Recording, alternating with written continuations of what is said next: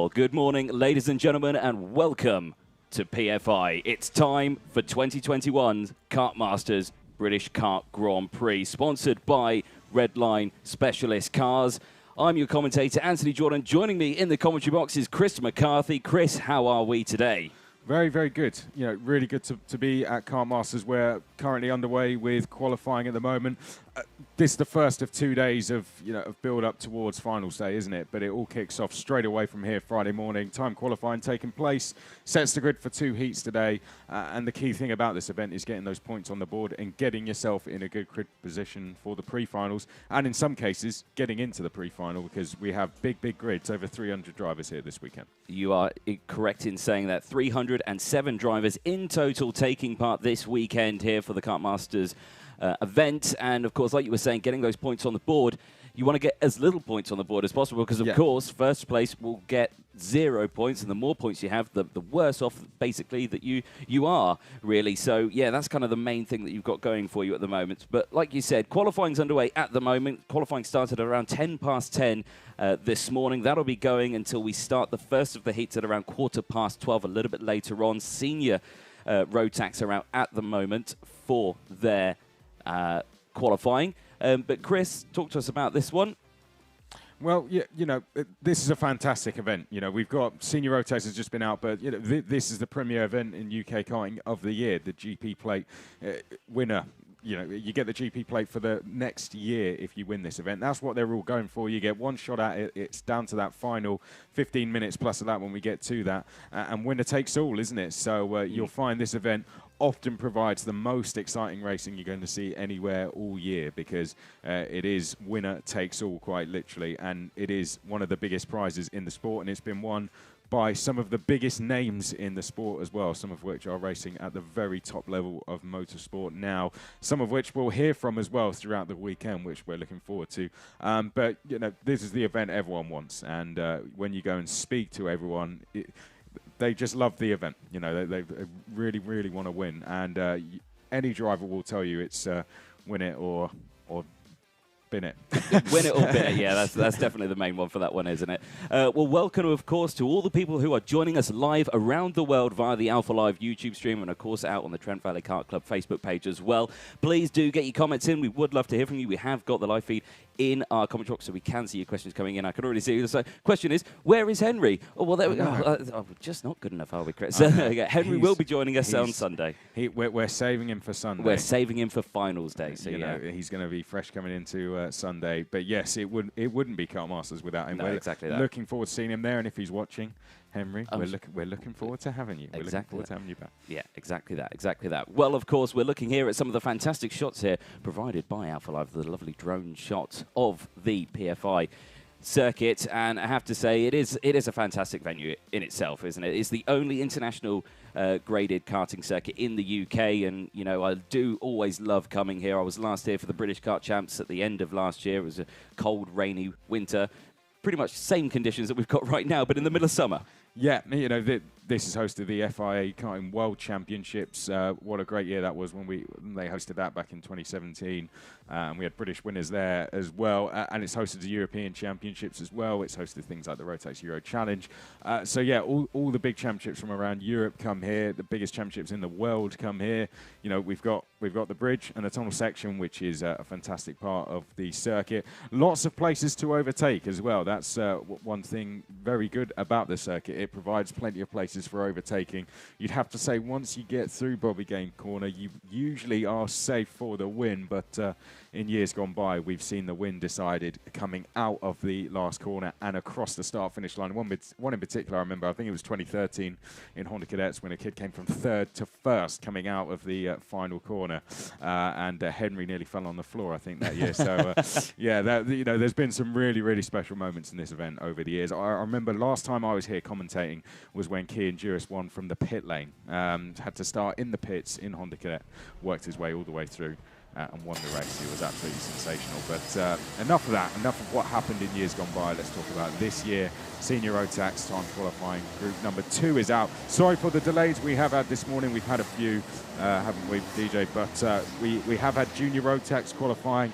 We'll bring you up to speed with the results. We've had Group 1 qualifying for Senior Road Tax. Now it's time for Group 2. It is indeed time for Group 2, and they make their way out to the circuit now. And as you can see, track conditions, despite the fact that this morning it was raining when we left our hotel, and it was raining when we arrived at the track is now pretty much, I would say, completely bone dry. Yeah, it is dry. I don't know how long it's going to stay like that, but it was dry for practice yesterday. We were here for that, and we had a nice walk around the paddock yesterday evening as well. Some, as you said, some willing and non-willing volunteers that we went and spoke to, which was really great to see, and it got us the atmosphere of the event. We don't know how long it's going to be dry for, so this is going to be a crucial qualifying session if this is the only dry session. For those who have the setup nailed from yesterday, they want to get out there and get a lap in as quickly as possible, and I think that's what we're seeing at the moment. Only 5-minute sessions, and when you think a lap is about just under a minute in the dry, you don't get many chances to get the tyres up to temperature and get a lap in. Yeah, so you think at this point now, the crucial thing that drivers are going to have to do is find a clear bit of track, as a couple of drivers are actually scrapping for position at the moment. That's not really what you want to be doing in such a short time of qualifying. But yeah, you need to find a clear piece of track, get that open air. You know, a tow is also great, but at the moment the wind is blowing, like I say, it's a tailwind down the main start-finish straight. They've got a tailwind down this straight, but it's as you come off the bridge, it's a headwind. So yeah, crucial to get a slipstream there. Yeah, well, some drivers like it differently. Some drivers like a clear track. I was always one that liked someone to chase down. So some people want to get a gap to the driver ahead and then just use that to try and chase them down. Everyone has their own different strategies of how they like to play it, but you know, some drivers decide to try and work together, push each other along. But yeah, the main thing is get a lap on the board straight away and then go from there. Yeah, exactly. I agree with the chasing someone down. That's kind of my sort of style. Is chasing someone down. That's kind of what you need. Well, there's a look then. Like you say, 5-minute sessions, only 2.5 minutes remaining then of their second qualifying session for Senior Road Tax. A couple more questions coming in. When are the Junior X30s coming out? Their first qualifying is around 11:10, and someone has actually already commented that as well. So very thanks to everyone in the live chat. Of course, if you do have any questions, then anyone can answer it, and we're too busy yappering about something else, please do answer it yourselves if you do know the correct answer to it. So yeah, it is good to hear from you. First time's going on the board. Matty Hengley going fastest, 57.54. These qualifying sessions are going to go by very, very quickly, aren't they, indeed? But Matty Hengley leads from Jack Lilly so far, but going quickest on this lap through sector number 2 is Luke Gardner in the 23. So that's going to be one to watch as we come up to the line. We're watching the 73 on your screens, which is Kieran Kay. He's currently sitting in 6th place, but let's call him across the line, DJ. Edward Matthews at the side of the circuit pulls off, and that is qualifying over by the looks of that. So not sure what's gone wrong with that kart, but he is out and having a look at it. Yeah, it looks like a chain potentially. So yeah, of course, yeah, over the line as they go. Matty Hengley, as you say, Ultimate R driver, currently leading the way, provisional pole 57.54. That's a good time. The fastest time earlier on was a 58.57 from Dan Ginchard. That was in the first of the junior qualifying sessions that were out. We still haven't got the results from the second. They're still deliberating that one at the moment. Louis Gardner has just come across the line. He's gone second fastest for Sam Pollitt Racing, 57.6. You see the rest of the field go through. Matthew Higgins, again, very quick driver, doing very well in the British Championships as well is Higgins. And, of course, Higgins, a big name in the motorsport world as well. So, you know, definitely expect to see that name at the sharp end of the field. Jack Lilly, he's gone down to 4th place at the moment for Ultimate R, but I suspect this will all change around as they go through because Matthew Higgins, fastest sector 2 once more. Yeah, and Lewis Smith, quickest through the first sector as well. So we'll call him across the line. It's still Hingley from Gardner, Higgins in 3rd, then Lilly 4th, then we have Shinner in 5th place, then Gresty will be, and we have a change for the lead. Matthew Higgins has gone to the top of the times. Alex Hughes has slotted into 2nd place as well, and Lewis Smith has just come up to 4th place. So all changed, but time to beat 57.37. And this will probably be the last laps we're going to see now with 25 seconds on the clock. Yeah, I suspect from where they are now on the circuit, about 20 seconds is where they'll just clip that line. You'll probably find about half the grid will make it across the line, half the grid will then see the checkered. So it's going to be a real run to see who can get that extra time in. fastest Sector 1, though, going to Matty Hingley. Yeah, Ultimate R currently in the number 11, and there he is on your screen, but he's got a bit of traffic with the 73 just in front of him. That's Kieran Kay. It is indeed. So, yeah, bit of traffic there. Checker flag goes out, so these drivers all receive checker flag, no extra lap. So Hingley, despite the fact that he improved, he only got second. Missed out by 1/100th of a second, and it might have been that slight delay through the last sector, as you said, because he went slow through there. So Matthew Higgins looks like he's going to hold on, and he goes fastest with a 57.37. Good improvement from Tyler Jex just at the end there as well. Was down at the back of the field, but got himself up into 13th. This is only Group 2. Yep. We combine the groups, and then we set the grids from there. We do indeed, yeah. And of course, that will determine where drivers start for their heats and so forth later on. Yeah, so it's Higgins from Hingley, Hughes, Smith, Gardner, Gresty, Kay, Lilly, Wilby, Shinny, your top 10. Then we have Hull, Holland, Jex is now after that, Casely, who came into the pits early, Rennie, Matthews, McKenna, Railio. Then we have Poulin, Perry. That's number 59 going back to the pits. Madison Foley was next in 21st place, but problems for the number 59, which was Edward Matthews, but still managed to get 16th, so not all the way at the back of the field, so not a huge disaster. Can do something from there. Exactly that. So as the senior Rotax for their time or session 2 for qualifying comes into the pit lane, the next group will be lining up ready, and of course that will be Mini Max. But there is a look at the qualifying results from Time Quali 2, and like you say, you just read them down there again. In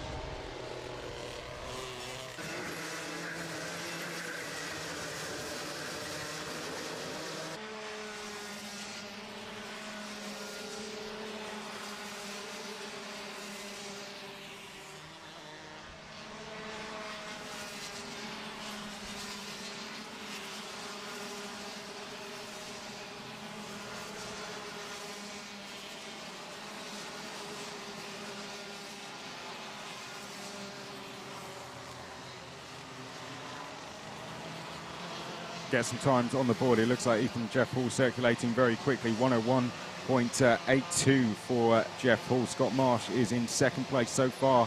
But Ewan Charman is going quickest through the first sector, 21.52. Blake Ticehurst goes quickest through the second sector as well. So we could see some changes right up the top. The ones to watch out for are the O plate and the number 42 as well as they make their way down towards Bobby Game Corner. There's the number 12 who is currently leading the way. That is Ethan Jeff Hall. The number 7 coming through picture next, and Blake Ticehurst goes quickest. Yeah, Harrison Crowther, the number 7 there, running very wide out of the S's section through the last couple of corners into the grid there. And Chase Fernandez is just gone quickest through the second sector. Let's pick up where he goes as they make their way up to the line. We're looking for the number 90. Go slower through the final sector, but Ewan Charman with that quickest first and third sector has gone to the top. So the time to beat is now 101.11 as Reg Hayward, who had problems in the pits getting out onto the circuit, goes second. Then it's Ticehurst, Marsh, Crossley, Jeff Hall, Camp, Wooden, Hathaway, and then we have Freddie Housley in 10th place. Yep, there is the 42 of Ewan Charman for Argenti Motorsport on your screens. Ethan Jeff Hall going quickest on this lap as well, so the number 12 could be one to watch once more. Yeah, the Minimax grid is impeccably close. There's nothing between them all the way throughout, so it's crucial to keep an eye on it all the way. Sector 2, though, Ewan Charman again, another fastest sector. What will it be as he next crosses the line? Can he improve? And he does. 101.02 that time around, increases his lead at the front, now cleared by just about 0.2 of a second. 30 seconds left on the board. Jeff Hall crosses the line, goes second fastest. Look how close that is. 0.02 of a second between the two of them. Absolutely amazing commitment there from Jeff Hall. Scott Marsh as well, the 47 for Dan Holland Racing, has put it in. But look at that, Reg Hayward, new provisional pole at the top with only 10 seconds to go. Yeah, final laps being started. We've got yellow flags out over the bridge because the number 22 has taken a spin and gets going again. So we're not going to see any improvements from Thomas Ingram Hill. But we are seeing improvements from the number 6 there. Aaron Paul is improving on this final lap, so we'll keep an eye out for that one. He's gone quickest through the first sector, DJ. Yeah, great stuff from these drivers here. So keeping a close eye on that one. The number 8 slots through your screen there as well. Rest of the field going through. Checker flag does come out. Ticehurst takes the checkered flag. Ewan Charman cannot improve. He stays in second place. Reg Hayward at the top at the moment still. Rest of the field slotting through. Damien Burris-Hadgett there in 10th place. But Ethan Jeff Hall crosses. He goes fastest now with that checkered flag. Harrison Crowther can't respond. Goes second fastest. Very close between those two. Reg Hayward, though, is the only driver who hasn't taken checkered flag yet. He's currently sitting in third at the number 37. He crosses the line now. Can't improve. Crosses in third. Very close in Mini-Max, isn't it? We had some good times coming in further down as well. Joshua Camp put in a good time there and went 12th. And Aaron Paul, I think, just got held up in the second and third sector. Otherwise, could have been a lot quicker. Was fastest through the first sector. But there's the man who's gone quickest, DJ. It is Ethan Jeff Hall in the number 12. Yes, indeed, you are correct. There is the number 12, like you say, Ethan Jeff Hall, Strawberry Racing. And again, looking good all the way throughout, like I say, running very well here. There's a look at the provisional time qualifying results then for Minimax. Ethan Jeff Hall, Harrison Crowther, Reg Hayward, then it was Ewan Charman, Scott Marsh, Aaron Full, and Chase Fernandez in that top section. Blake Ticehurst, Seth Hathaway, Liam Hartley rounding out the top 10. Devon Nolan, then it's Joshua Camp, Adam Wooden in 13th place, Oliver Smith in 14th, Damien Burris-Hadgett in 15th place. Then it's Michael Walker, Ben Crossley, Freddie Housley, Leighton Cooper, Joe Anderson, Andrew Douglas, Sasha Bagley. Then it's James Sherrington, Thomas Ingram Hill, and Harrison Morrow rounding out the top 25. Oliver Bocock, 35, didn't go out. Didn't set a time, unfortunately, so problems in the pits, clearly, and going to have a lot of work to do today. How it works, we have 2 heats coming up today, then we have another qualifying tomorrow, which sets the grid for 2 more heats before we go into the finals. But next on track, we're going to have another qualifying session. It's going to be Honda Cadets.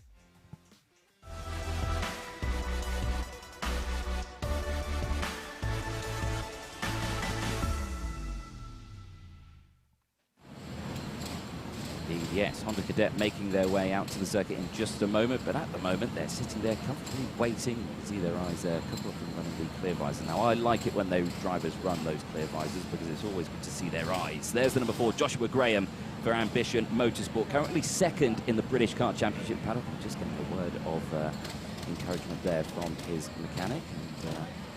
And, a game that me and Henry like to play when we're in these sort of pictures here is the Kart Mechanic Bingo. Right. It's a good game. Don't worry, it's a good game. Kart Mechanic Bingo. You make sure they're wearing the funky shoes, team trousers, right, matching team top, or mechanic's apron is allowed, or jacket, funky sunglasses with a snazzy hairdo. If they have all of that, you've got Kart Mechanic Bingo. You guys have spent far too much time together, haven't you? We have, yeah, we have. Fair enough. Not a good thing. There's Kenzo Craigie, good wave here. From there, you know, he's had a great little championship at the moment. Currently 8th in the standings for the British Kart Championships in Honda Cadet. Last time at Mansell Raceway, he had a bit of a coming together with another car. He took a cut to the face, basically. He spun and it was a bit of a concertina effect, and unfortunately, Kenzo came off worse. He spun around and then took a cut to the face there, the 75 on your screen. That could be one to watch. Thomas Spearing went quickest at the PF Challenge Cup last time. Didn't get the win, finished 6th place, but was fastest on track, so it could be one to watch in this section. Could be indeed. See the rest of the cars lined up there just at the back. That's Jerry Clark just at the back of shot. There is the 84 on your screen. Harry Frail there. That. This Majewski, as you can see there, you can identify him by the eyes on his helmet. Is very distinctive, and Aris likes to make TikToks or Instagram posts where he dances in the paddock and in his car. So it's quite fun to watch, I have to say. It's quite creative when it comes to that. But yeah, I'd never been seen doing that. No, I'd be too embarrassed. You though, Chris, you're partial to a dance in the paddock, aren't you? Am I? Are you? I don't. If I have been, I didn't remember. There's the number 95 on our screens getting ready to go as well. Just having a look down at the grid, it's going to be 5 minutes, so not a long session at all. They're going to get 3-4 proper flying laps in. The clock starts ticking as soon as the green flag waves and we get going. So it's going to take them a good minute or so to get round. Now, Noah Wolf won the PF Challenge Cup here last month, which is a bit of a dress rehearsal to this meeting. You get the PF plates if you win it, and there I think we did just see Noah Wolf with the PF plate on his kart.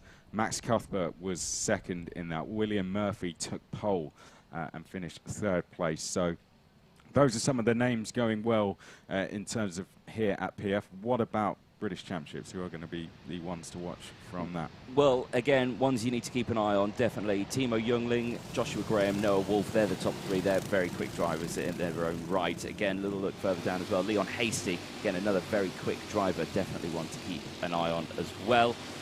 Owen Neve, actually, he's classed as a rookie in the Honda Cadet category for the British Kart Champs. So, you know, he's here this weekend. I'll be curious to see how he can get on. But, you know, he's currently running 5th in the championship. So I wouldn't class him as a rookie, but he is there as a rookie. He qualified top 5 here as well for the PF Challenge Cup. So he put it on the 2nd row. So definitely one to keep an eye on. Definitely one to keep an eye on as well. Joshua Graham perhaps as well. Got a penalty last time here in the PF Challenge Cup.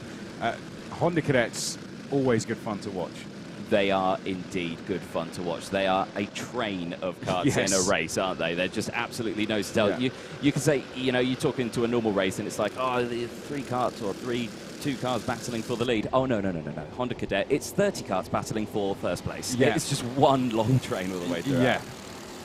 Like I said, I believe this was the class that Keir Juice came through from the pits and won back in 2014. Absolutely incredible stuff. There's the PF plate driver. Yep. There is Noah Wolf just making his way through the field.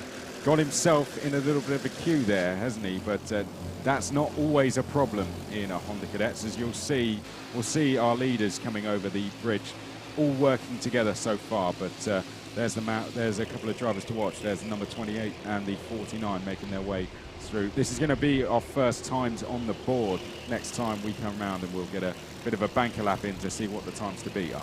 Yeah, exactly that. But like you say, in Honda Cadet, it definitely pays to be in a group. It definitely does, because if you're on your own, you'll just get swallowed by the pack. You'll just lose. It's kind of like NASCAR on the Cadet. If you're on your own, you've got nothing. Yeah. You need to be in a pack in Honda Cadet. Yeah, I mean, if you manage to get away, you're often going to get caught if the drivers behind decide to work together. So this is going to be one of the very exciting finals come Sunday. They're all going to be good. We've got a warning flag for Kenzo Craigie, but the number 10 there, Max Cuthbert and Noah Wolf, who were the top 2 here last month, have decided to tag up as a team and work their way through the field. You can see doesn't take going through without hardly any effort, aren't they? Just carving their way through the field. The number 10, a little bit delayed there, was Max Cuthbert, but here, DJ, we're going to get our first times on the board. We are indeed, as they cross the line. Neve puts it on provisional pole with Barham just behind. Noah Wolf goes in 3rd place with Cole Denham. Then it's Whitcomb, Thomas Spearing. Then it's Youngling, Hasty. Then it's Murphy, Parfitt. Then it's Graham, Cuthbert, Smith, Ballack, Majewskis. Then it's Friend, Endicott. Then it is Koajikov. Then it is Frail, Craigie, Taylor, Ryman, Pikes, Clark, Mew, Reed, Smith, Wolfett, Musk, White, Meek, and Islin, who has not gone out yet. No side of Lewis Islin, so we'll keep an eye on what's happened in that one. But leaders making their way, or lead group making their way down through the chicane now. There we pick up the number 4. Where is the number 4 currently in the times? That's Joshua Graham, currently in 11th place. So who's going quickest on this lap? Who are the ones to watch? Well, it looks like Timo Jungling, our British Championship leader, has gone quickest through the 2nd sector. He's leading this queue of karts into the final corner. And I think, as they say, the timing screens are about to light up, aren't they? We're going to see some changes. Let's keep an eye on it then as they go through. And look at that. Graham has gone to the top. I say that. Cuthbert's just gone to the top now for Synergy. He has gone a 1:07.98 at the moment. Graham, look at that. Identical times. Identical times. So Cuthbert, Graham, Wolf, Craigie, and then we have Majewskis in 5th place, Hasty, Murphy, Youngling, Barham, and Owen Neve in 10th place. So that's your top 10. They're split by just under 9/10 of a second, but just going quickest through the 1st sector there was Max Cuthbert, so we're looking in a good position. Where is Matt Cuthbert out on track? Is he in this front group? He was leading it, I'm pretty sure, but that's all changed now as they make their way into the chicane. They do indeed. So as they go through again, just working together again, you just see them again, hand signals, don't overtake, let's just go, let's pull, push each other along. That's what you need to do. You see a couple of them maybe tucking their head in a little bit, and you'll only find if someone overtakes, it means that they've given them that chance to be like, right, it's your turn to lead now, it's your turn to punch the hole in the air. It's basically, it's like the Tour de France. It's Honda Cadet, it's the Tour de France. Not a bad way of saying it, actually. Wait to the sprint at the end. Yeah, when the last lap board goes out. William Murphy goes top, 1:07.7. Harrison Whitcomb has just gone to 2nd place there. Spearing has gone to 3rd place, and the flag is out. Cole Denham came shooting up the order as well, up into 7th place. So a good time there from Max Cuthbert, who went quickest through the 1st sector. But very close between our top 5, in particular top 6. There's only just under 2/10 between them. This is time qualifying. This will set the grid for the 2 heats later, but all improved. Most drivers out there improving, bar the number 23, hasn't gone quicker through the 1st sector. But other than that, the top 3 all set to improve on this lap. Yep, you could be correct. Now, I think Noah Barham, who's in the middle of this pack here, he's got a bit of clean air right in front of him between himself and Timo Jungling. I think he's in the best spot there because he's getting the slipstream, but he's not got the immediate traffic right there in front. Keep an eye on that time as they come through. Couple corners to go. Let's see who could be getting pole position for Honda Cadet on Friday. They come to the line, checker flag waves in the air, couple running wide there, tucking in as much as possible. Murphy improves his time, stays there, no changes at the top 3. Joshua Smith the E-plate, he can't improve. Everyone staying the same. So, as they go through, no times change. So what happened there? Did the wind pick up? I don't know. Maybe they just took the life out of the tyres. Maybe. That was a case we're hearing also. That there we go. That answers it. That could be the cause. the hand signal said, "Oh, we had a camera in. It's raining." It's raining. We should get the marshals to do that. Yeah. So the rain has started just now to come down. So that will be the last qualifying. So as they go through, Murphy, Whitcomb, Spearing, Majewskis, then it was Smith, Wolf, Denham, Cuthbert, Graham, Craigie, Ballack, and Neve were the top 12 out on circuit. Hasty, Friend, Endicott, Youngling, That's a huge one for Youngling. 16th fastest. Wolfit, then it is Barham, Clark, Mew, Taylor, Puffett, and then Frail, Ryman with the top 24. The rest of the grid will go up there. Noah Pikes, Harley Musk, Kolajikov, and Ryan White with Meek, Reed, and Smith. Finley Smith rounding out the 31 karts out there. There's two of us here, and we missed that Timo Youngling was down in 16th. We did. Where's Henry? Where is Henry? There's going to be a mad dash down in pit lane. Next up will be Junior X30 Group 1.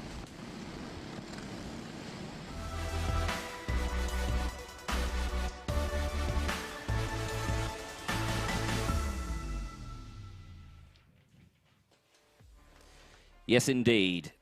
The next qualifying group out in just a moment. Junior X30, and of course, with 52 drivers participating in this class, there'll be 2 qualifying sessions. We might see a little delay here. We might see a little delay, though.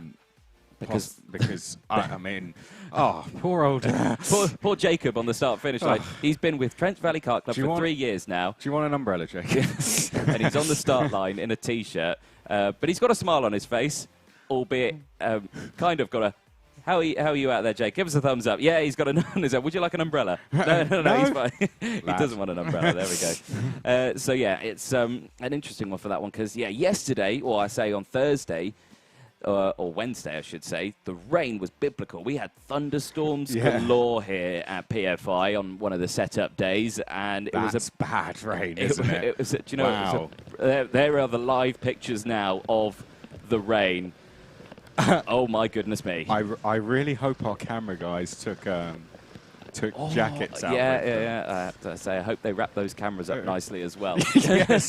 Yes. Oh, make sure the camera's dry. Yeah. It doesn't matter about you. I don't know who we've got over at Hairpin 1, but it looks prepared. Suffering, whoever that is. More importantly, though, Junior X30, it's going to be a mad rush now. Yeah. It was dry all day yesterday in practice. It was wet here last month for the Challenge Cup, so that's something they're going to have to go off, but they haven't had any practice here so far this week in the wet conditions. Oh dear. That camera is definitely dry. That camera's dry. Yep. That cameraman does not have a hood. Looks less dry. Yeah, that is... Who is that we've got down there? I'm not quite sure. We'll just call him number 3. He's cameraman number 3. Oh, apparently it's Darren. Ah, Darren. Darren Hassan. Hey, there he is. He is one of our guys here at Alpha Live, and yeah, he does a cracking job. Yes. Hopefully he doesn't hear me say that. I never give him any compliments. No. I should really. Here's a look then in the W grid and the mad dash to get those wet tyres fitted. They are slicks at the moment. They are currently they're coming off. Let's say number 28, Ella Stevens. I wouldn't recommend that. No, they're coming off. So we're going to have a switch over. While we're doing that, we've got a chance to chat a little bit about Junior X30 because it's one of our biggest entries we've got this weekend. We've said it before, you've been at the British Championships all year. People will know your voice from that. Who's been catching your attention in British Championships? Well, again, it's a fantastic championship, incredibly close all the way throughout. It was a tough one that we saw at the last one at Lark Hall. Was a fascinating one there for Junior X30. Oliver Stewart had a cracking weekend. You know, he was Jade Racing Team. He was winning nearly everything. You know, he had a cracking round of that one. Bart Harrison, who was there for that one, he's not here at Kartmasters. He is elsewhere this weekend. So we're not going to be seeing him. But Archie Walker for KR Sport, the 91, definitely keep a close eye on him. He's an incredibly quick driver. He is one to keep a very close eye on. I would definitely say. Now, someone to keep a close eye on is going to be Luke Watts. So he is actually he's too heavy to race in this class usually. He's been racing in the seniors, but he's not able to do it at the MS UK events. So he's come back down to the juniors for this one. He's running slightly over the weight limit, but it was wet for the PF Challenge Cup here last month, and he won by 15.87 seconds, and he set a fastest lap on every single lap. That's his teammate, Lorenzo Cordell, we just had a look at. He's over there in the number 4. He's definitely going to be one to keep an eye on. I was speaking to those guys, they were saying all they want is rain for this weekend. and cold temperatures. With that, they reckon they've got a chance to win. He's someone who's finished on the podium in this event before. So I'd say in this qualifying session, he's definitely going to be one to watch. Yeah, it will be indeed. Manic, just frantic working on, going there, trying to get those wet tyres on as quick as possible to get out on circuit. But you can see there some of the drivers assisting as well. You know, grab a spanner, lad. Just because you've got a helmet on doesn't mean you're getting out of taking these wheels off. Sort it out. Jessica Edgar's in this group as well. She was second here last month, so clearly enjoys the wet conditions. Brandon Carr was a driver who rounded out the podium. Gabriel Stilp also was very quick as well. I think actually finished second, but picked up a penalty and dropped down to 5th place. That's someone we spoke to yesterday, Sam Shaw, in the number 7. How's his season going so far this year? Sorry, I was reading the comments. You're Sorry, away. I was away with the words there. I was reading the comments. Else. Sorry. Why don't we go to those? We can indeed go to the comments. Double Dash Motorsport Media joins us. Good morning, chaps. Watching without audio by choice at the moment.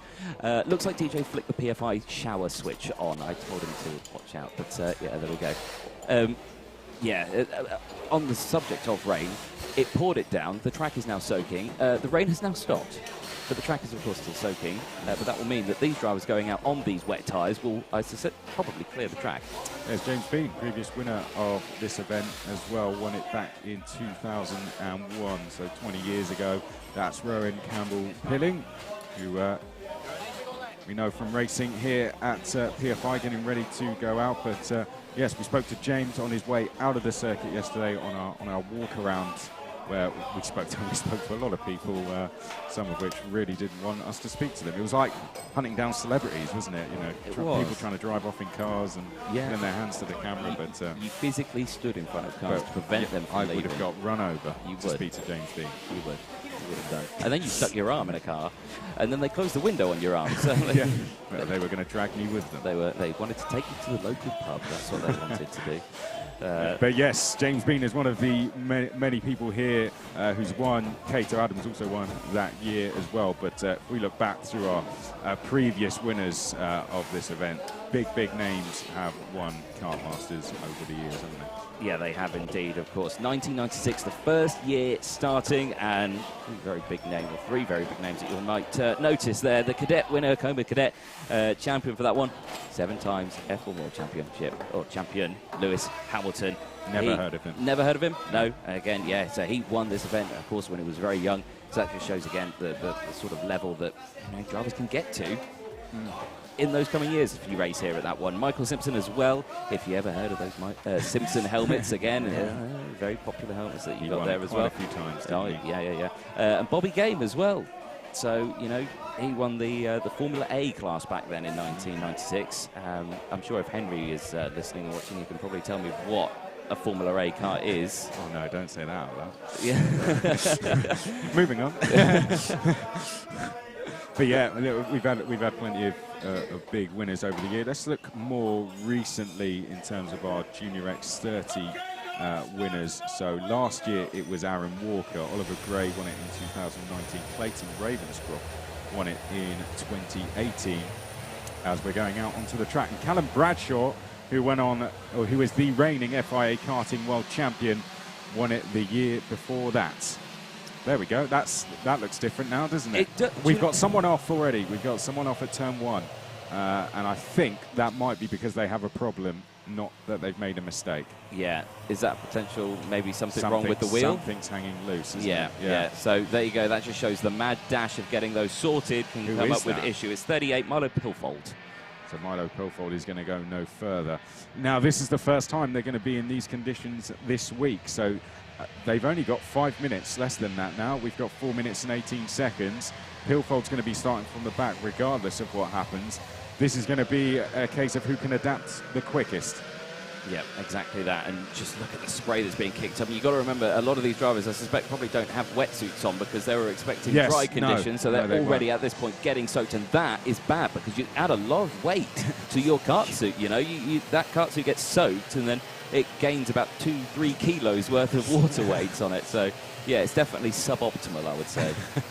There we can see the number 238 coming through. Just everyone trying to get up to speed, but ahead of that was Luke Watts, who, like I said, given the length he won by here last month, could be one to watch as they make their way across the line now. These won't be the times really that are going to be realistic of what we could see, but next time round we're going to start seeing who's going to be quickest. Yeah, we will indeed, as they go through under the bridge. And then they come up this very long, sweeping left-hander. And again, many different racing lines can be taken through there. And again, it's just kind of in these sort of situations when it's wet, you've got to experiment. You've got to take these first couple of laps just to find out where to go. Look at that. He got absolutely launched that curve coming off the bridge, almost 4 wheels in the air. They see different lines. Someone's gone round. It was a Dan Holland racing kart, 238, I think that was. 238. Going off and getting back going again. Olivia Algeri. That was Olivia Algeri. There's the number 4 of Watts, who's going quickest on this lap so far, is actually the number 99 of Finley Harrison. Went very quick through the first sector. So there we can see him on screen as well. Well spotted. So he was quickest through the first sector. So could be one to watch when we come round to the line. Finley Harrison in the 99. Yeah, very bright livery car. They certainly wouldn't miss it in these conditions, would you? It's like a high-vis screeching out of the spray as it exits through. Round the final corner they go, and times will start to appear on the board. Couple running slightly wide, and again, those painted curves, painted lines are going to be very slippy. Now, as we've got more karts going, experimenting, that was the 93, AJ Arnold. That's the Mark Litchfield Racing Team, isn't it? Yeah. And someone who knows how to win this event as well. Oh, no, we've had the number 22, Sam Lewis. Stop. So we Motorsport. Another one goes. So Jay Holtby's also out as well, I think with no time. So that's 3 we've now lost potentially from this session. Luke Watts went quickest though with a 1:17.87 from Oliver Stewart. Then it was Jessica Edgar in 3rd place. Harvey Riley was 4th. Rowan Campbell Pilling was 5th. Then it was Stevens, Burgoyne, Harrison, Gornall, and Tucker was 10th place. Yeah, so top 10 there as they go through. As you see there on your screen still, the 99 of Finley Harrison. Currently 8th place at the moment in qualifying. Only less than 90 seconds left on the board. As again, the 72 going slightly wide out of the S's. Behind him was Rowan Campbell Pilling trying to improve. Olivier Algeri is back going again, down in 15th. So I think we'll see a more respectable time from him this time round. But here's the man who leads the session, Luke Watts, coming up to the line to start what will be the last lap. Went quicker through the first sector and goes quicker over. It doesn't go quicker on that lap though. Does a 1:18 flat. Still would have been good enough to go pole position. Has just under 2 tenths over Oliver Stewart. Gornall's gone up to 3rd. Ryby up to 4th. Harrison up to 5th. Sam Baker into the top 10 as well, as is Brandon Carr, who's just gone up to 7th place. Yep, good stuff from there. I think that was potentially someone going slightly awry out of the tunnel section, but it looks like it gets going again. But yeah, again, like you say, just very hard conditions that these drivers are doing. And like you say, clouting that inside curve. We had a track walk with Vinnie Phillips last year for the British Kart Championships, and he took us down the track, and he said that, oh yeah, you would absolutely destroy that curve if it was wet. So that is what you're seeing there. Is drivers avoiding that one. Luke Watts could be under pressure here because Oliver Stewart in the 222 has just gone fastest through the first sector. Luke Watts did improve, but it wasn't quicker than Oliver Stewart, so we need to try and pick up. There he is in the 222, and he's gone purple through the second sector as well. Purple meaning that's the quickest sector we've seen from anyone. So I'd say, DJ, we could see Oliver Stewart on to take pole position because Luke Watts is going slower.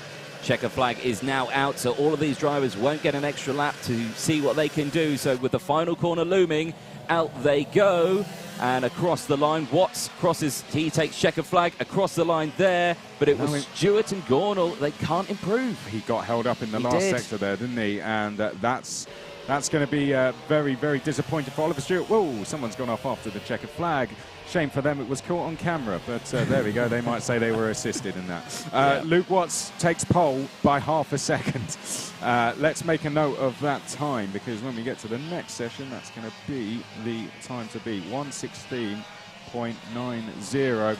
Half a second quicker than Oliver Stewart. Charlie Rippin into the top 10 right at the end there. Well done to Charlie Rippin, him and his brother racing this weekend. I think his brother will be in the next session, and Jay Holtby goes up to 13th. He just coming into your view there. So Luke Watts from Oliver Stewart, from Sam Gornall, your top 3. 1.2 seconds Luke Watts was quicker than third place.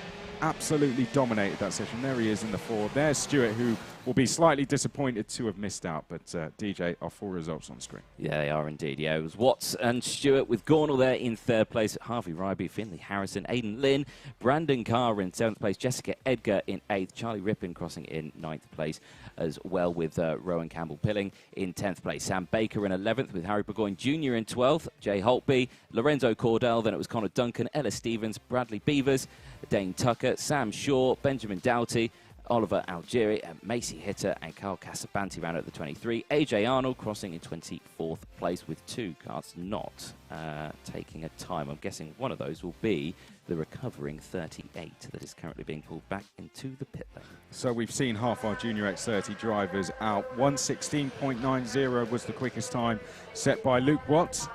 About half the grid are still yet to come out. Group 2 coming up next for Junior X30.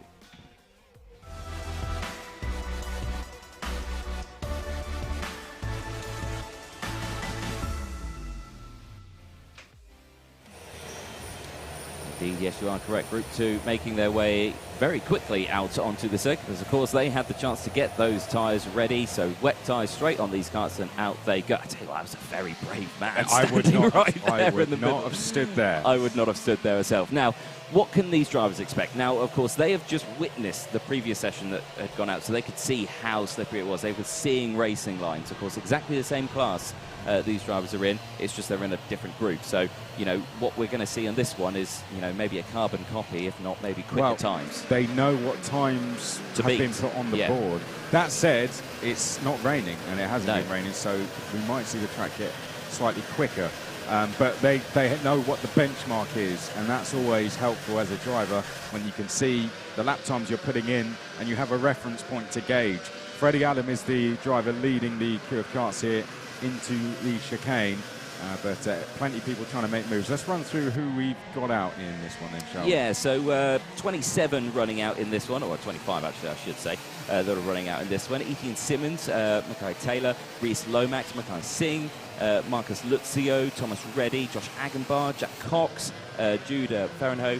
Then it is Joseph Rippin, Charlie Webb, Gabriel Stilp, Henry Gregory, Leo Brown, Kean Geraghty.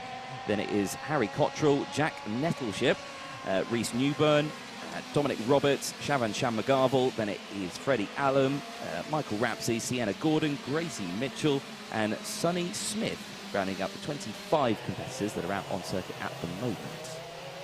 We've got 23 We've got 23 out there, so we're missing a couple from there. We are missing a couple. Shan McGarvel is not out there on circuit, and I think, we've had a spinner. Almost nicely controlled, coming off the bridge there. Full 360 and kept going again. Yeah. Nicely done. Nicely done. I meant that. Looks good for the cameras. Probably not the best to do. It wasn't picked up though, so there we go. What a shame. But everyone just trying to get themselves some space. So leading the way there is Alan. The number 11 of Marcus Luzio was quickest on the outlap, but this is going to be our first proper lap we see. And Alan's going quickest through the second sector. Gabriel Stilp for Madcross through the first sector. So we'll keep an eye out for the number 41 of Gabriel Stilp. Nice big slide there from the number 95 coming out of the chicane. That's Sienna Gordon. But here we go. We're going to see some times on the board. Thomas Reddy could be one to watch. Gabriel Stilp could be one to watch as well. And Alan was also looking quick. Luzio goes quickest with a 1:18.5. Alan goes second, but it's going to change all over. It's going to keep changing all the time as they come across the line. There goes the 92 across the line. We'll run through the order in just a second. Etienne Simmons gets into 9th place, the E-plate holder. But at the end of it, it's Luzio from Cox, Allen, Rapsey, Singh, Lomax. Now the time on the board is a 1:18.5. The time we had from the first group was a 1:16.9. It was indeed, yeah. I had to double check. I was like, I didn't write that down wrong. But you've written the same time down, haven't you? It's on there, yeah. The number 4, Luke Watts, with that 1:16. So the disappointed voice in my head, Luke from Alpha Live, was also confirmed that it was a 1:16.9 as well. So there we go. 3 confirmed times there. But yeah, as they go through. We know what we're doing. Lucio is going quicker on this lap, so hopefully we can pick up the number 11 rain signal coming from DJ. But I think Jacob knows it's raining out there. There we see the number 44 just picking up a place on track place going in towards Bobby Game Corner. There's the E-plate of Simmons, but here is the driver who is going quickest. It's Marcus Lucio for Strawberry Racing. Purple Sector 1, Purple Sector 2. Across the line we go. Are we going to see an improvement? Yes. 1:17.4. Mackay Singh crosses the line, goes second fastest. Dan Holland Racing closes that gap up to only 0.4 of a second. Still a gap, 1:17.8 from him. Reese Lomax as well there in third. Then it's Agambar, Cox, Allen, Cottrell as they cross the line. Still, though, has just gone third. Look at that. I say he's definitely one to keep an eye on. And it's raining. It's getting heavier out there now, isn't it? Yeah. So the rain starting to fall a lot heavier, but a good improvement there from Stilp. Yeah. Just getting that one in just in time. This is going to be their last laps. Lucio still improving. Has to find another half a second to take overall pole position. And he is closing that gap to Luke Watts, who can only now watch on from the sidelines. But this is our battle for pole position. The driver who sits in overall pole is not on circuit. DJ, this is the man who can take it from him. It could indeed, yeah. Lucio keep a very close eye on him as well. But again, there, the 66 through just the behind. second sector, though. He is indeed, yeah. But keep an eye on Freddie Allen as well. He's right there behind. He's got the clean air as well, and he's watching the line. So as he goes through, keep an eye on it. Checker flag is coming out, so any attempts will have to be done this time around. If anyone's had a bad lap, they're going to lose out massively. Like we said, it was a 16.9 for Luke Watts in the number 4 in the first group. What's it going to be across the line? Can he improve? It's a 1:17.2. He does improve, but not enough, and he's not going to take overall pole position. But it is still a very quick time. Mackay Singh crosses in second with Freddie Allen. Gabriel Stilp gets pushed down into 5th place, but keep an eye on him because he's about to cross the line in just a moment. He's a little further back in the group. He crosses the line now. Can he improve?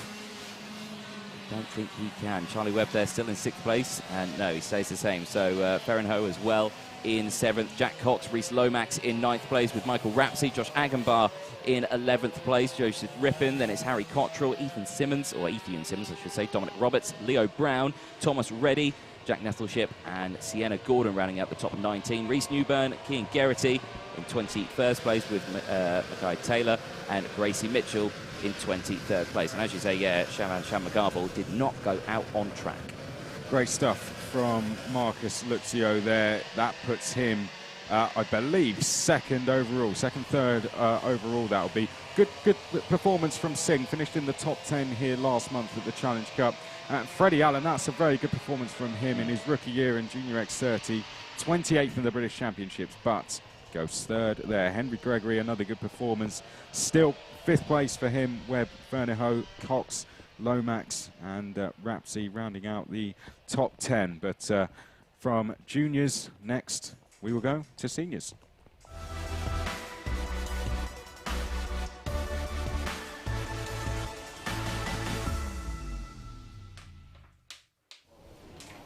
Indeed, yes, we will. Seniors about to make their way out on circuit, and once more 39 drivers in total in this class, so we will have 2 qualifying orders. The first group, 20 drivers will be making their way out into the circuit. That was Piers Pryor, very distinctive pink helmet, just leaving the pit lane.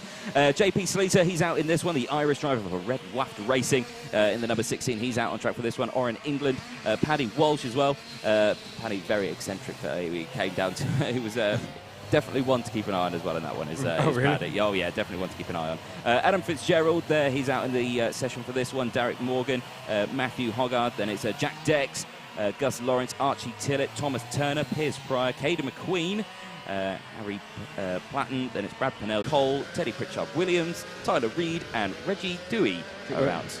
When you say Paddy Walsh, he's one to keep an eye on. Both, I would say. But yeah, lovely chap. He could definitely beat you in a drinking competition. Wow. He's just done 2 purple sectors. I think we picked up Jack Dex. There's Reggie Dewey, one of the privateers. Him and Derek Morgan have set themselves up together. They're both out on circuit. They're both out on track together. But they're running 2 privateers this weekend. There's Lawrence. There's Derek Morgan, always one to watch at this event. It's come close in years gone by, but to the times, it's Harry Platten who is quickest from Dewey, from Archie Tillett in third place. Yeah, good running all the way down there. Pritchard Williams as well, up into fourth with Thomas Turner, Gus Lawrence. Pritchard Williams actually just crossed the line now. He's put it into second place at the moment, 1:16.3. Very good time. Of course, the senior karts a lot faster than the juniors because they've... Yeah, no, it was a good performance from Teddy, isn't it? Yeah, so good stuff all the way throughout that one. Gus Lawrence, as I say, sixth place at the moment. Derek Morgan in seventh. Hogarth in 8th place, Piers Pryor in 9th, Charlie Lamb rounding out top 10 at the moment for BMR. Gus Lawrence is going quickest on this lap. There he is at the back of the queue in the orange-coloured crash helmet. We're looking at the number 3 and the number 4 making their way up towards Bobby Game corner now, which is a Platten and Turner. But there is Gus Lawrence, and he's looking very quick on this lap. He went a little bit extra, but he was quickest of anyone through the first, as we have a look at the number 21 of Archie Tillett, being followed by Platten. Yeah, Tillett one to keep an eye on again. Very quick driver out on circuit in that number 21. Crosses the line, moves it up one spot, puts it into third place at the moment. Brad Pennell for the PF International Karting team. He's just put it up into fourth and then immediately demoted by Cade McQueen, the Mad Crop Promotions driver. Again, he's one to keep an eye on and off the track is Caden McQueen. But yeah, no, again, good lad is Caden, and yeah, up to P4 for him at the moment. 40 seconds left on the timer, not much time left to get a good lap in. It could be the last laps we're going to see, isn't it? Gus Lawrence is going quicker once more, but is that him fighting away with Archie Tillett? No, I think that might be Platten. He's one chasing down, and Platten has been delayed there. Likewise, Thomas Turner, so that's going to slow them both up. So the man now to watch is Gus Lawrence, who we pick up here coming in towards the chicane. Quickest of anyone through the first sector. Needs to get a good time in, because 7th by his standards would be a disappointing result. And making places in the wet is always a little bit more difficult than making places in the dry, but also going very quick is his teammate Brad Pennell. Yep, he is indeed. The 22 setting a fastest second sector.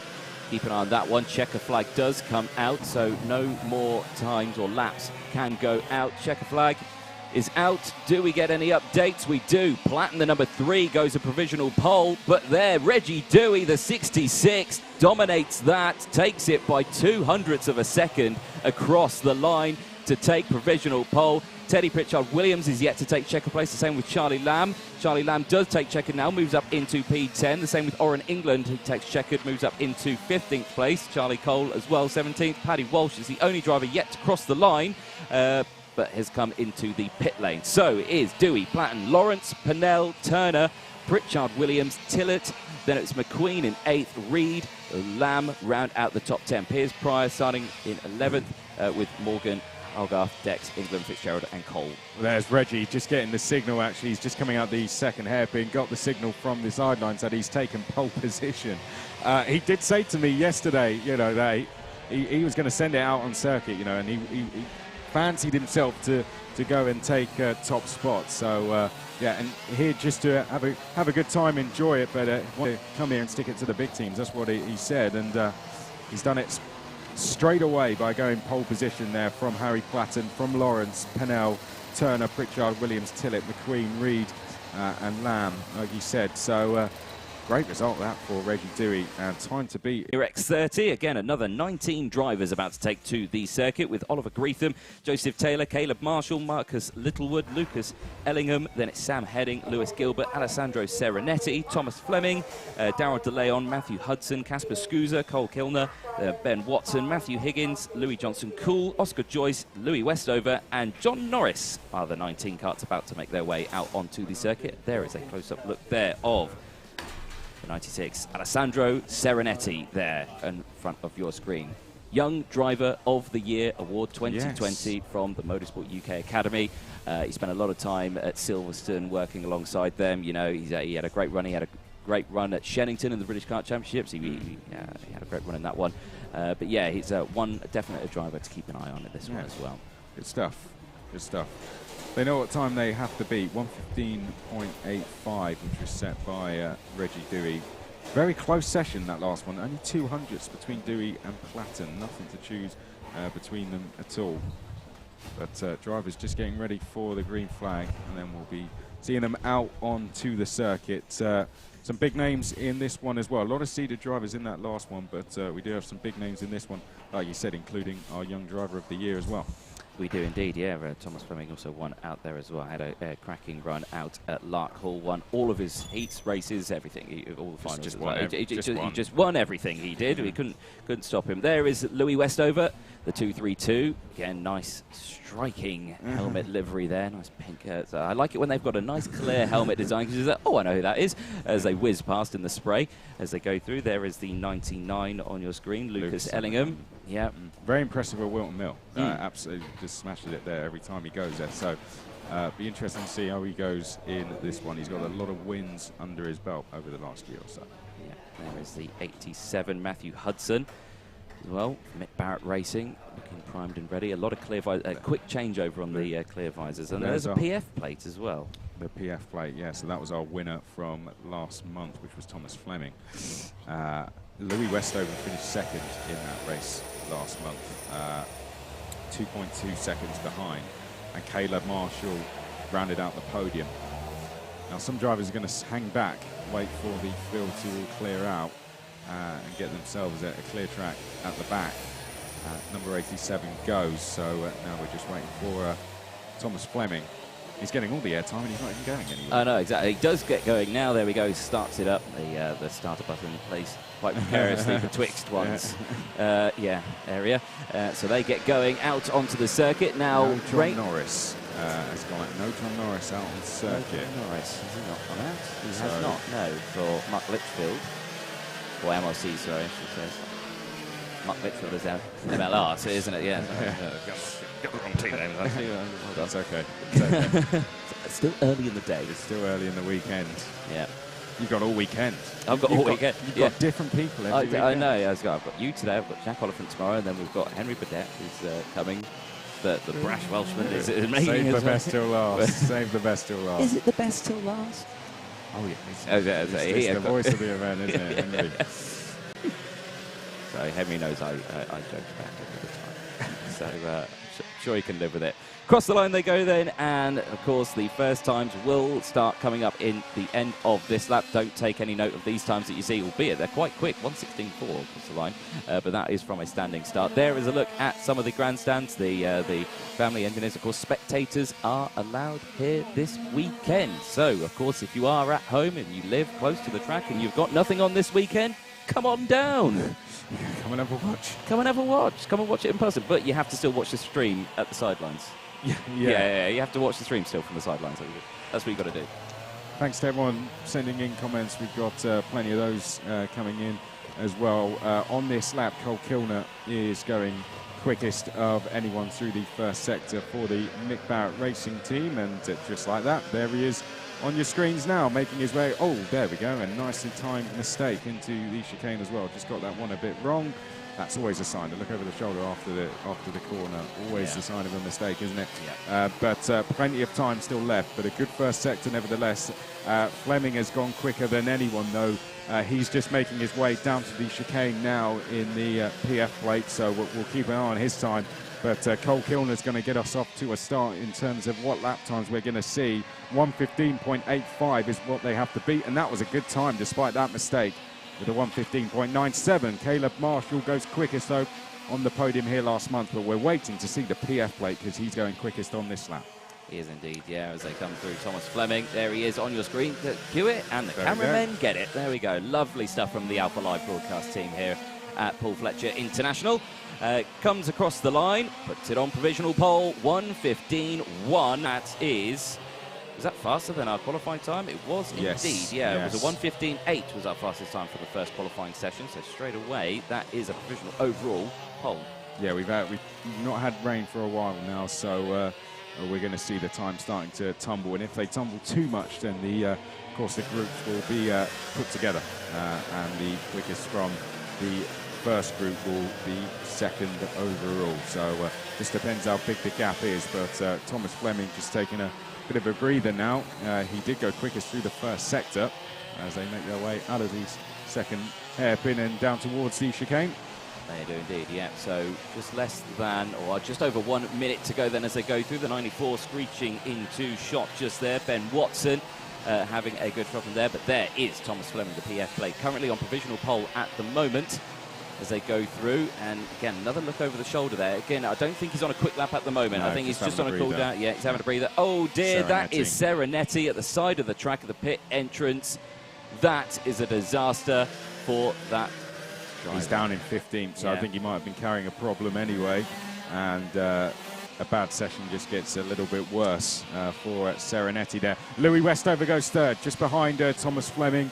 Louis Westover has gone third in the group, so it's Fleming from Kilner, Westover, Marshall, Greetham, De Leon, Ellingham, Heading, Hudson, and Matthew Higgins just came into the top 10 as well. But last laps now, last chances to try and make some improvements. I think first to take the checkered flag will be the number 59 as they're just coming down towards Bobby Game corner.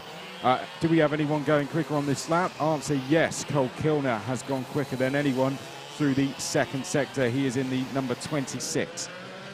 There he is on your screen again. Speaking at Shallopere, out of the final corner goes Cole Kilner. Can he improve on this time? It's the last chance to do it. Tucks in. He can indeed. Cole Kilner, provisional pole position, 1:14.98. But where is the rest of the field? Louis Westover yet to take checkered flag. Same with Fleming. Westover going slower, Fleming going slightly quicker. He's going to be coming up to the line any second. He's just coming around the final two corners now. Plenty of drivers out there improving. Marcus Littlewood did improve in his time as well. Hudson, no improvement from him, but we're waiting for Westover. We're waiting for Fleming. Fleming might have a chance to improve, but doesn't. And that is the session done. So Cole Kilner takes overall pole position in Senior X30 by 0.2 of a second with a 1:14.98. And someone has ended in the barriers. Now, we can't quite see the number, but we can see the result of what happened. Yep. Oh, to you. Yep. Let's pick it up. 14. There it is. Daryl De Leon, KR Sport. He's certainly buried that into that barrier, hasn't he? The Marshall. There you go. Third time's a charm. 3 Marshals. Can they do it? Yes, they can. No. There's the results. There's the results. Cole Kilner then, he puts it on pole position for Senior X30. From Thomas Fleming, Louis Westover, Caleb Marshall, Sam Heading, Oliver Greetham, Daryl De Leon, despite the fact that he's in the barrier there, has put it 7th place. Rest of the grid comes through. Lucas Ellingham, then it's Matthew Hudson, Matthew Higgins, Lewis Gilbert, Marcus Littlewood, Oscar Joyce. Not a good qualifying. Louis Johnston, cool. Ben Watson and John Norris, who didn't go out on track. Well, that's Senior X30, group number 2 done. Only 2 more qualifying sessions to go now. We have Mini X30 and Miami Cadet, and then our first race is due to kick off at 15 minutes past 12. But we'll get into the penultimate qualifying session now as karts are being cleared off the track, and that'll be Mini X30.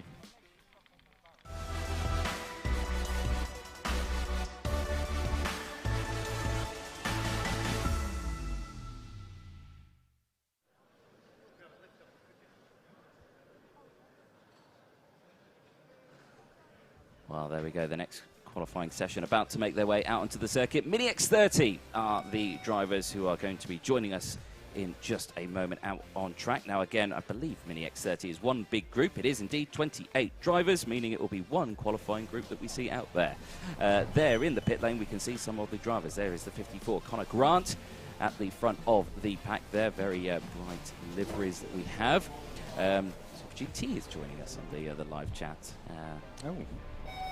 Chris. Welcome. He's playing card driver himself. He is indeed, yeah, he is. He's giving it a go in the UKC. Needs to lose some weight though, doesn't he? He's running far too often. Is it? Well, don't let. All I say is that was Chris McCarthy who said that, not Anthony Jordan. No, I think it's his height. It's his height. Yeah, it's his height. No, but he's doing UKC, isn't he? He is he's indeed. Doing pretty well. But right here at Kartmasters, look at that nice little cool knob there from the 55 of Brandon Truman for MLC. Running in the British Kart Championships as well. There's the 17 of Freddie Lloyd for Dan Holland Racing. Again, another very quick driver, one to keep a very close eye out there. The number 11 of Tommy Harfield, KR Sport. Again, the belt helmet there, 23, the Mad Cop driver. Jack Mowat, Mad Promotions. 75 just behind there as well. Who is the number 75 on my pages? It's Harry Redding. Now, one thing I will say is Steve should have been racing in this. You know, he's been racing a championship. Why isn't he here doing the biggest race of the year? Yeah, exactly. Sort it out, Chris. You know, sort it out. Yeah, sort it out. He's got to come down. Come down. Come and join us on Sunday. Tell him to come down. Tell him to come down. Well, it's like I'm going to fight him or something, is it? Would that be good to see? I don't know, would it?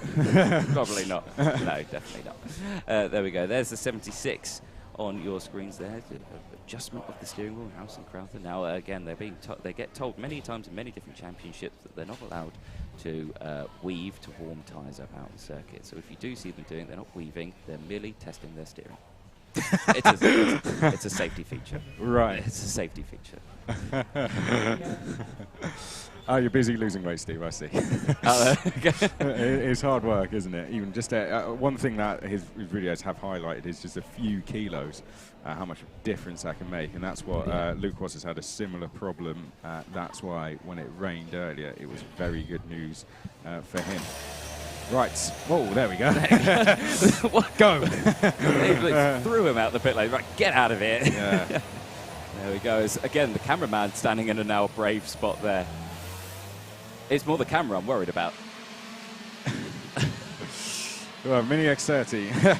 So, in terms of British champs, yep, who's been having a good year? Of course, we keep referring to that, but you know, this is a separate event. It is. Just for people wondering where we are, when's what. We've got Mini X30 now. Then it's Miami Cadets. Junior Road Tax will be our first race at 15 minutes past 12. Then Senior Road Tax. The races will be every 15 minutes after that. So Honda Cadets will be at 1 o'clock, Senior X30 at 30 minutes past 1, and the last of the first heats will be Miami Cadet at 2 o'clock. That's local time here in the UK if you're watching from elsewhere around the world. Yeah, indeed. That was Hardy Mamassi, the 44, leading the front of this pack. But yeah, ones to keep an eye on. I tell you what, Jack West, who would usually be joining us in the paddock here, unfortunately he can't. He's on holiday at the moment. How dare you go on holiday, Jack? But yeah, he reckons Macaulay Bishop and Leah Robinson put it on pole for this one. And I have to say, they're also my top choices as well. Oh, okay. There we go. There we go. There we go. There we go. I don't know what to say in response. They're your top choices. Well, Jack Hobson as well is another one. Well, Macaulay Bishop won here last month from Taylor Orridge in second, and even Spanswick. I remind you, that was in wet conditions. So we'll see how it goes this time around. But they're three definitely to keep an eye on. And Henry Jocelyn was quick there as well, picked up a penalty. But big grid of Mini X30s is a grid that's grown every single year, hasn't it? I remember the first year it ran probably about 12 on the grid, but there's a lot more than that out there now, isn't it? That is a full grid out there. There is indeed a full, busy grid, which is excellent to see. And of course, as they go through, and again, these are all from different championships. There's not just one championship in this one. There's like we see these drivers racing multiple different championships. So it's excellent to have them all down. There's the 66 on your screen, Taylor Orridge. Like you said, second. Another PF Challenge Cup, yeah. PF Challenge Cup, so, one to definitely keep an eye on as the rest of the field swap through. There is, that is the 86 of, I believe that is Macaulay Bishop. No, it's Thomas Yeoman, so, sorry, I should say it's gone slightly wide. There's Mamassi at the front. I do love the livery on that car. 44. Makes his way down these, yes, Evolvia making his way down the start-finish straight. We've got Orridge in the background. Right, let's get some times on the board. 118.5, Robinson goes second, then it's Orridge, and that's the number 11, who is not going to put another time on the board, and that's Tommy Harfield, and that's a shame because he was running in the top 10 after that first round of laps, so a real shame for him. I don't know if that's just an off, but he's attempting to get back onto the circuit, so I'm going to say it is an off. And he's now back in the car, and I think he is away. So there we go. Yep, fires up, and away it goes, albeit it'll be a bit sluggish now, and he'll have to clear some of that grass and debris out. That next lap's going to be ruined, so he's going to get one lap. Yeah. That one lap best be a good one. So keep an eye on Tommy Harfield then. KR Sport, the number 11. See where he comes in this one. 1 minute 20 seconds left to go, and the kart's halfway round the track. There is the number 2, Leo Robinson, the Algerian driver. He got a lot of support from the Algerian Motorsport Federation as well, and a lot of the Algerian fans like to cheer him on as well at the British Kart Champ. So keep a very close eye on him as well. And it's again the 86 of Yeoman's running very wide out of the S's. He likes the line. I'll tell you, Leo had a good run here last year. Was behind Vinny Phillips, but he had a great season last year, and he's really coming into form this year, of course. Vice British champion as he comes across the line. Second so far, though. That time from Amassi's still the one to beat, but we're seeing some improvements now. Lewis Bird for ST Racing has just gone up to 3rd place, the number 10, and we've had Eden Spanswick go into 7th place. He's into the top 10, but this is their last chance to improve now. So we'll keep an eye on what Tommy Harfield can do towards the back as well. Exactly that. Again, more comments on the stream. Matt Meaden joins in. Why are they racing on a Friday? Well, I tell you what, Matt, if you head to the Alpha Live YouTube channel, there is an explainer video on exactly how this championship works, and it will tell you why we are running here on a Friday. There we go. I won't explain the answer. Go and watch that video, and you'll find out yourself. Pratt Thompson with the warning flag out there. Again, keeping a close eye on that. She was working very hard on this one, but we'll wait to see what these times come in as they exit, because the timer struck a 0 now. Tommy Harfield up to 8th. And he set the fastest 3rd sector as well. So without a slower first one, that could have been even quicker. Let's find out who is going quicker. Oh no, the number 19 is off. That's Jack Cunningham off, unfortunately. Taylor Orridge is improving on this lap, by the way. He's going very quick. He's going to be coming into picture very shortly. There he is, the Croc Promotions driver out of the final corner. One to watch, I'd say, as they come up to the line, DJ. They are indeed, yeah. Mamassi crosses the line, goes again, holds on to pole position. Leo Robertson can't improve, holds on to 2nd. Bishop is yet to cross the line. Lewis Bird is. Yeomans crosses in 3rd, so that running out wide works well. Macaulay Bishop is still yet to cross the line. Lewis Bird crosses 5th place, can't improve. Eden Spanswick. Taylor Orridge has taken checker flag, 7th place for him, which is a huge shame.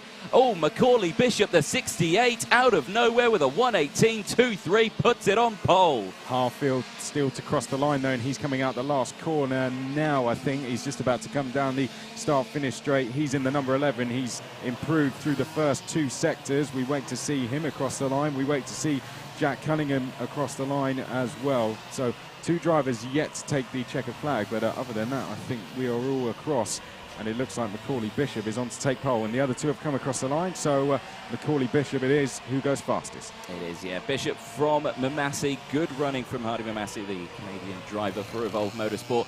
Leo Robinson there in 2nd place with Thomas Kukuwilla Yeomans in 4th place. Lewis Bird, then it's Eden Spanswick, Taylor Orridge, Jack Hobson, Wesley Swain and Fred Green rounding out the top 10. Fred Green's father taking part currently at 24 Hours of Spa. Oh, really? He is indeed, yeah. Who with? I would need to double check that, but I know his family is out there. I've stuffed my foot in that one there slightly, so but I know that he is out there. Nice stuff. Yeah, of course, that's on. I think Ben is Ben racing out there as well this weekend. I'm not too sure if he is as well. There you can see the rest of your results on screen. Tommy Harfield 13th, Jack Cunningham 15th, Thompson 14th, Joey Brown, Leslie Lloyd, Morrison Jones, Turnbull. We have Jack Mowitz, Isaac Phelps, Brandon Truman after that. And we had Bergero, then we had Grant Rudman, Harry Redding down in 27th, having some problems in that session, sadly. That was Jamie Green.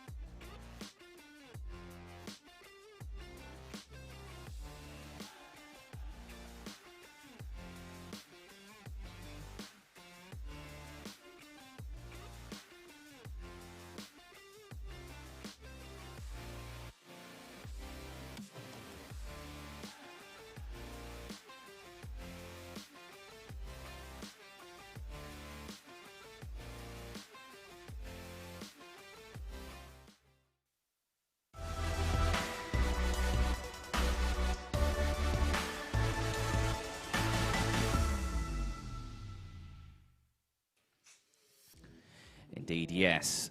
Miami Cadet out next, and once more, this is going to be a single group of drivers. 29 drivers in the Miami Cadet class, so the whole grid will be just in one group. Now, you were just saying there, what dry line looking like it's starting to form. That's not the track. No, there isn't a tractor out on the track now. That was taken on another day. Yeah, that was a different day when the track was dry. Yes, the track at the moment is still very much wet. But yes, yeah, we also wouldn't have a cameraman currently lying down on an apex with a wheel thing and just slowly moving a camera along, going, "Oh yeah, that's a good shot. That is." Yeah, oh yeah, that's a good one. He moves quick, doesn't he? He does. Yeah, look at that, blink and you'd have missed him. That is the big curve that we were talking about that karts have been clouting. Yeah. That just shows how high it is when you're so close up to it. It is. Is that going on to the? I think that might be going on to the bridge. I think you could be correct. Yeah, that's the one going on to it. So again, but that is a big one as well. That's still a big one. I think drivers still do clip that as well. So again, I think it just helps pull the kart around because those barriers look very close. Yeah, not in the dry. So this is a corner you can take more speed through there. Just set yourself up for a move into the right. Here in the pit lane, though, the close-up, the eyes there of an Miami Cadet driver about to go out for his qualifying session for Kartmasters on day one of racing. That is, it's a lot to think about, isn't it, for such a young driver, isn't it? Now, PF Challenge Cup winner here was Kit Belofsky. In terms of our British Championships, who are the drivers performing well this season, DJ? I nearly lost you there. For Miami Cadet, yeah. So, again, Miami Cadet, very close one. Zach Drummond, again, also in Miami Cadet. This one, he's had a great... Spoke to him yesterday, didn't we? Speak to him as well. Again, no Wolf, he's out there, but he's not done the best in the Miami Cadet versus the Honda Cadets. He likes those four strokes. He's struggling a wee bit with the singles, with the two strokes. Lewis Werrell, though, the number 6, he's definitely one to keep an eye on, as well as George Edgar. Also, I believe it's cousin Jessica Edgar. It could be sister, I'm not too sure. Oh dear, there's the 31 that's not going any further. That is Finley Buck for the Ultimate R team. Yeah, that kart not going any further. Don't know what's going on there. How do we turn it off? There we go. Yeah. So looking like a bit of discomfort. Picked up a knock somewhere along the track, unfortunately. But that's sadly one driver out, but the rest continue without any problems in the top of the screen. You can see the kart being taken away.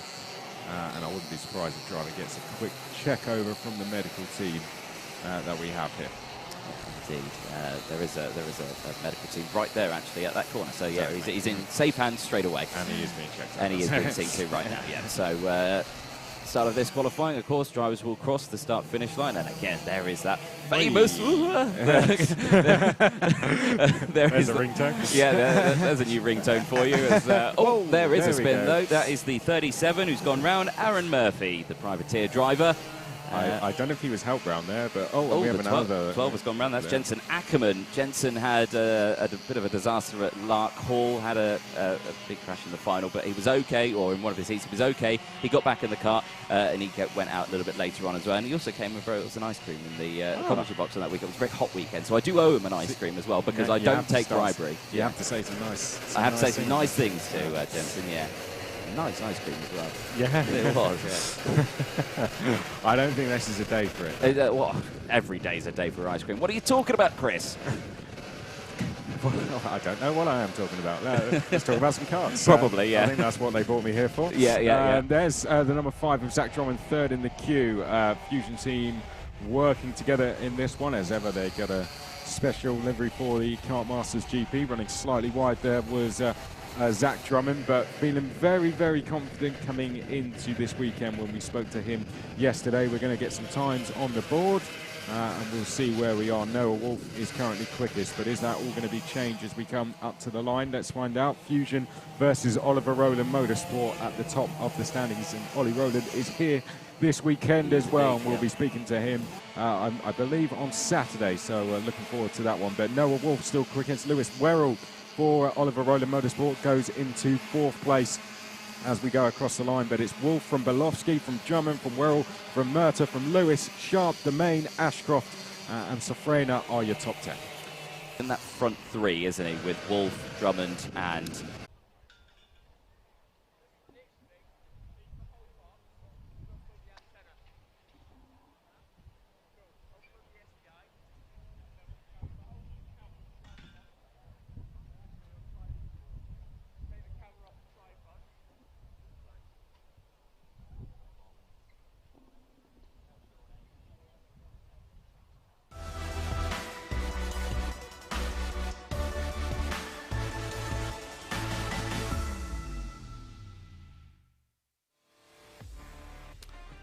So, with qualifying over, the heats will be starting in just a moment's time. And again, to the folks at home, welcome. Thank you for bearing with us and joining us. Of course, there is, with the weather that is causing and everything like that, we are having some internet issues here at the circuit. I know that the local internet provider is here at the track currently working with us today, trying to fix the issues. So we will endeavour to try and get that sorted out for you in just a moment. But of course, the first of the heats will be heading out in just a moment. They'll be kicking off at around 1:15. Heat 1, race 1 will be Junior Rotax, the B and C group. Then it will be race 2 for the Senior Rotax. Mini Max, Honda Cadet, Junior X30, Senior X30, Mini X30 and Miami Cadet in that order for their first heat. But until then, let's have a word from our sponsors. To enter our competition to win a HRX branded race suit, a Fens driver website and a Drift Limits driving experience in a McLaren GT3. Just like this one.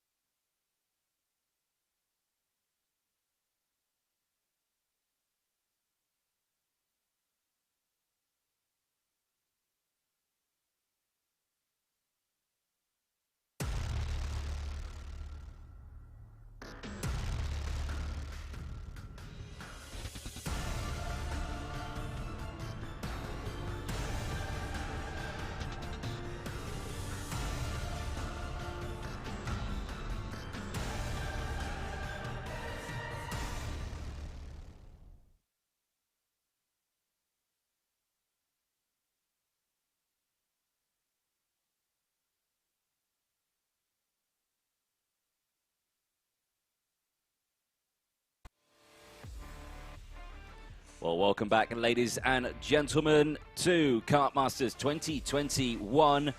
And what a day we've got for you from the Redline Specialist Karts, Motorsport UK, Kartmasters, British Kart Grand Prix. That is one title that you have to say quickly and off the bat, otherwise you'll mess it up and get it all wrong. But there we go, we got it right first time. Qualifying is over, and we are about to get the first day of heats underway. I'm your commentator, Anthony Jordan, and joining me once again is Chris McCarthy. Chris, qualifying was fantastic, and the heats are going to be even more fantastic-er. Good English. Yes, you know, we've got a drying track, so that's going to make overtaking very difficult. You know, the first heat, speaking to the drivers, the first heat, you just want to get that first good result in early. You don't want to get off to a bad start, but it's not, you know, a particularly bad thing if you don't get off to the best of starts. You just want to get off to a decent start. So that's going to be the goal for everyone. Let's talk you through the grid. Indeed, yeah. Daniel Armstrong starting on pole position with Jamie Perrelli alongside the Project One racing driver, with Ben Folan and Oliver Martinsky on row number 2. Row number 3, Mikey Porter with Archie Walker alongside, with Jez Williams and Nathan Smith on row number 4 in the 9 and 77. Gabriel Stilp and Ryan Willis on row number 5 with Ollie Stevens and Ben Ballou in row number 6, I should say, on the 27 and 37. Lexi Belk on row 7 with Neo Clark alongside, with Sophie Kinghorn and William Antrobus on row number 8.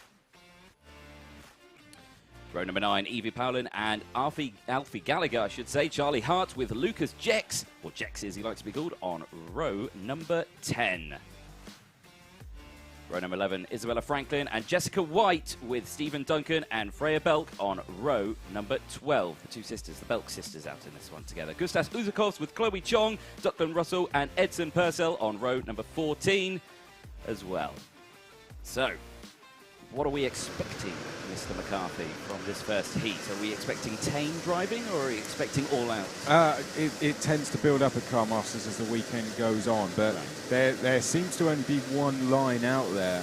So this is going to be a very difficult one for when it comes to overtaking. It's wet tyres for now, but definitely if you're in the next race, you're going to be looking at this and just keeping an eye on those conditions. But yeah, for the guys on the front row, for Armstrong, for Perrelli, they're just going to want to get off to a good start. In terms of times, it's going to be 8 minutes plus 1 lap. There you can see the track is drying out pretty quickly, but the goal is... Corner, green flag is out. The first heat of Kartmasters is underway in towards turn 1. And again, look at that, couple of cars running slightly wide onto the grass area, but everyone getting under the tunnel nice and clean, nice and safe. 3 wide in the mid-pack as they go through, and everyone up and over the bridge they go.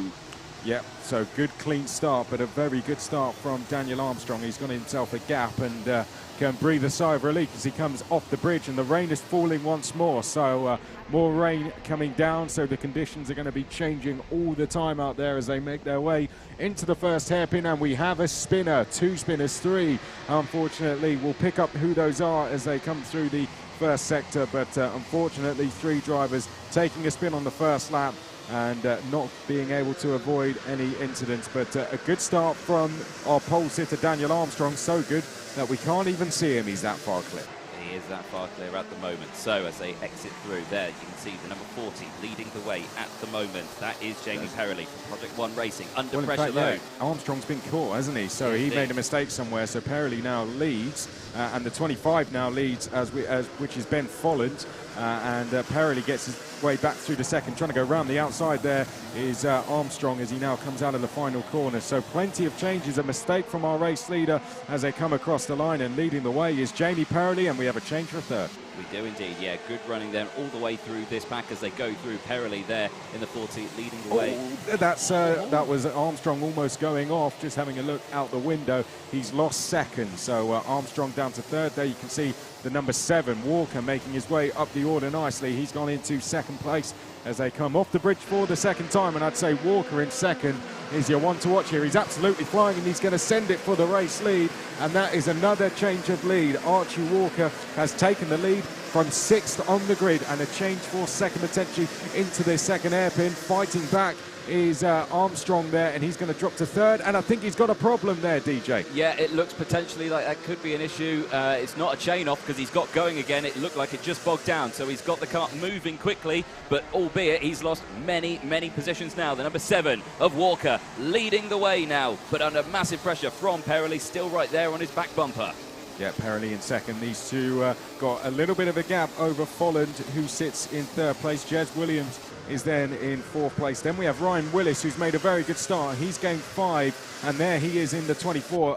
Is that him gaining another? No, it's him having to fight off a position there as they come across the line. And indeed it was actually. So that's the 24 of Ryan Willis, up from 10th place to 4th place in the space of just a couple of laps. So really good stuff there from Willis. Let's have a look then at our top order as they go through after 2 laps. Walker leading the way from Perrelli. Then it's Jez Williams in third at 4 places. Ryan Willis up 6 positions, like you said, yeah, from 10th place. Ben Folland, Neo Clark has just slotted it into place there, actually in 4th place. So yeah, transponder issue, yeah, apologises there in 4th place. Up front, grid on the spot.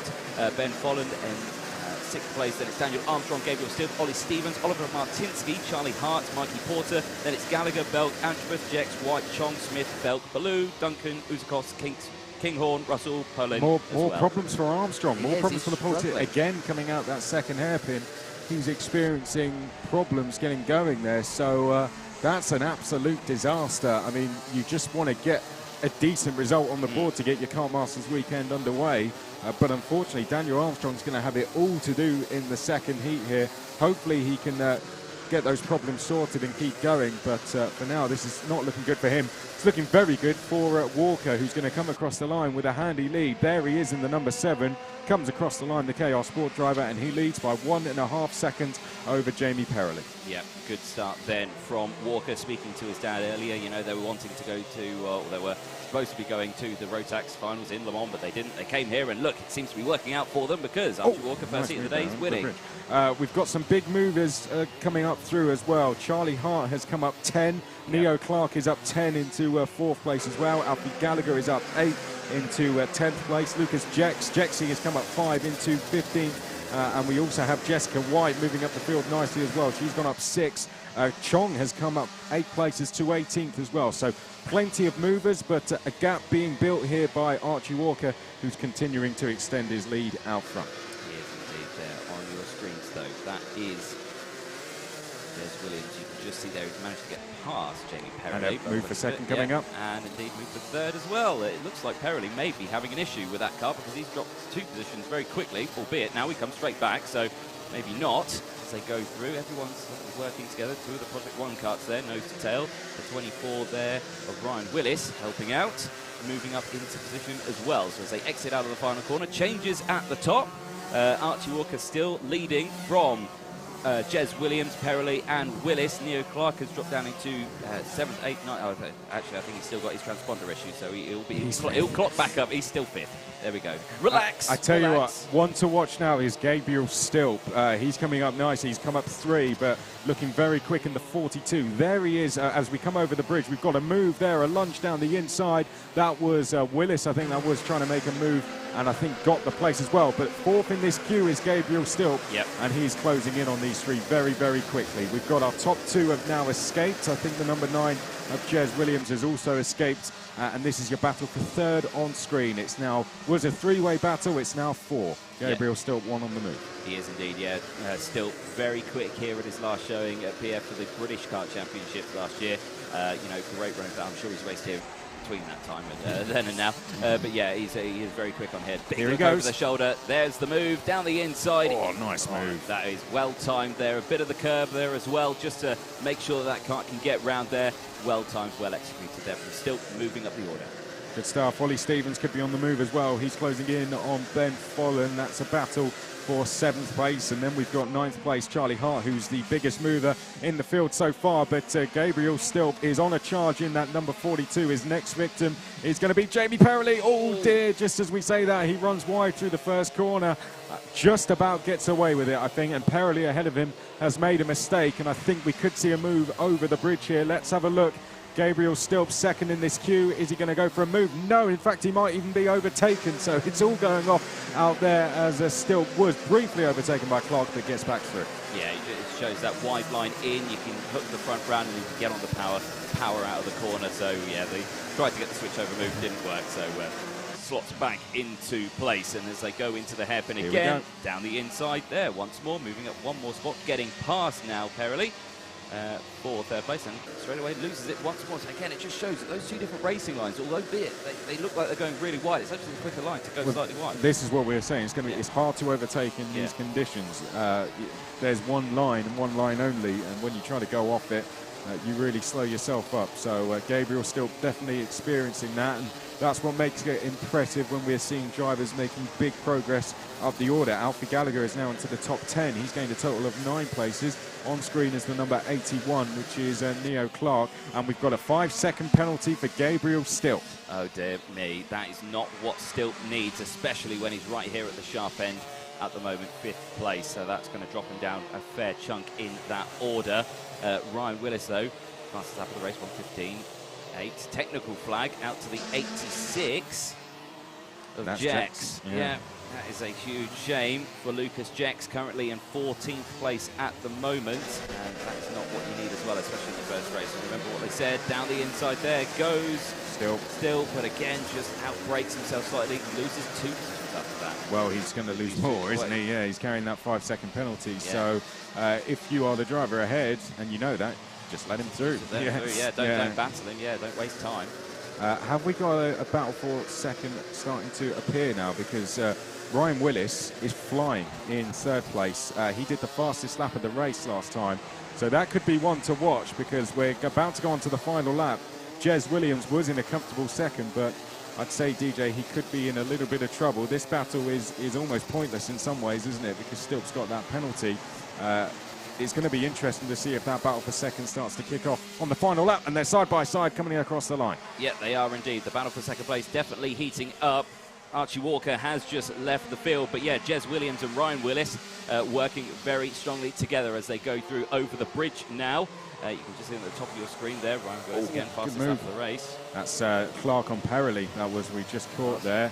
I think they might still be side by side. Oh, Stilp's off. Yeah. That's Stilpy off, and they're side by side. That's Clark going round the outside of Perrelli. So Clark through, and that's 2 places gained for him.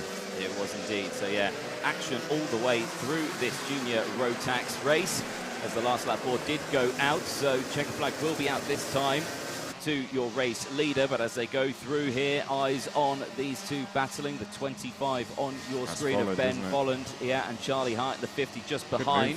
Yeah, and again, just saying, got past, think, don't fight back. Let's just try and close up as quickly as we can as they go through. We briefly checked in with our battle for second there, but I think Jez Williams still just has the advantage, but what a drive from this man. Yeah, Archie Walker, fantastic running. First heat of the day. His dad will be happy with that. Across the line, scores 0 points, but that's what you need. There's the battle for second place, side by side. Who's going to get it? Oh, it's Jez Williams, only just by Ryan Willis. Absolutely nothing between them as they go across the line. Rest of the field slots through. Perrelli in 4th place, Stilt. Or Clark in 5th place, Stilt crosses in 6th place, albeit with that 5-second time penalty. Charlie Hart in 7th, up 12 places. Great running from Charlie Hart. Good points gained or lost there, should say. Ben Volland crossing in 8th place, Alfie Gallagher in 9th, and Ollie Stevens rounding out the top 10. But there's your race winner, Archie Walker. Good stuff from Archie Walker, winning by 4.2 seconds. Jez Williams just held on to second. Ryan Willis maybe needed one more lap in that. Perrelli did well, regained that 4th place from Clark.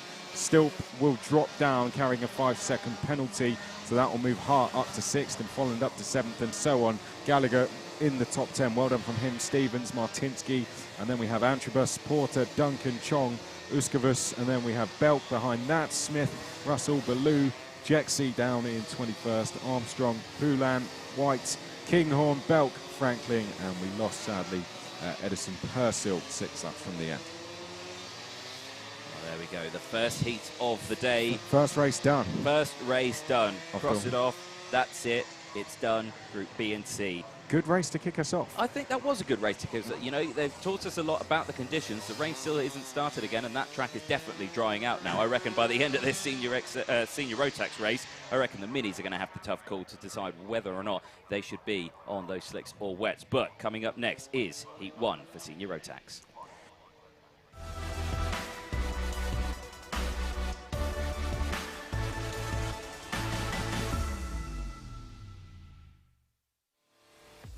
So, race number 2 of the weekend is about to come out, and it's Heat 1 for senior Rotax. Again, the B and C group, and what a grid it is. It is quite an extensive one as they come through.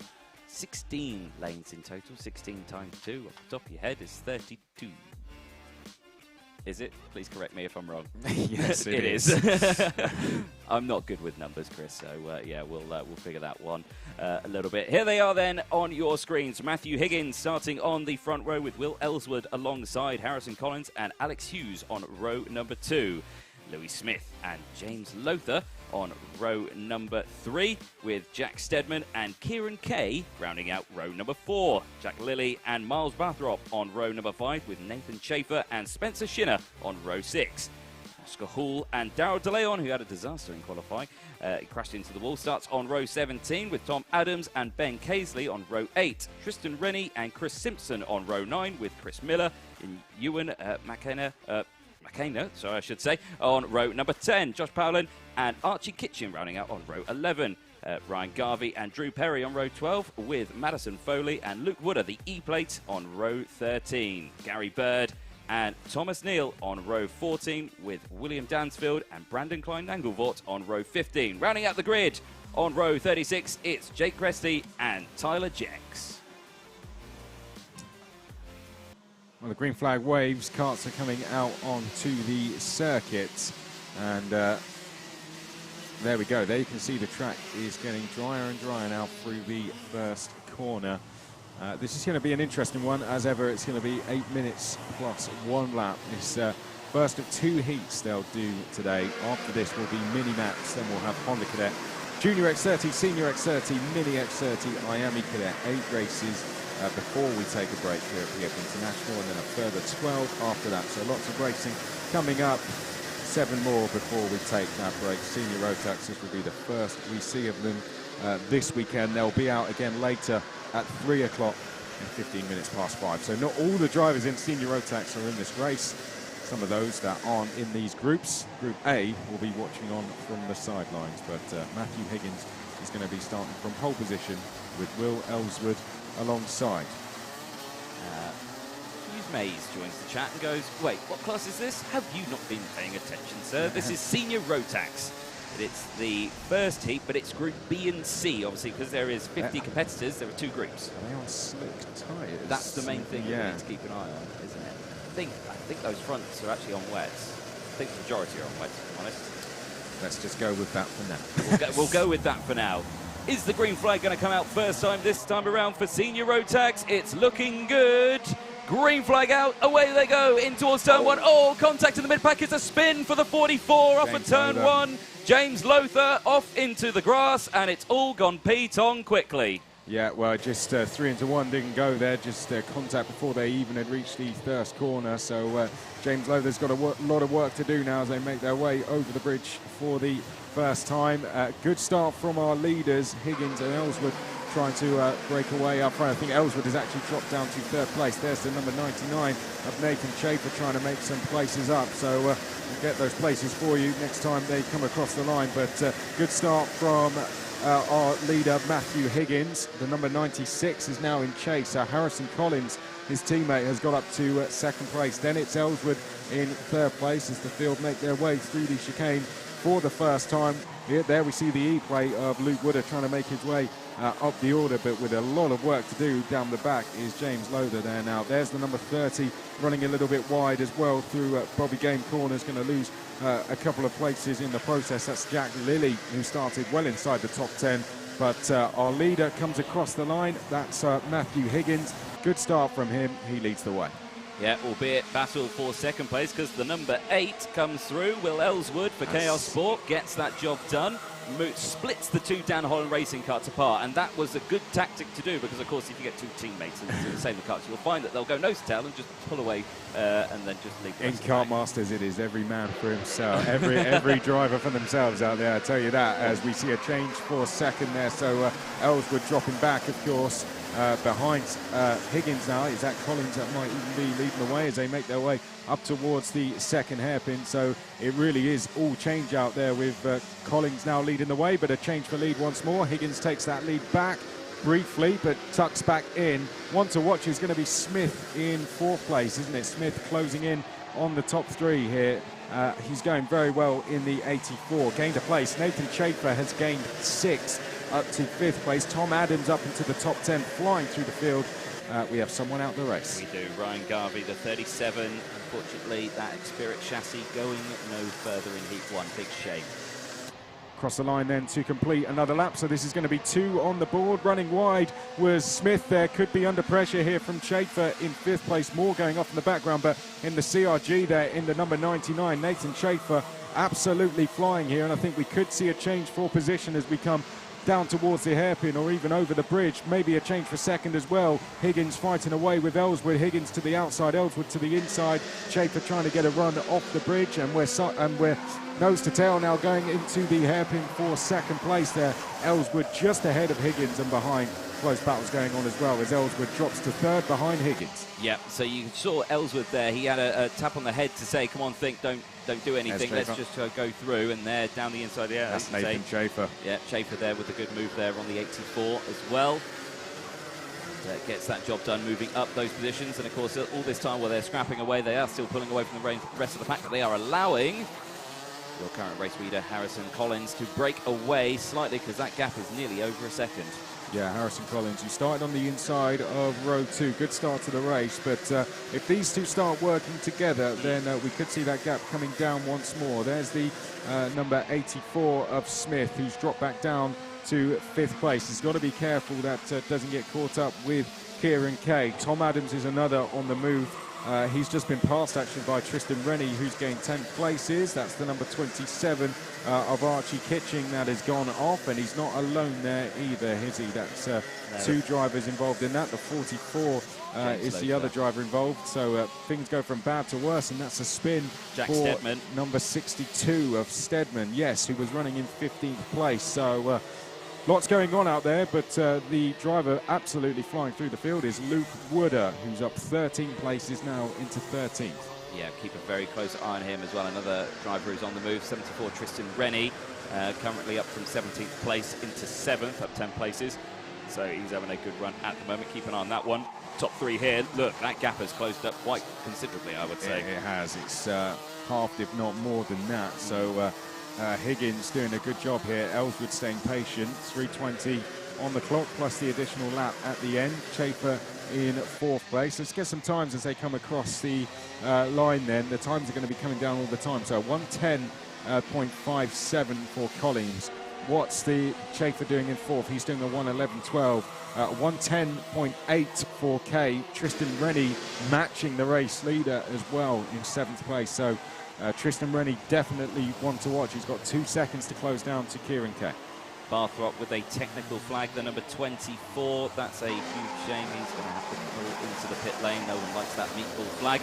But the one thing that we have to learn from this is, at the moment, I would say that there is a definite dry line forming now on the circuit. So that's going to make the next race a little bit interesting. But here at the front, it's getting a little bit spicy between Collins and Higgins as they go through in towards the S's again. The 96 of Collins still leading the way.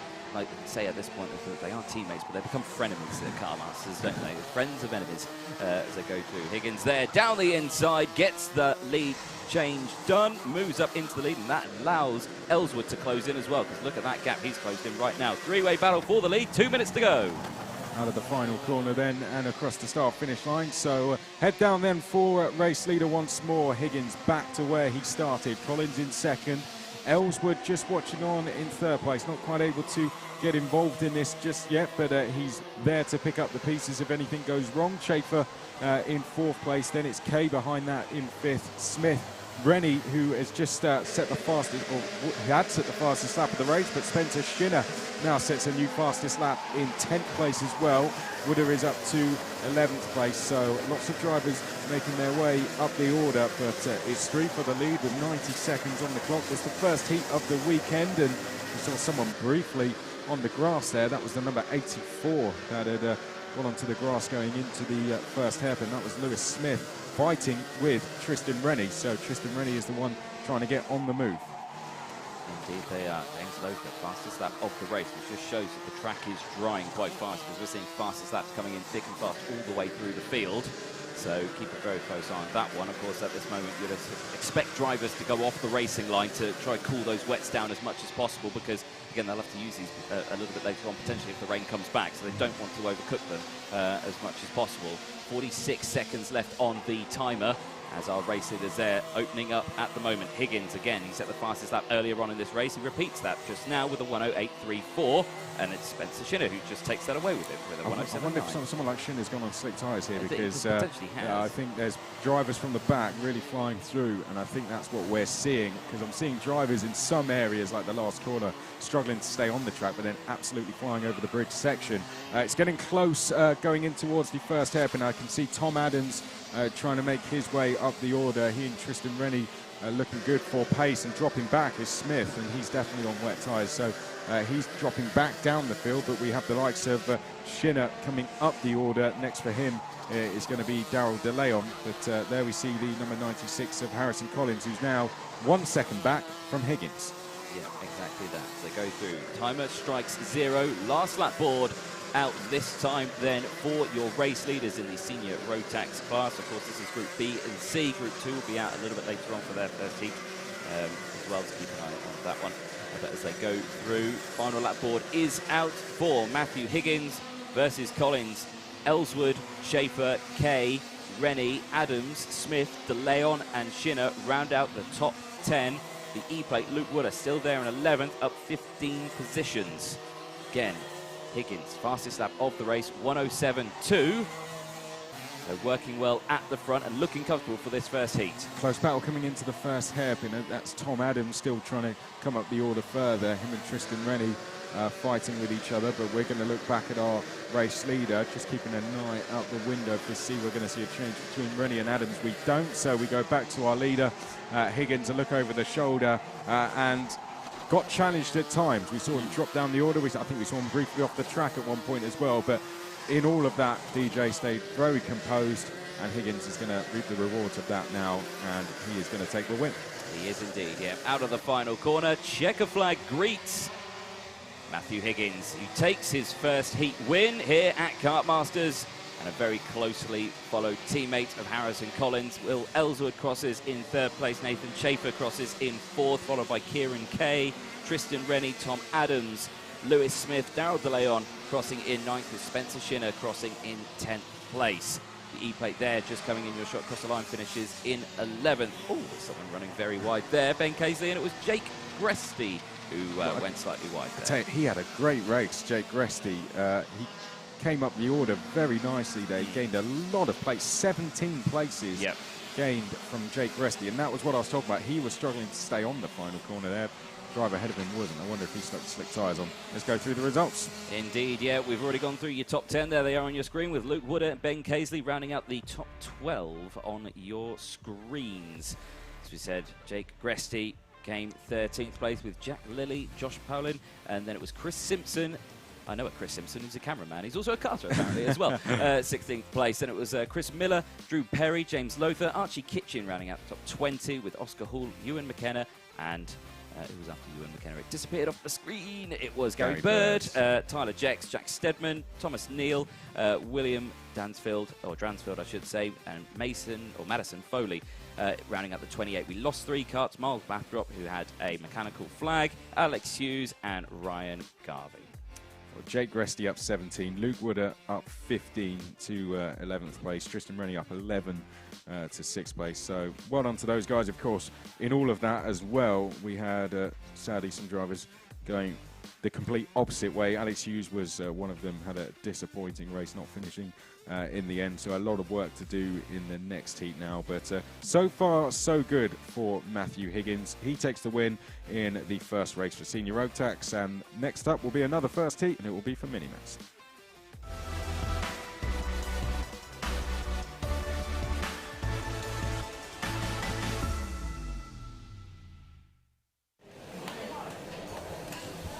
Yes, Minimax will be coming out in just a moment, and there you can see them line up now. Look, still running those wets, just checking the pressures, but that is a very dry line I'm seeing out on the circuit. Is there going to be a couple with slicks, do we reckon?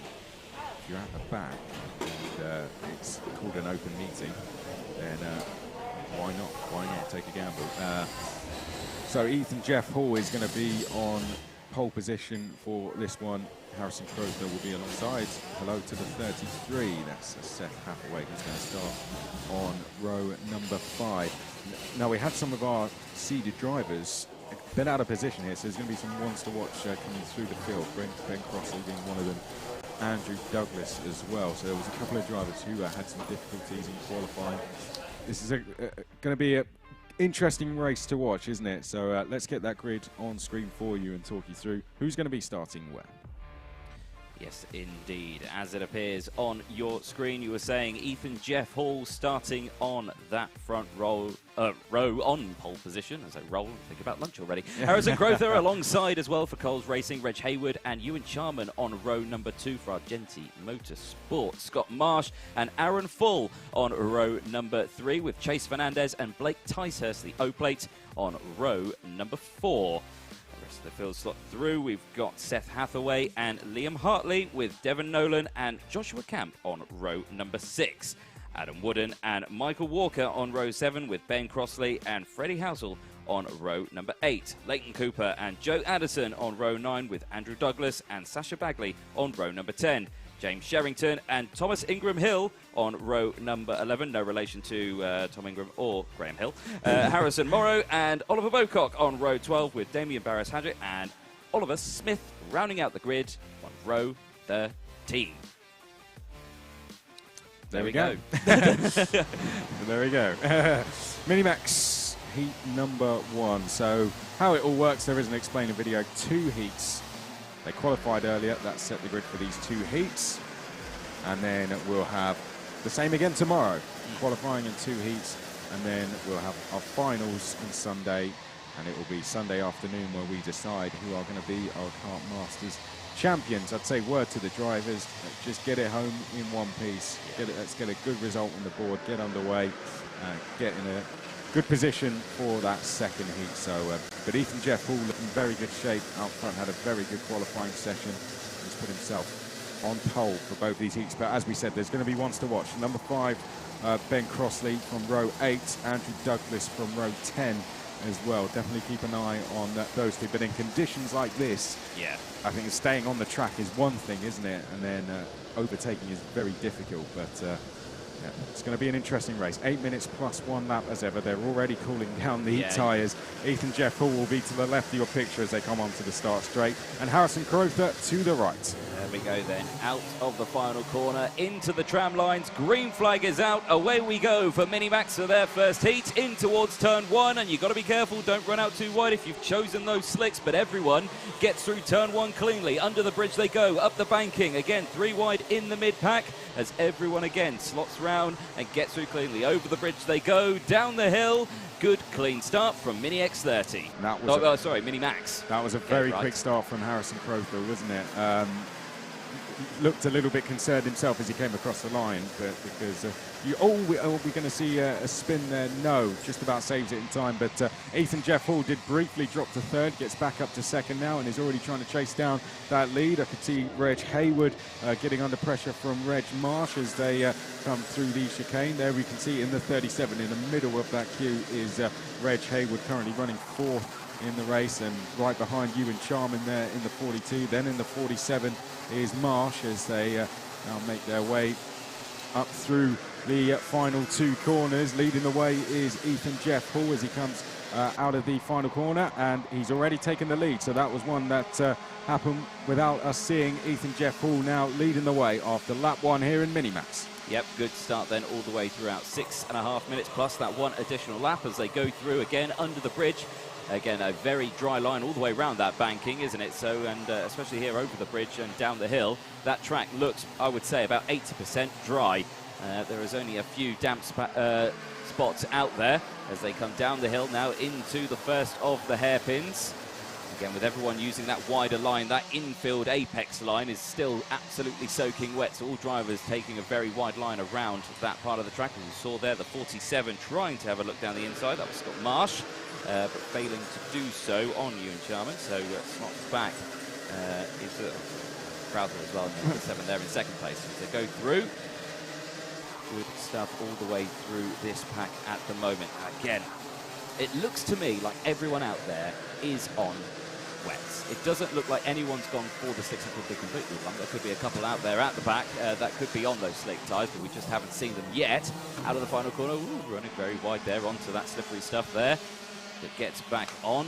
So after a couple of laps, let's have a rundown then of the field as they go through. Ethan Jeff Hall, the number 12, leading the way from Harrison Crowther. Reg Hayward in third place, Ewan Charman in fourth place, Scott Marsh, then it's Chase Fernandez, Blake Ticehurst, the O plate, is up one position as well in seventh place, Aaron Full in eighth place, Liam Hartley in ninth place, with Seth Hathaway rounding out the top 10. Then it's Camp, Wooden, Walker, Douglas, Bocock, Housley, Barris Hadget, good start at 8 places, same with Bocock at 9 places as well.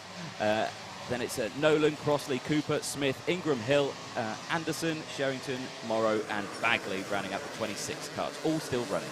Ingram Hill has had a bad lap there because he had made a good start as well, so dropped down a few positions on that last lap. There's the number 47 of Scott Marsh, just trying to chase down Ewan Charman. Reg Hayward going well in third place. Going well is our race leader, Ethan Jeff Hall, leads by just under 1 second, but we follow the 47 coming out of the final corner, and Ethan Jeff Hall did have a gap, but it seems to have disappeared. That's because we've seen a new fastest lap from our new second place sitter, Reg Hayward there. Harrison Crowther in third place. Then it's Charman and Marsh. Here come your two leaders over the bridge now. Are we going to see an attempt at a pass from Hayward? I'd say down to the first hairpin. Surely we are. He pulls out of the slipstream, and I think we are about to see a change of the lead. Ethan Jeff Hall slams the door shut in his face, and it's going to stay as it is for now. Yeah, it's going to be tough to overtake from that one, and it's going to be very easy to defend because, like you say, exactly what Jeff Hall did there. Cover that inside line. He fails to cover the inside line this time around, and Hayward says, hey, and takes that position. There we go. Get the puns out as quick as I can. Get them up. Save them for Sunday. Save them Sunday. Yeah, Henry loves a good pun, doesn't he? Oh, you love it. You love it. Hayward in the lead from Jeff Hall.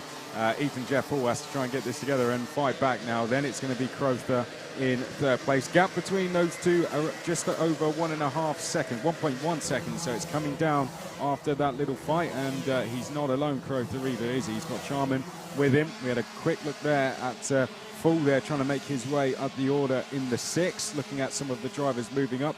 Bocock still up 9. Barris Hadget likewise. Andrew Douglas is up 5.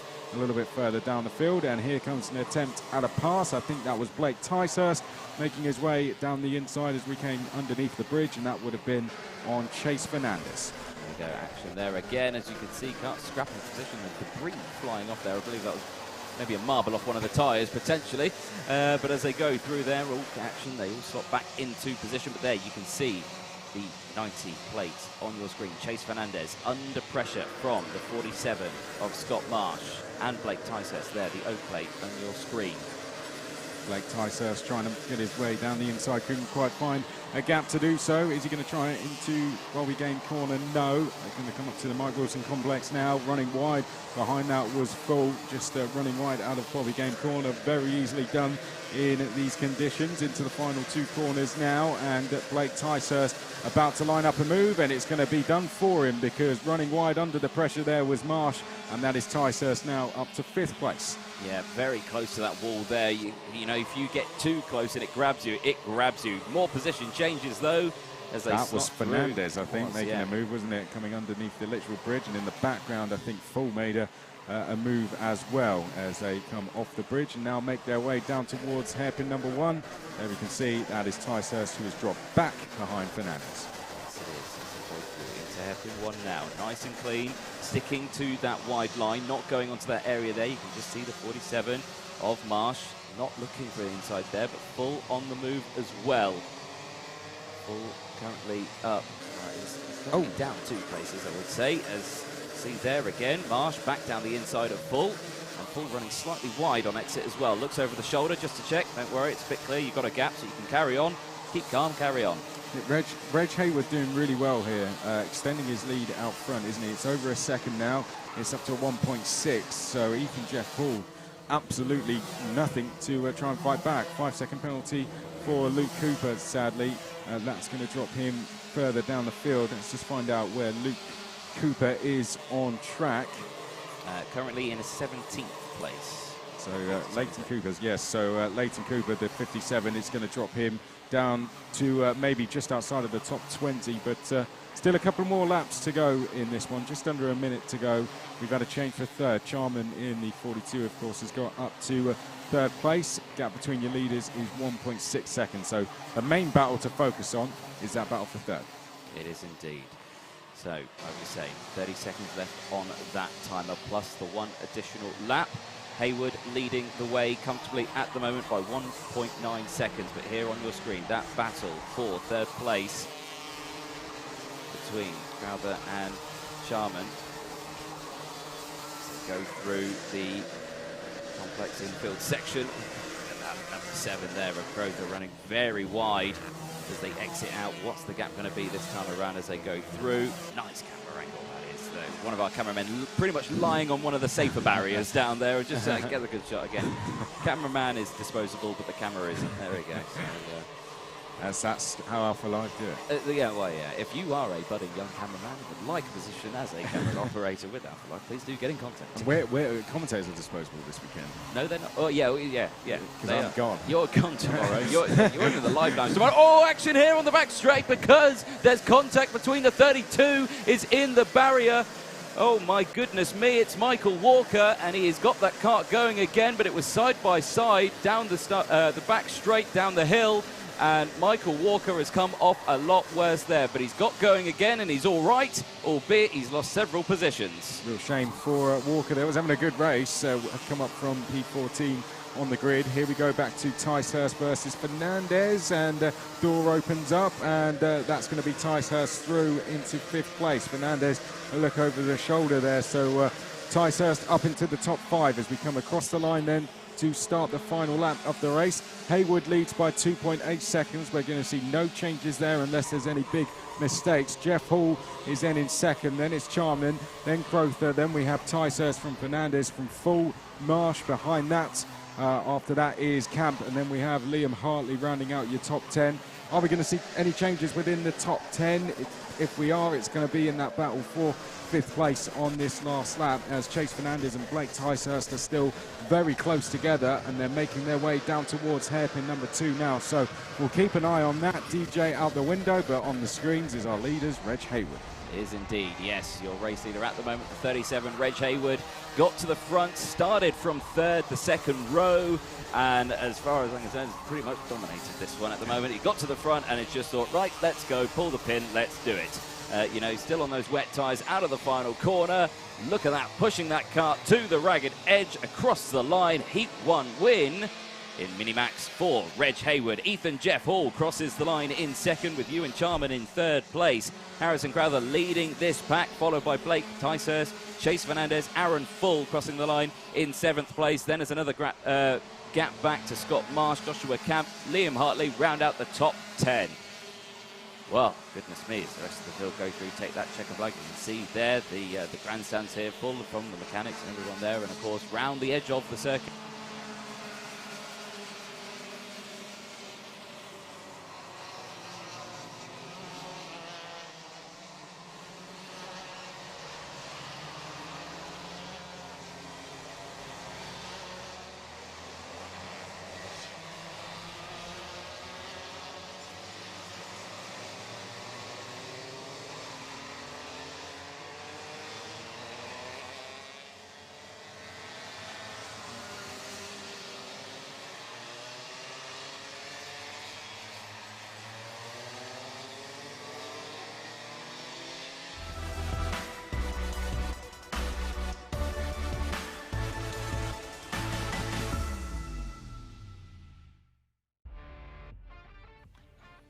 Well, the next race is about to get underway here at Kartmasters for the International Kart Circuit, I should say. Honda Cadet for their first heat of the day will be coming out in just a moment, and of course it will be the entire group taking to the track as well.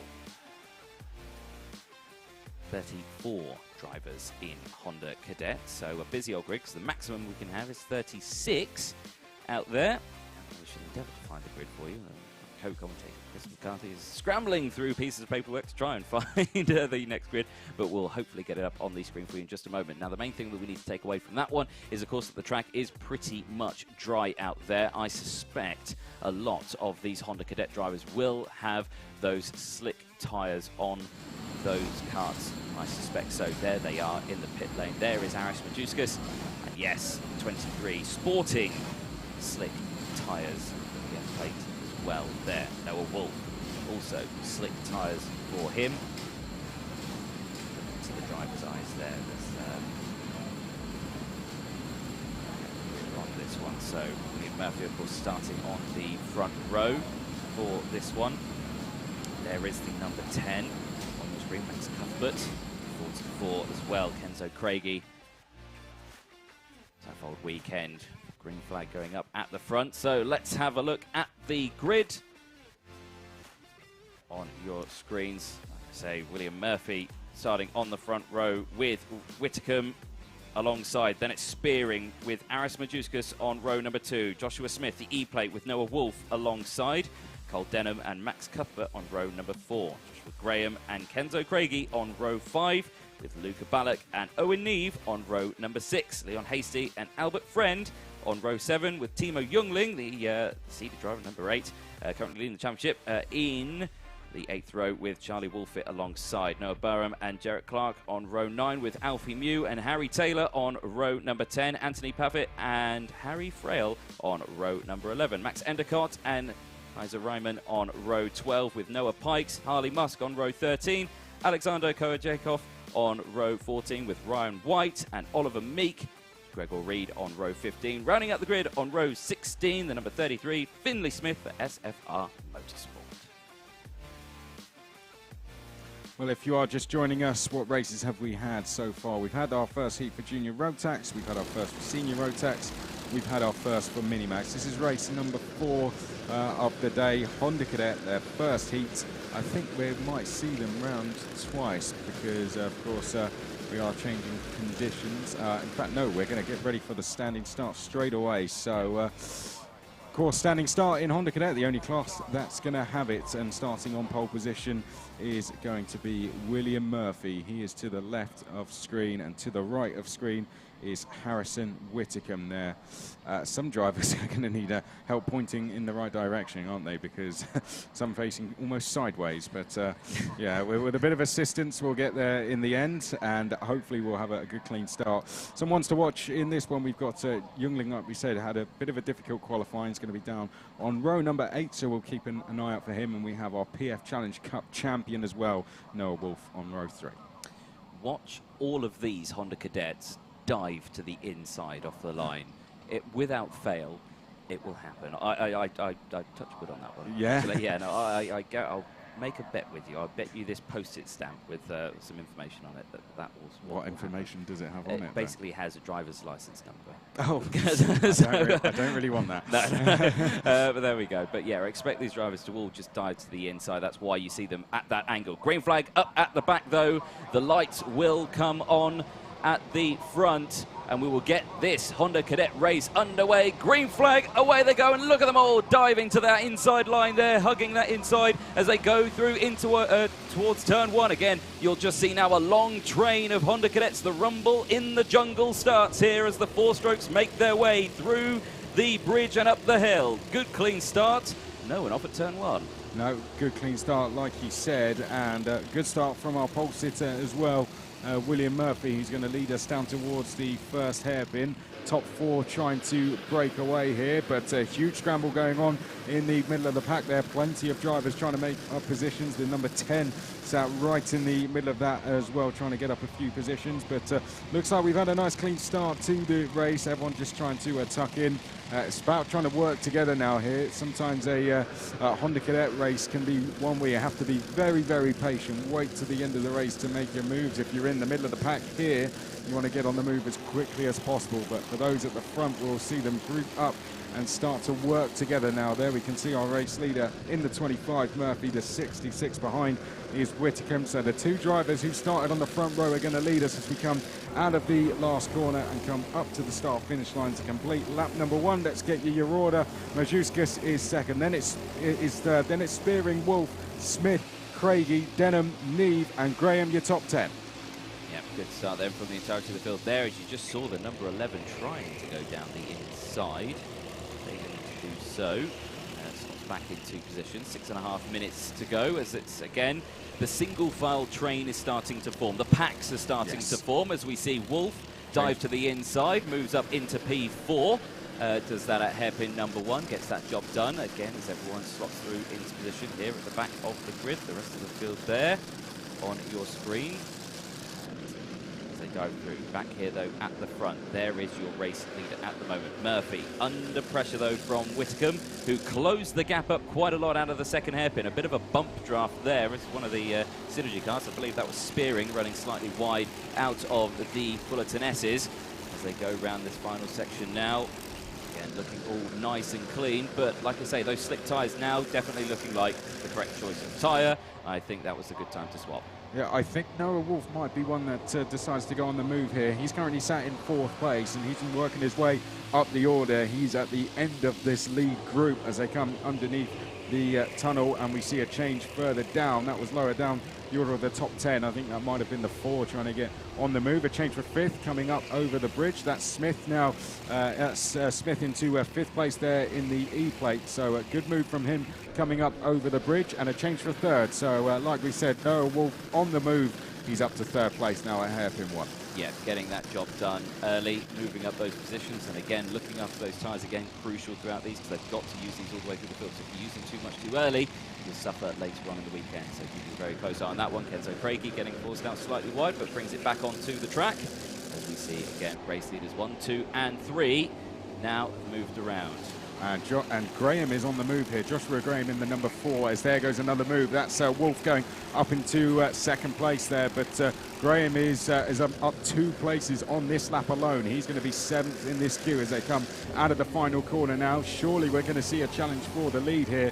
Wolf has got his way from 4th to 2nd in 1 lap. Going under the bridge, are we going to see an attempt at a lead? There's the number 4 as well with Graham. He's got Spearing just ahead of him. For now, he's going to stay as it is. But I'd say when we get down to that first hairpin, DJ, we're going to see some changes. Up over the bridge, there comes a change. That's our former race leader, William Murphy, being demoted down to 3rd place. I think that's the 23 of Majuskas going past. So your leader is Wolf here from his teammate in the number 23. Murphy is then next along in 3rd place.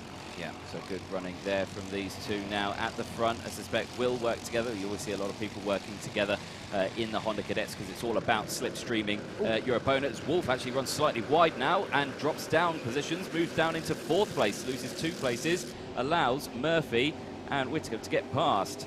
So Whitcomb actually loses that spot very quickly afterwards. It's Aris Majuskas, isn't it? Yeah, now leading from Murphy in 2nd place. Noah Wolf is in 3rd place. Top 2 have a bit of a gap, but I don't suspect that's going to last very long if the drivers behind work together. Out of the final corner one more time. We're going to complete 4 laps now as we come across the line, and Murphy sees a chance here to try and make it a 2-way fight for the lead, and he is doing everything he can to push the number 23 away from the rest of the field. Wolf is 3rd, then it's Whitcomb up to 4th place, like you said. Neve is then 5th. He's come up 7 places in this race, so watch out for Owen Neve, because he's moving forward nicely there in 5th, and he's going to get on the move into hairpin number 1. I think I see a change for 4th place out the window. Yes, so change for 4th happening, and that is Neve past Whitcomb now and up 1 more as they go in towards hairpin number 2. Do we see Murphy eyeing up an opportunity to fight back here? Has a look over his shoulder, going into the second hairpin. Had to think about a move, but for now it is Majuskas leading the way. The good thing about the point system, see you later. That was Graham, wasn't it? I think that went flying off the circuit, joins back again. Yep. That's not one way to get around that corner. It is certainly a way to get around that corner, probably not the most optimal one. But yeah, as I was saying, yeah, the point system, I do like the way how they work. So of course, it's 0 points for a lead, for a race win. It's 2 points for second. So there's a big incentive for fighting for the lead even in these heats, because, you know, that is quite a big deficit there, as a position change potentially as Murphy tried to go down the inside. Who's going to appear first up over the bridge? It's Wolf who appears first over the bridge. So it was Murphy who tried to go down the inside of Majuskas, and that failed, and that allowed Wolf to just capitalize on it, gets to the lead. Neve is the one to watch now as well. He's trying to make more places there, and that's him going through to third place. And I think Whittingham went with him as well. So Murphy down to fifth. In not going for the lead, he's gone back down to fifth, make that fourth now as he gains one back. But Neve is now sat in third place. That's 9 places gained for him in this race. And he can see the race lead just ahead of him. Noah Wolf is in that lead as he now is going to go through the second. There goes Neve in the 65, gains one more, and that's going to drop Majuskas down potentially 3 or 4 places, because Murphy's gone through. Also going through as well in the 66 is Whittingham. So Whittingham going up the order once more, and the number 10 dropping down it there, and that is Cuthbert. Yeah, Majuskas, it was a big shame for him. He got kind of sold out wide, didn't he? And then the train came through. Absolutely nothing you can do in that situation. You just have to concede the places, so that's a big shame. Sun breaking through the clouds here at PF International, and Noah Wolf is your current race leader at the moment. The PF plate, down the hill they go. Under pressure though, because Neve, like you were saying, is the man on the mission. But Youngling, fastest lap of the race as well, currently in 9th place. Keep an eye on him as well, but with only 28 seconds left on the timer, I suspect final lap board will be out this time around. Interesting decision made there by Neve, because he had the run on Wolf, but decided to push him along. So he wants to be in second going on to that final lap. Interesting decision. You don't want to take the lead too early in Honda Cadets, do you? So I think that's a case of Neve just being a little bit patient and thinking about that last lap. Murphy sat there in third. This could go any one of 5 ways here. Our 5 leaders all together. There they are. 1, 2, 3, 4, 5, making their way in towards the final 2 corners now. At the back of this queue is Max Cuthbert, still waiting to make his proper impact on this lead battle. But across the line we go, and it's all go now for the lead. 5 in the fight for the win. Yep, Wolf, Neve, Murphy, Whittingham and Cuthbert are your top 5 as they go through. Action at the front of that as well, because it looked like Neve tried to make the move on Wolf as they go over the bridge. They have, yeah, it's Neve who's in the lead now. Wolf is all the way down into P4. That's a disaster for Wolf on this last lap. He puts a hand in the air, he's not happy with something, but Neve is leading the way. Head turnings all the way around as they go through. Wolf right down the outside, that sort of thing you see on online gaming, that is. Just take the long way around. There we go, it'll all work. But there we go, in towards the braking zone now they go. Wolf back down the inside, gets back up into second place as they're the 85 now, or the 65 I should say, of Neve still leading the way. You've got the 66 there as well, trying to battle through. That's Whittingham, isn't it? It is, yeah, but they all slot through as well. Whittingham defensive. Into the corner they go. Good stuff from these Honda Cadets. Only a couple more corners to go. There goes Wolf, then found a gap down the inside of Cuthbert, as did Murphy, but brilliant driving out front. It's going to be Owen Neve who takes the win. He comes out of the final corner, timed that race to perfection. Across the line he comes, and it's going to be Owen Neve who takes the win from Whittingham in second place. Great driving on that last lap. Wolf recovers to third. Murphy finishes in 4th place. Cuthbert in 5th. But Owen Neve, what a performance there, gains 11 places to take the race win on the final lap of the race. Yeah, absolutely fantastic. We love to see it from Honda Cadets. They always provide us a epic race, and they have done that this time around. And it's only Heat 1. We've still got lots of heats to go through and finals and everything like that. So yeah, we've got a very exciting weekend ahead of us for Honda Cadet. There, again, your race results on screen. Owen Neve, your race winner from Heat 1 of the Honda Cadets. But yeah, from that one, it just shows slick tyres definitely the tyre to be on now. That track is drying up, that track is speeding up.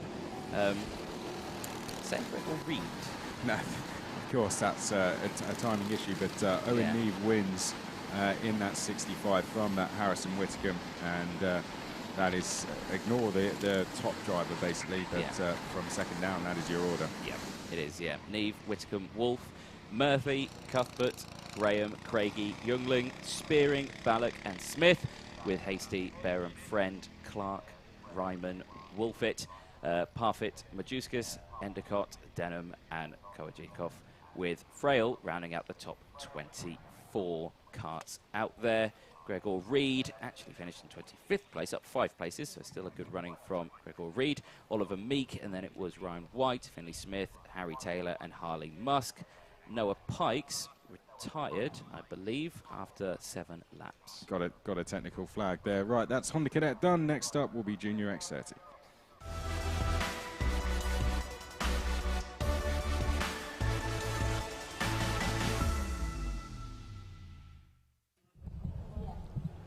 So Junior X30, you can see they're lining up ready to get their first heat underway, and in just a moment, because once more there are many of them. 17 rows for Junior X30. Marcus Luzio will be starting at the front end of that in the number 11. There, the treble 2, Oliver Stewart for the Jade Racing team, starting alongside on that front row.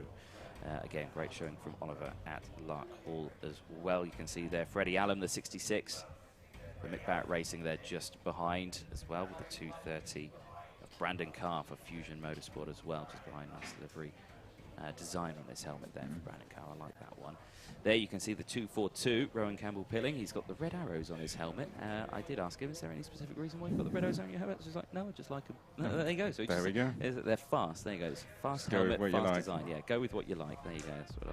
That's what I like. Let's have a look then at the grid then for Junior X30. Race 5 of the weekend. And as we say, Marcus Luzio starting on pole position for Strawberry Racing. Oliver Stewart alongside in the treble 2. Harvey Ryby and Freddie Allen on row 2 as well. Then it's Henry Gregory, Brandon Carr on row 3. Then it's Charlie Rippin, Charlie Webb, Jude Ferrenhoe. Then it's Rowan Campbell-Pilling on row number 5.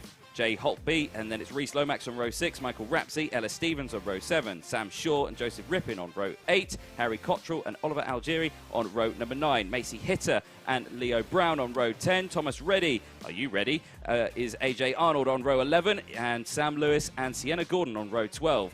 Kean Geraghty and Ethan Simmons, the E-plate on row 13, with Gracie Mitchell and Milo Pilfold on row 14. Bradley Beavers and Connor Duncan on row 15, with Sam Gornell, Jessica Edgar and Dane Tucker rounding out the grid on row 17. I had to get that out quickly because they're already halfway around the lap. Some big names down the back, isn't there? We've got Jessica Edgar down there, who has gone well round here.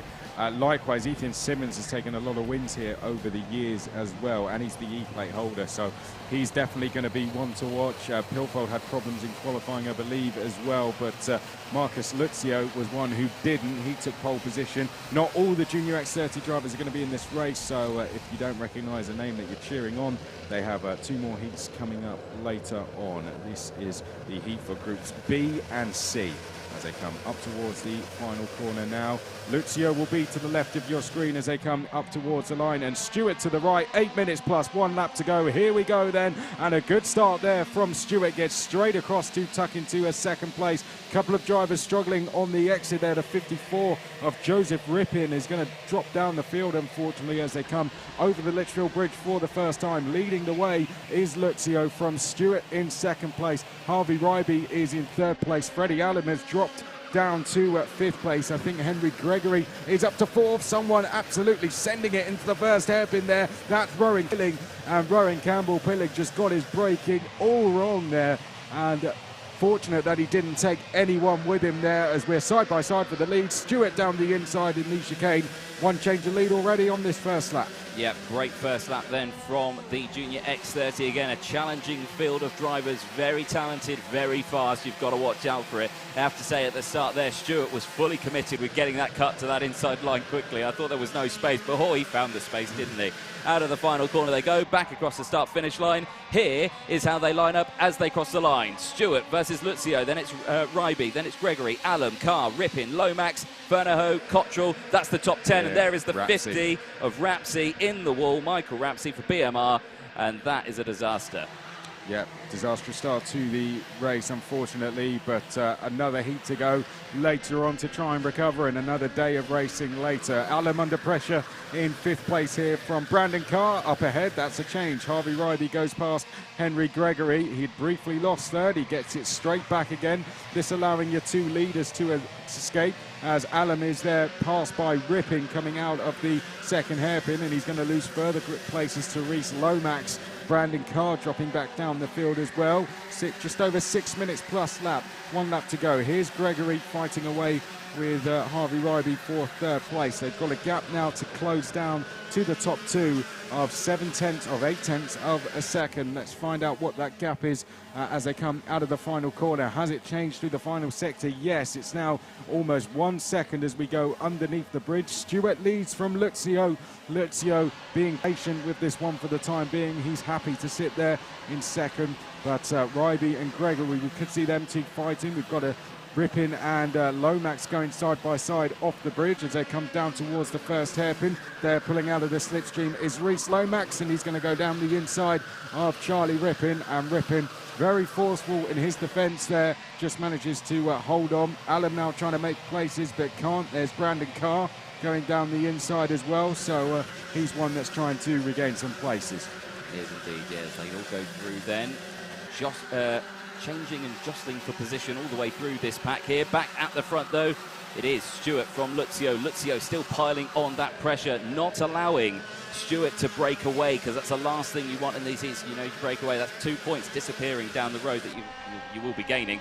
So yeah, as they cross the line again, changes all the way through the field as they go through. Brandon Carr, you say, moved up 2 positions there. Sam Shaw as well. Jay Holtby as well, also up a couple of positions. So good running all the way through this field. 4 minutes plus that 1 additional lap to go. Off the bridge once more, and Stewart leading from Luxio. Just looking down the field, we've got some big movers. We mentioned Ethan Simmons. He's now up into 12th place. He's gained a total of 13 places there. Sam Gornall moving up the field nicely as well. He's up 15. Connor Duncan is up 11 as well. Sam Shaw, who we see there on screen in the number 7, he's gained 6 places in this race so far. So Sam Shaw going along nicely. There's Reese Lomax, who has made a couple of attempts to try and get past Rippin, but all of them so far have been unsuccessful. Fastest driver on circuit, DJ, is Ethan Simmons, down in 15th place, make that 12th. Yes, indeed. So moving through that field all the way they go. Keep an eye on him currently.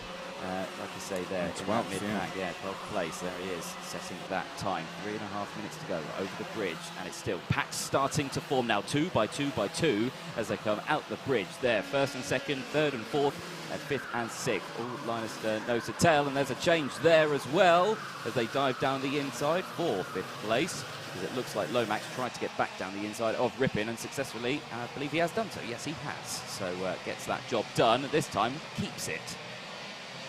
Up towards the chicane now. Race starting to settle down in this chasing pack. It was getting a little bit scrappy at one stage, but drivers just starting to settle themselves down. There's the E-plate. Ethan Simmons makes a move going in towards Bobby Game corner, and that was on the number 53 of Jude Ferniho ahead of him. So another place gain there. That will be 11th now for Ethan Simmons, and going even quicker on this lap is Sam Gornall. He's making loads of places. He's up to 13th place now, is Gornall, doing a really good job. Simmons has lost a couple in his attempts to make a move. He's in 14th, but here are your 2 leaders. It's 2 groups of 2 at the front, and then our chasing pack behind that, which is now being led by Reese Lomax, who's managed to get by Rippin as they come down towards the hairpin, and number 42 of Harry Cottrell, I think that is, going side by side with Ethan Simmons, who's his progress has been halted a little bit there, as we have just over 2 minutes to go in this race. This is their first heat of the day. They're going to have 2 today and 2 more tomorrow.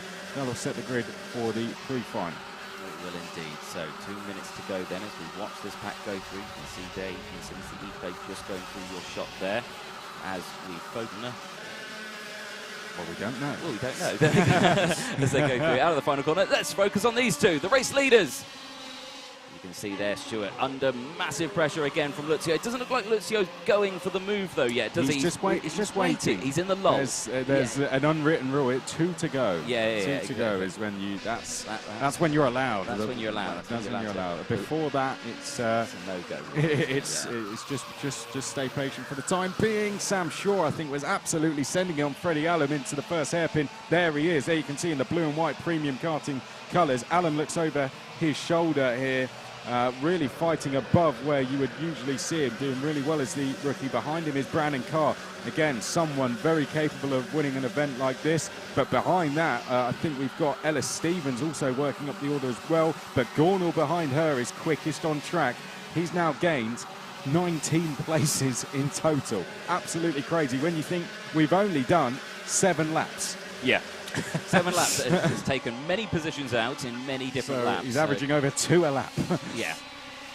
Quick maths on that one. Yeah. I'm glad you're here for that. Yeah. I wouldn't have worked. There's a move. That's Kart. Well, right. Is it? There is. That was happened off camera, didn't it? Yeah, and it happens on your screen right there. Luzio has got the job done. Sort of seconds, don't you? Honda Cadet happens a lot earlier, usually 2 minutes plus the 1 lap. That's usually when they start. It's all carnage for time being. So with the timer now striking 10 seconds to go, I suspect the last lap board will be out this time. Has Luzio timed that correctly? Because he's stayed with Stewart the entire race, and now it looks like that gap is starting to open up. I think that's been well timed. Yeah. Open up. I think that's been well timed. Yeah, he's pulled the trigger basically and gone for it, hasn't he? And he's got a gap of 0.3 of a second.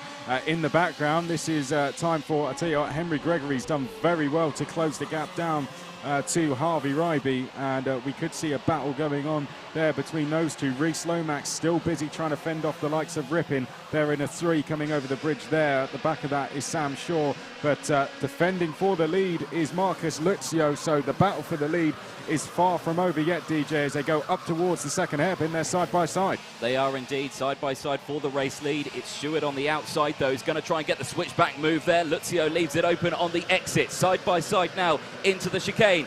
Stewart down the inside gets that job done, but now watch out for the 271 as well as fighting as it's defensive galore from Stewart. Really closes that gap on Luzio. Luzio nowhere to go, slots back into second place, but then look out for Harvey Ryby, but look out as well for Gregory. Great move into the left-hander there from Gregory, catches Harvey Ryby by surprise. Checkered flag flies, and Oliver Stewart takes the win in the first Junior X30 heat. From Luzio, Gregory, what a move into the left-hander there to pull off 3rd place. Very clean move as well. Ryby was 4th place. Sam Shaw does well on the last lap, gains a couple to finish 5th. But how about a mention for Sam Gornall? 24 places gained. He goes up to 7th place. That is good lack of points. He's earning himself in 9 laps. Yeah. Absolutely crazy stuff. I'll tell you what, good clean racing up front as well, wasn't it? It was really, really good respectful racing between all the drivers. Aggressive at times, but I'd say overall it was a fair fight between our top 2. You are correct in saying that. Gracie Mitchell there, also coming off the side. There is a look at your race results then. Oliver Stewart taking the race win from Luzio. Gregory with a great move into the final couple of corners on Harvey Ryby, finishing in 4th place. Then it was Sam Shaw with Reese Lomax, Sam Gornall, Freddie Allen, Ellis Stevens finishing in ninth, up 5 positions.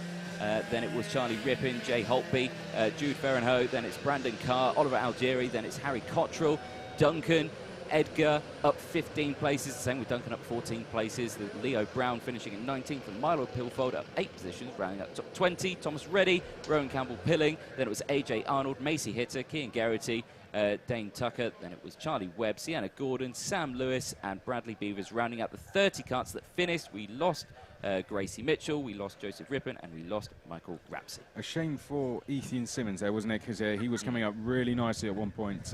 Still gained 8, but I'd say 1 to watch in the later heat. Next Junior X30 race will be after the lunch break. It will be at 45 minutes past 3, and then the last one will be at 30 minutes past 5. Next, though, we go from juniors to seniors.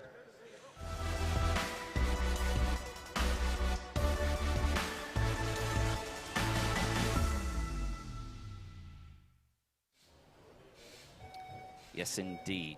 Senior X30 now. taking to the track for their first heat of the day. 39 drivers in this class, so again, it will be 2 heats for them all the way throughout today. So, you see the karts there lining up ready. Oh, kart mechanic Bingo. He's got the apron, he's got the top, he's got the hat. Oh, but he hasn't got the hair. So that's a shame. None at all? Well, he had the hat on, so he couldn't tell. So he didn't have his hair done up in a stylish way. So unfortunately, that does. You've got your hair done up in a stylish way. There you go. You could win kart mechanic Bingo. You just need the apron. Thank you. I'll do it on Sunday for a grid walk. How exactly. about that? Yeah, that sounds good to me.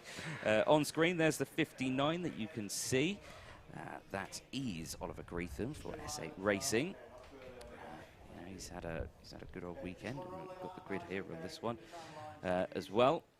Brad Pinnell there in the 22. On pole position, though, if we look more left, we'll see Reggie Dewey.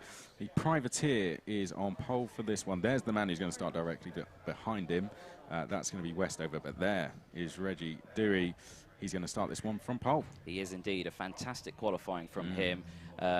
Lap out of nowhere, just got it on pole position and managed to hold on to that one. You can see Louis Westover there, the 232, just behind him as well for Dan Holland Racing.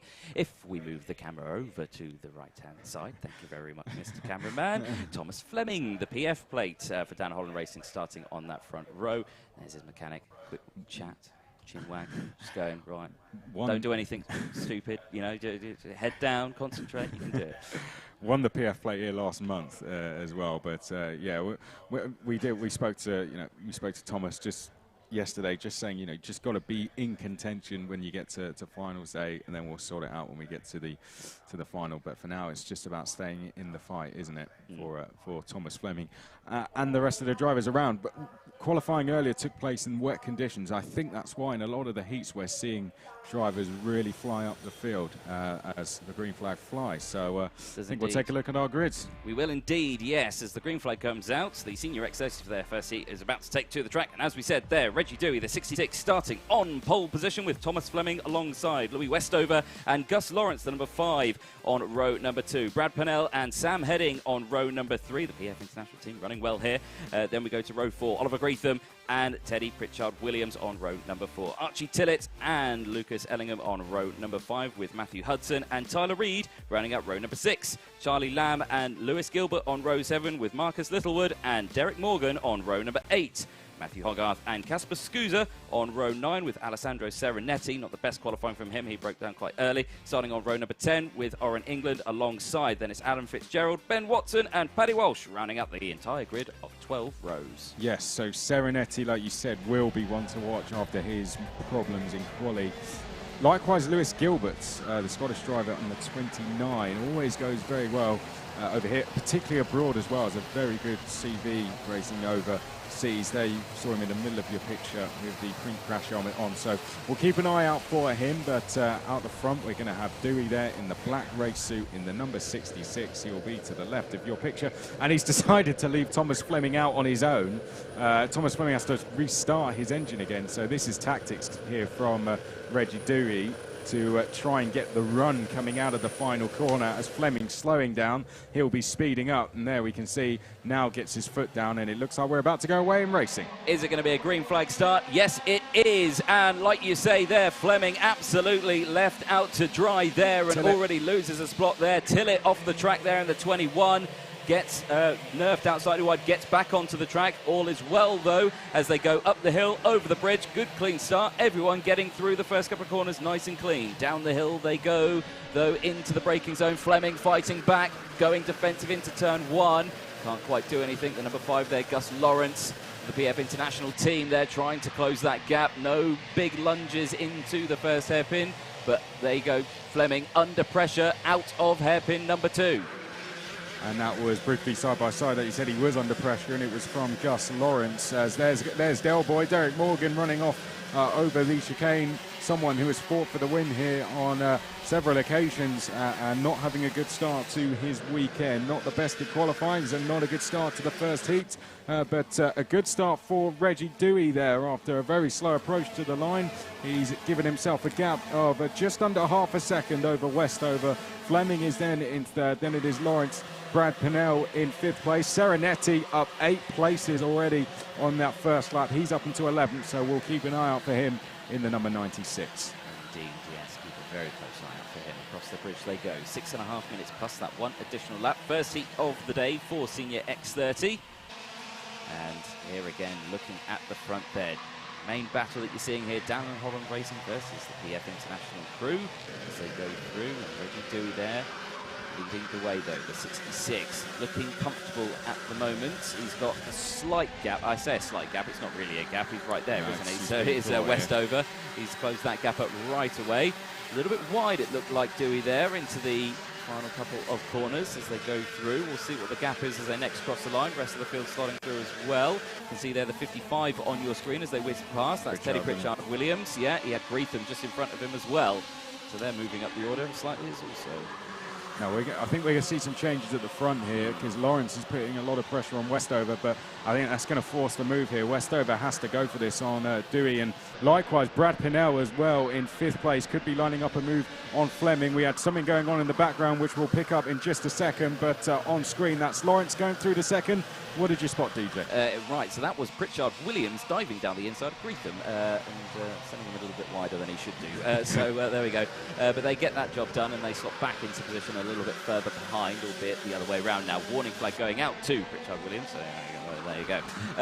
5.5 minutes to go. And like you said, yeah, changes all the way through the top end of this field as we are seeing still Dewey leading the way comfortably. He's got now a bit of a slight gap, as you say, Gus Lawrence got past Westover and moved up into P2. Across the line they go. Order is Dewey, Lawrence, Westover, Fleming, Pinnell heading, Pritchard, Williams, Greetham, Gilbert, Ellingham, Serenetti up into P11. Still only 8 places.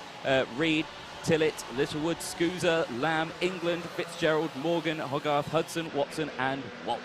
Gilbert and Serenetti have kind of teamed up here. They've got Ellingham between them at the moment, but they're making more places. Gilbert's on the move actually into the first hairpin. That was Pinnell making a move on screen on Fleming, so a change for 4th.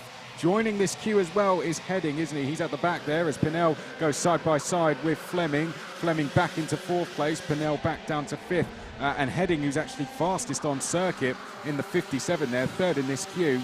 He's the one to watch, the Strawberry Racing driver, going very well in 6th place and will want to get a move on. He can see the top 3 are escaping.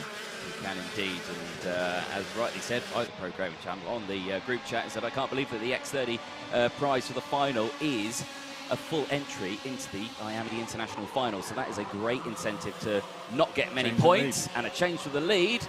Gus Lawrence wants that ticket to the AM.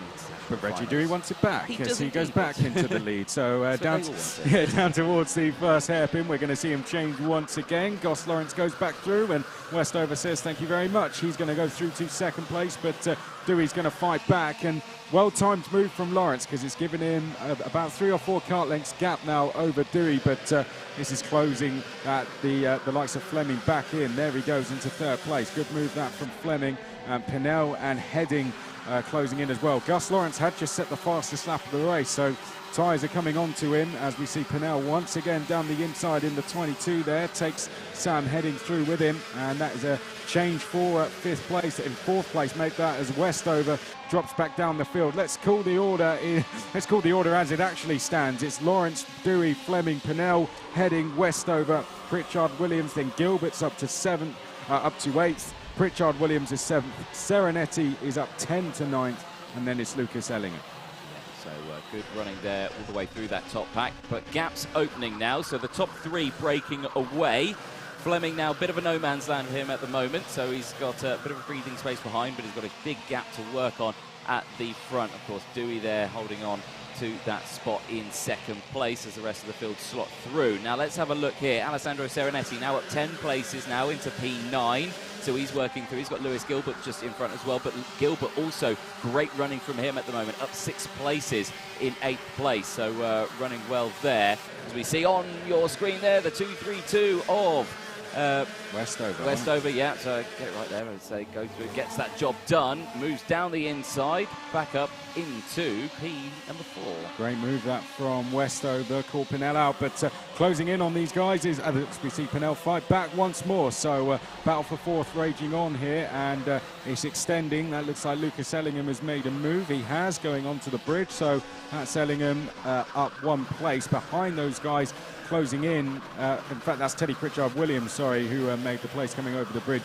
But behind these two is Serenetti and Gilbert, who have swapped places. As there goes Pritchard-Williams down the inside of Sam Heading at the next corner. He's now up into 5th place. Good driving this from Pritchard-Williams. 2 places gained on this lap. That's him up 3 overall for the race. Yeah, good running from him at the moment. So keep an eye on that driver as they go through. Less than 90 seconds left on the timer then, so time is running out.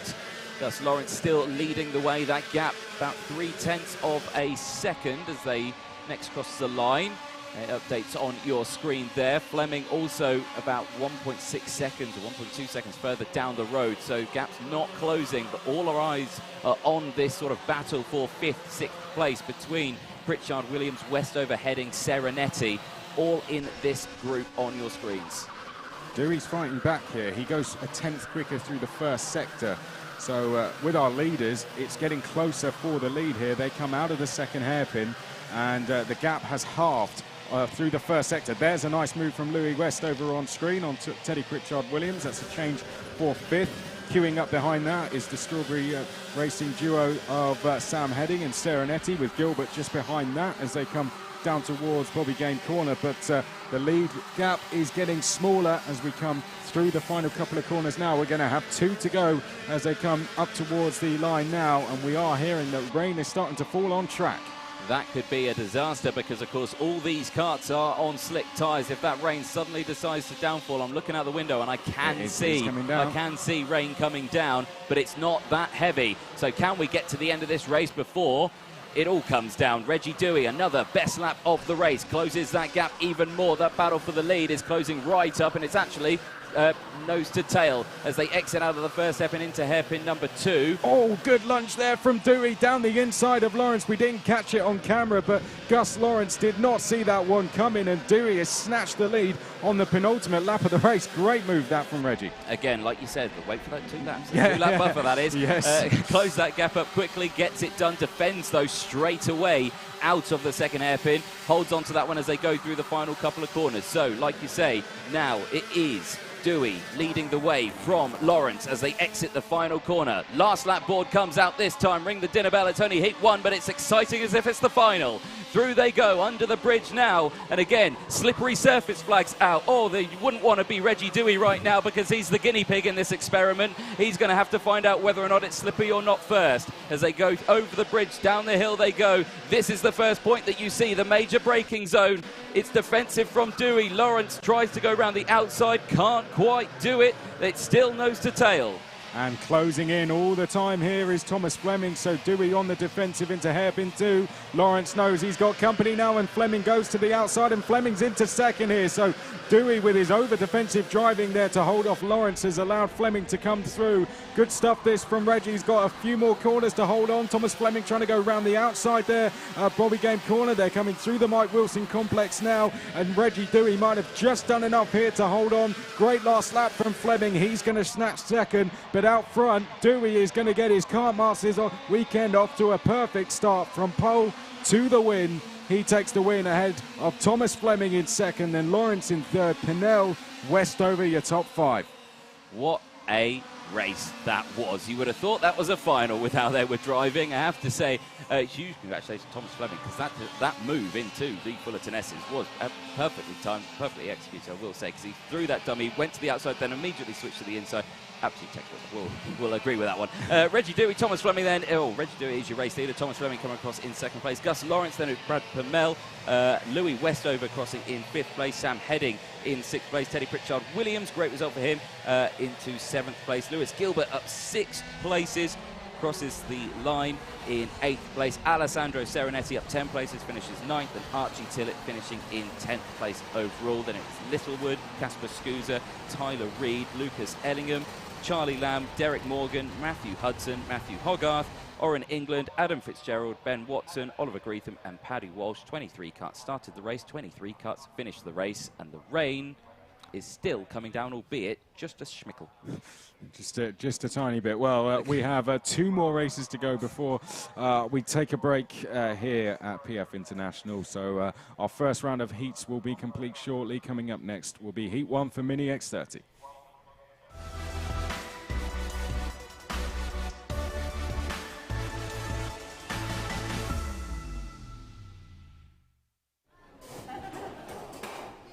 There we go then. So Learned a new word. Yeah, a new word. Yeah, it's in the dictionary, is it? It is in the dictionary. It's a schmickle, a little bit more than a schmitch. There we go. So, like we were saying, yeah, Mini X30 now about to take to the track for their first heat of the day. Be handed some grids there. You could hold them there.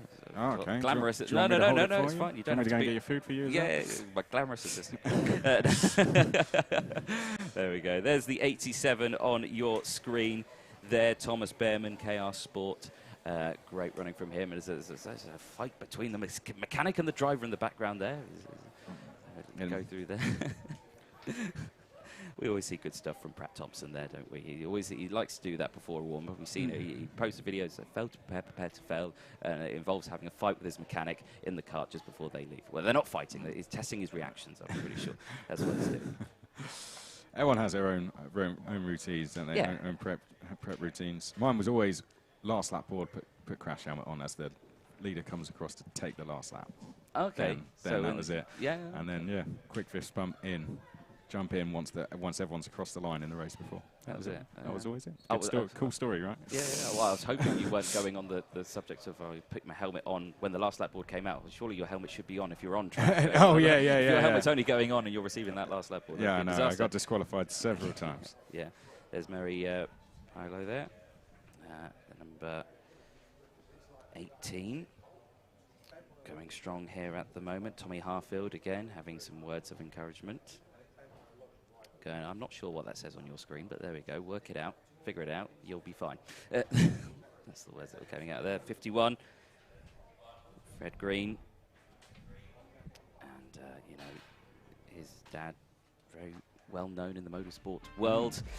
Let's have a look then at the grids for Mini X30 race 7 of the weekend so far. 7 races in already. Heat number 1, here's how they line up. Macaulay Bishop and Heidi Mamassi on row number 1 with Leo Robinson and Thomas Cucurullo-Yeomans on row number 2. Eden Spanswick and Taylor Orridge on row 3 with Jack Hobson and Wesley Swain on row number 4. Fred Green and Thomas Behrman on row 5 with Tommy Harfield and Cameron Pratt-Thompson on row number 6. Jack Cunningham and Finn Leslie on row 7 with Joey Brown and Lewis Bird on row 10.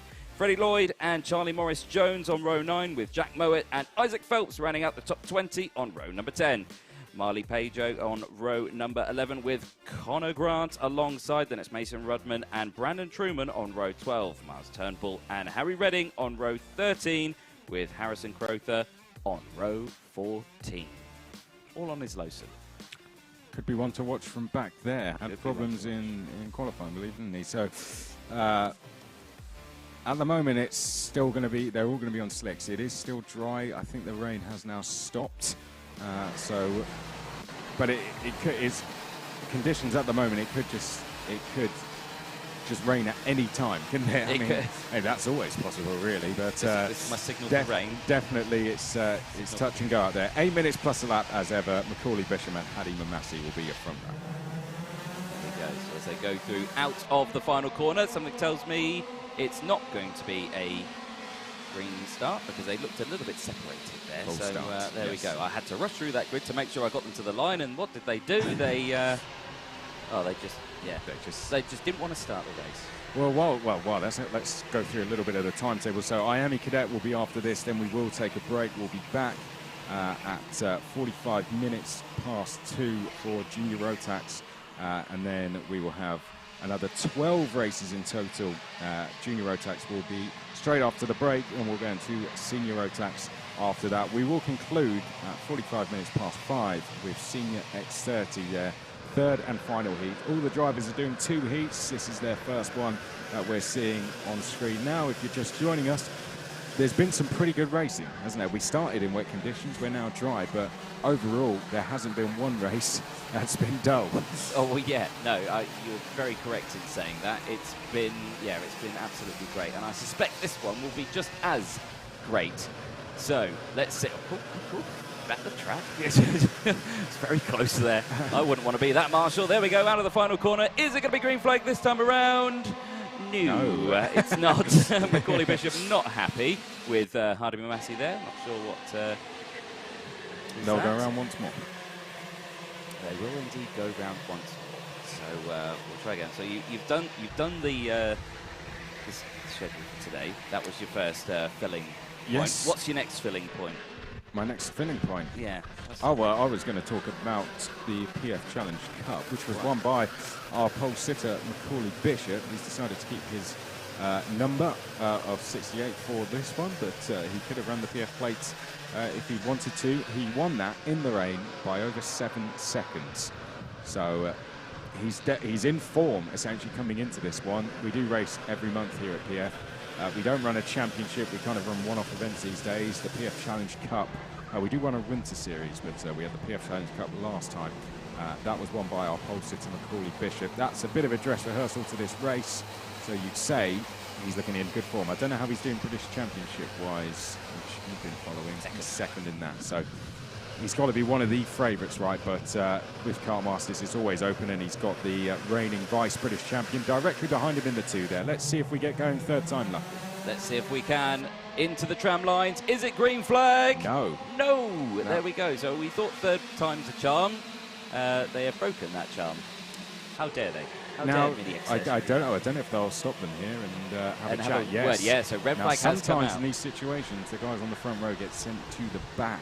I don't know if that's going to be the case, but that does sometimes happen. But Nigel Edwards will go and have a word. I say Nigel Edwards, the man, the myth, the legend, with the clipboard, is standing in the middle of the circuit, out of hairpin number 2, and I suspect we'll have a very stern word. We'll have a chat to them. Let's talk about Leo Robinson. Yeah. You know, one driver. Definitely to keep an eye on in this class. Yeah. From what you've seen of him so far this season, what have your thoughts been? Well, put it this way: in every final, slow up, guys. There's going to be some. Oh, there we go. Some people didn't realise we were slowing down. Eventually, the message got through, but yeah, the 2 drivers are going to have a bit of a talking to here. I don't know, they might be sent to the back. That might be the case. To me, if that happens, Leo Robinson and Thomas Yarmans will be our front row. I'm not sure what's going on there. I think there might have been some contacts between a few of the drivers as they came up to the line, but I think the front 2 are going to go to the back here. Yeah, I think you could be right. Yeah, that you can see the disappointment there on Hardy 3 chances. Yeah, 3 chances and you're out, unfortunately. So Leo Robinson, who we were just about to talk about, is going to start on pole position now. He is indeed. So, like we were saying, yeah, Leo Robinson, like you say, he's had a great season so far in the British Kart Championships paddock for Mini X30. You know, he's had pretty much a race win all the way throughout the season. Lark Hall, he struggled a little bit. He had Macaulay Bishop took the wins at Lark Hall. But of course, Robinson wasn't fazed by that because he just said, oh, she's at my drop round. Win the rest of the races. So, That's very true. Now, light rain is starting to fall out on track. Yes, Dan Ashton telling me yes, it is. So Jacob just doesn't have a jacket or an umbrella, and that's going to be a problem. And the rain is actually getting pretty heavy now. But Jacob just doesn't care. Just, you know, he'll just stand in the rain all day and doesn't matter, doesn't faze him at all. But this is going to be a problem, isn't it? We're on slick tyres out there. We are. And the rain is getting heavier now. So this could take a couple of minutes. Macaulay Bishop not very happy, but that is the rules. Three full starts and you go to the back of the grid. Robinson will now start this one from pole position with Thomas Yarmans alongside him.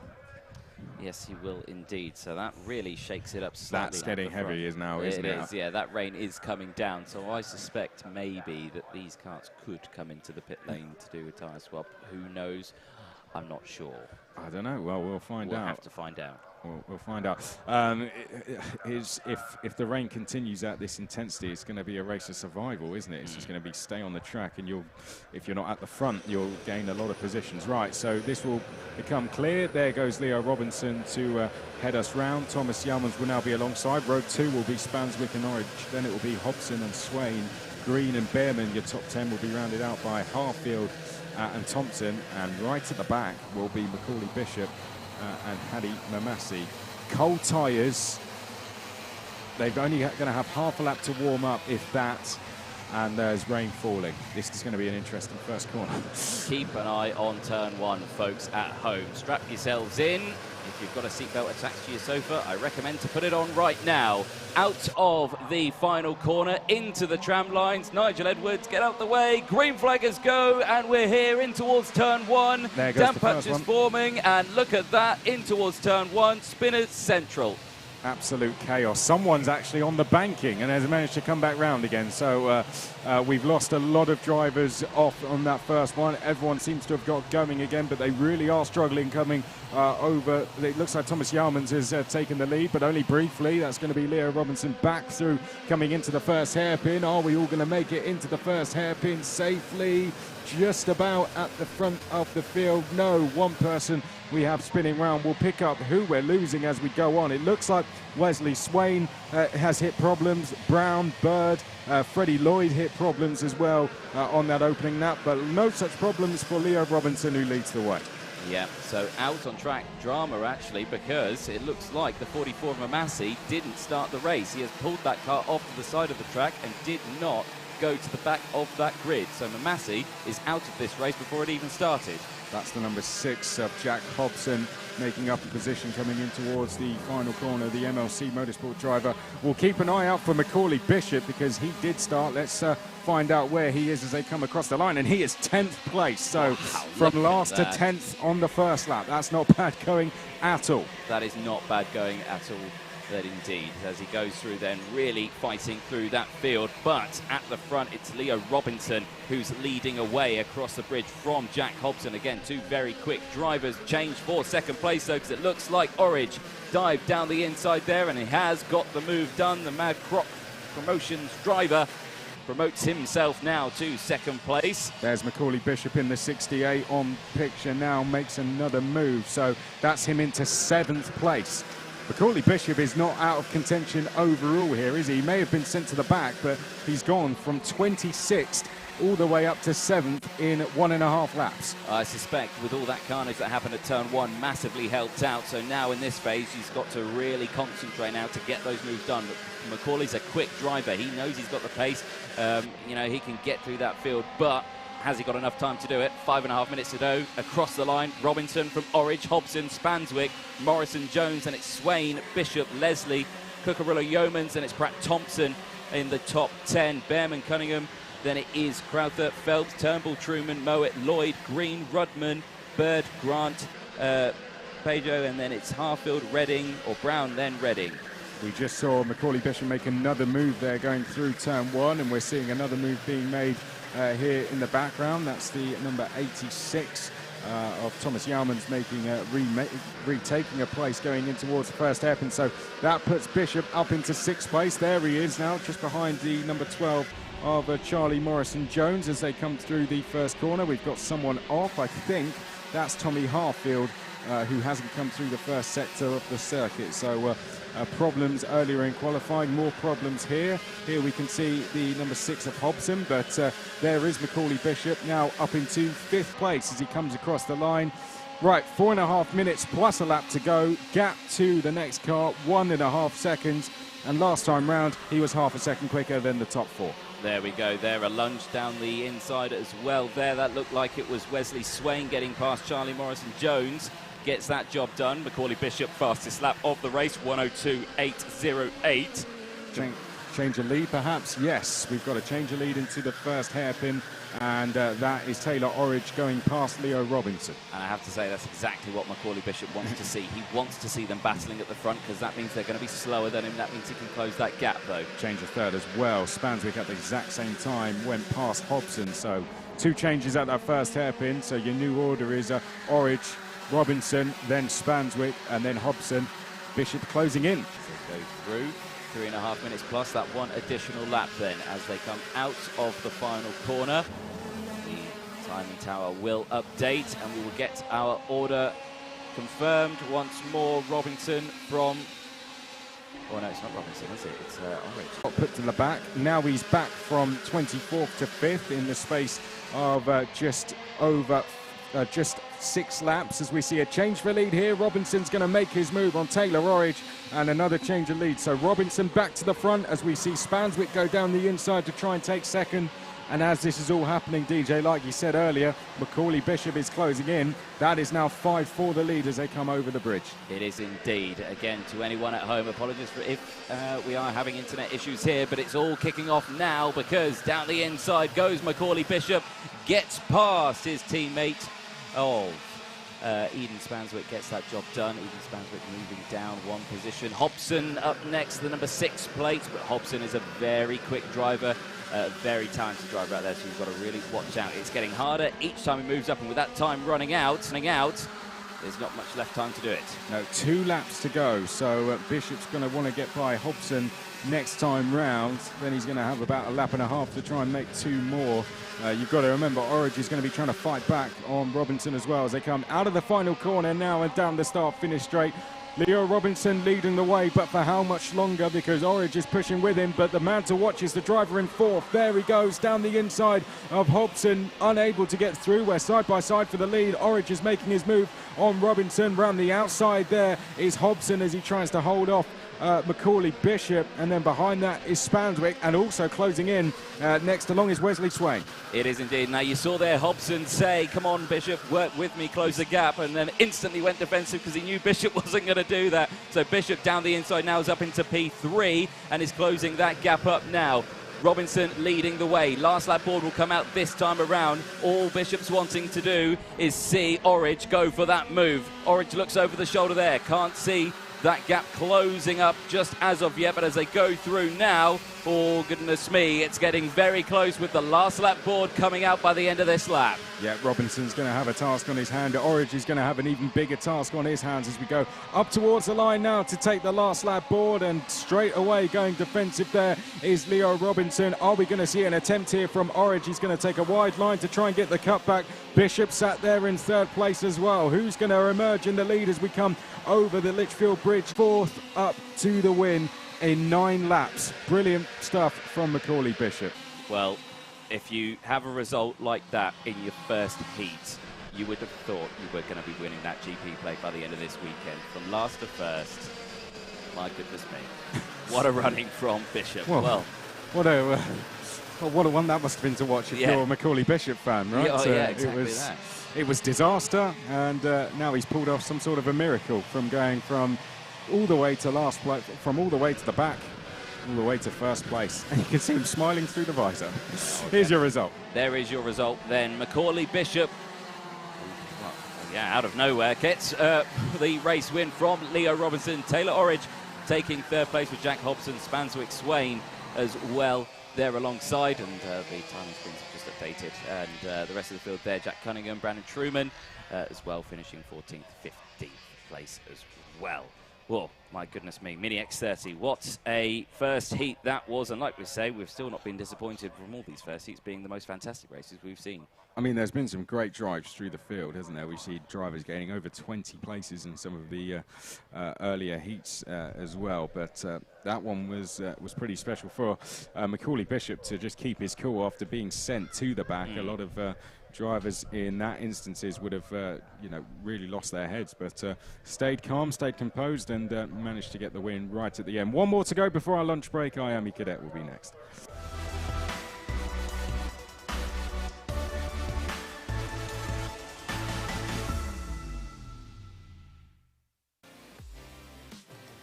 Indeed, yes, Miami Cadet, another busy grid of drivers, 29 in total, meaning that it was one big group all the way to said final as well.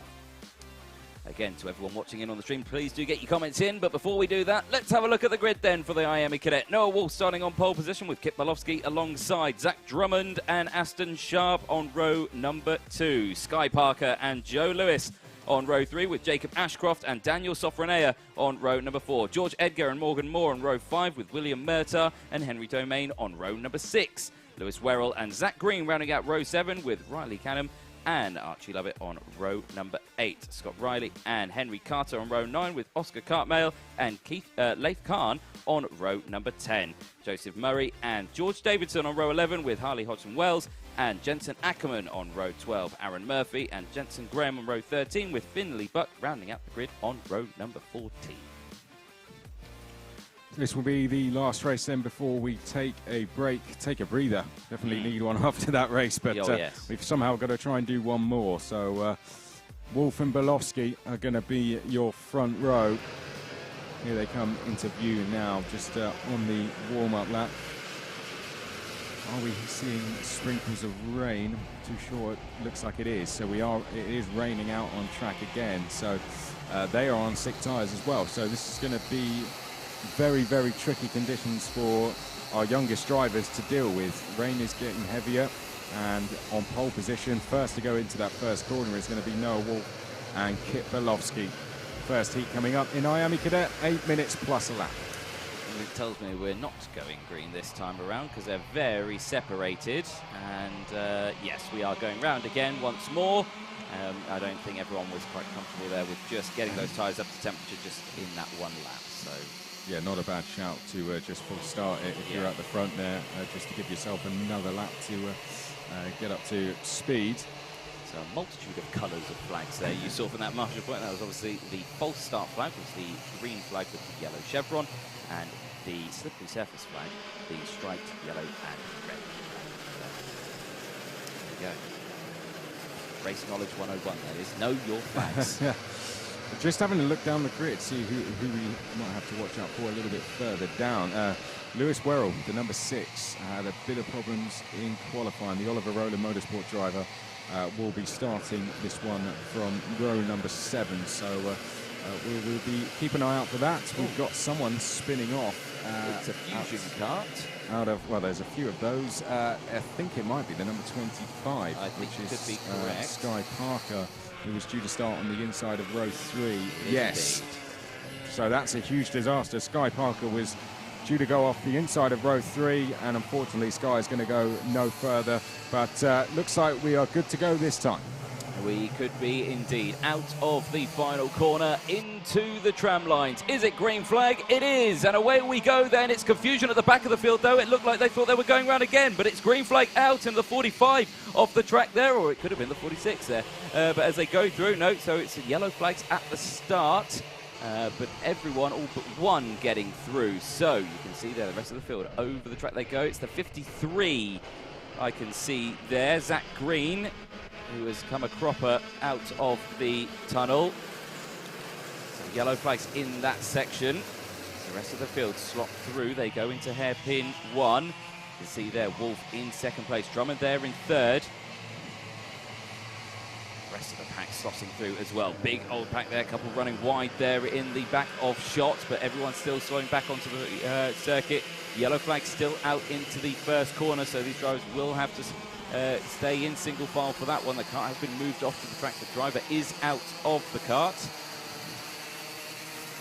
Looks like potentially have got the yellow flags cleared before we get to turn number 1. So we end lap 1 then for Miami Cadets. And this is how they will line up. Across the line then it is Joe Lewis in the 14 from Wolf, Drummond, Belowski, then it's Domain, Sofronia, Edgar, Sharp, Carter, Graham. That's your top 10 as they cross the line. Joe Lewis, great start, up 5 places for him. Jensen Graham up 16 places on that first lap, all the way up to 10th place, and makes one more coming over the bridge there as well. So really good stuff from Jensen Graham. Henry Carter made 9, Henry Domain made 7, and we see a change of lead. Lewis did have it, but he's now lost it as he makes his way down towards hairpin number 2. Noah Wolf is going to be the one leading the queue in the 45. Just behind that is Zach Drummond in the 5, and then we have Kit Belowski with Lewis then in 4th place as they come through the chicane.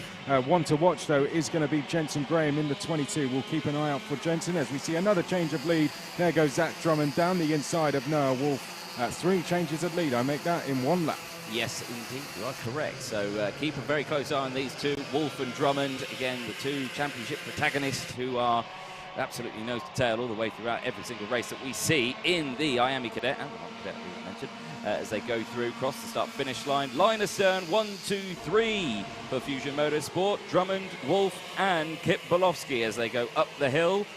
They go, and again, just looking like they're starting in position. A little bit of changing in the background there. It looked like Joe Lewis was defending quite a lot there from Sofronea as they go down. Kip Bolofsky, though, is under investigation. The 95, not sure what might have been for the start. It could have been, so we'll keep a close eye on that one.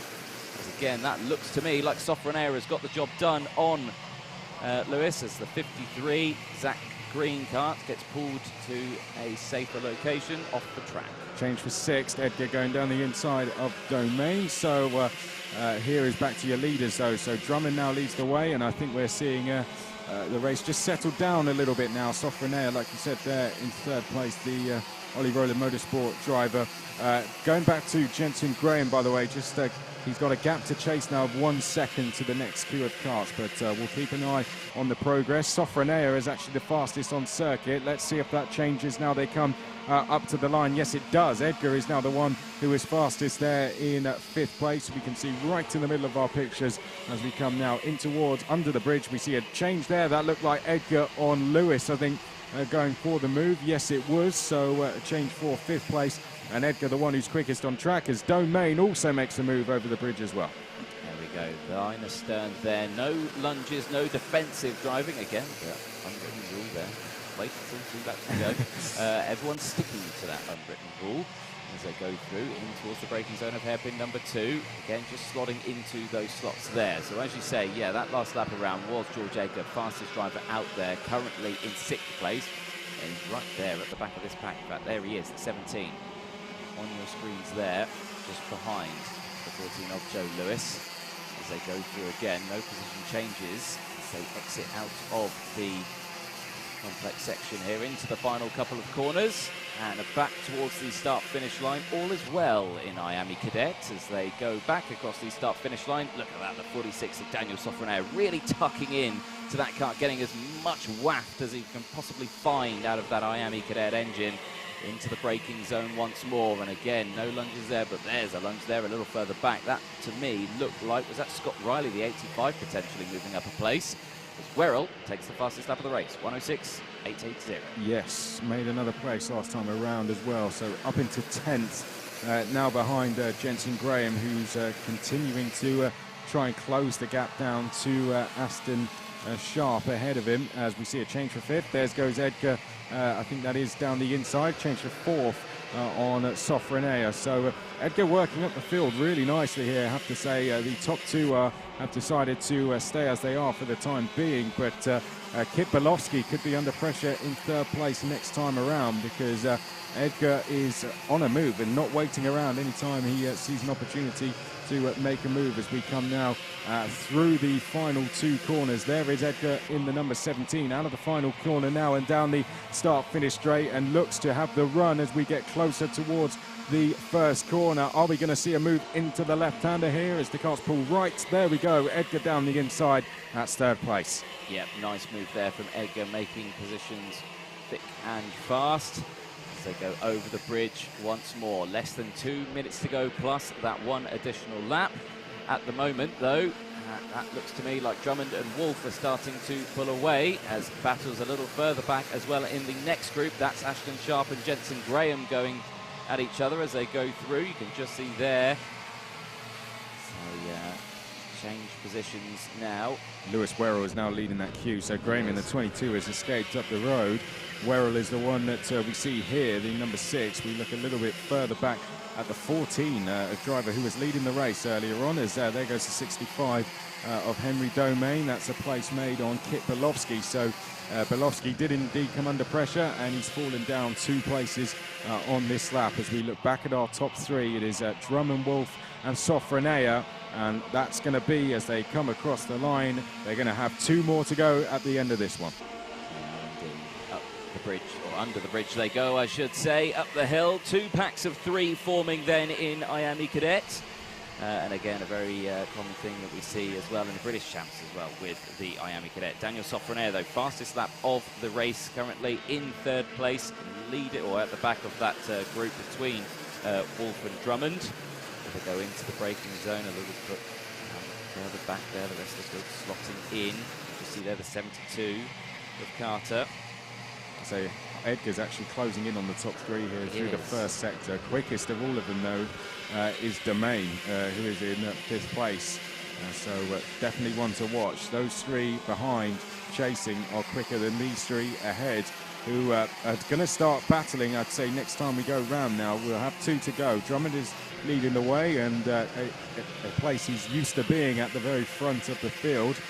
But behind that is Wolf, and then we have Sofronaire as they make their way down the start-finish straight. Right, is this the time for Noah Wolf to make the move? Edgar will be certainly hoping he does, as we had a quick look at Jensen Graham there, who's now up to 7th place in trying to chase down Kit Bolofsky, going along very well. That's 19 places gained for Jensen in this race, and another fastest lap for Lewis Werrell in 8th place at the very top of your picture, leading that queue of cars, and just gives the signal, let's get on with it, because I think he can see that the battle is going to start shortly. It's now 4 for the lead, as that is Edgar joining the front 3. I think behind, I think we saw a move between Bolofsky getting past Domain for 5th as well. Indeed, you are correct there. So timer strikes 0. Wolf to the inside of Drummond, gets it done nice and clean, not wasting any time, not losing any time, which is what you want to see. This just gets that job done, moves up into the front. Was that too early? Because now he's going to have to defend all the way through this last lap as they go through. No changes for 3rd and 4th. They still say the same. Sofronaire and Edgar still nose to tail as they exit out of the final corner.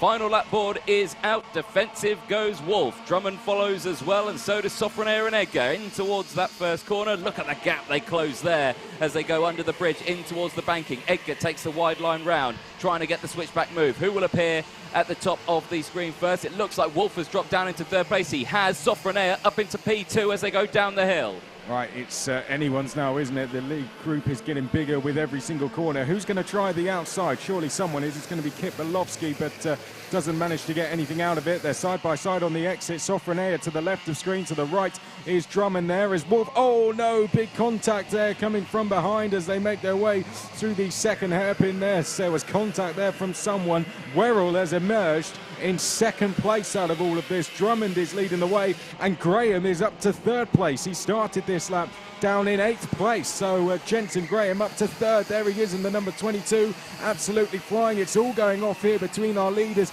as we see further changes there through the Mike Wilson complex. The number 46, a bit of contact there as well, but out front, oh no, a spin for the number 11, unfortunately goes round. Out front though, it's just going to be Zach Drummond who wins from Lewis Werrell, and 3rd place in the end was Kit Bolofsky, but I don't think Nigel Edwards is going to be very happy with what he saw on the last lap there. I suspect pen is hitting clipboard, because it got a little bit for a first heat of a race weekend. It got a little bit too out of control on that final lap. Very elbows out, I think. Yeah. Thumbs up still though at the front.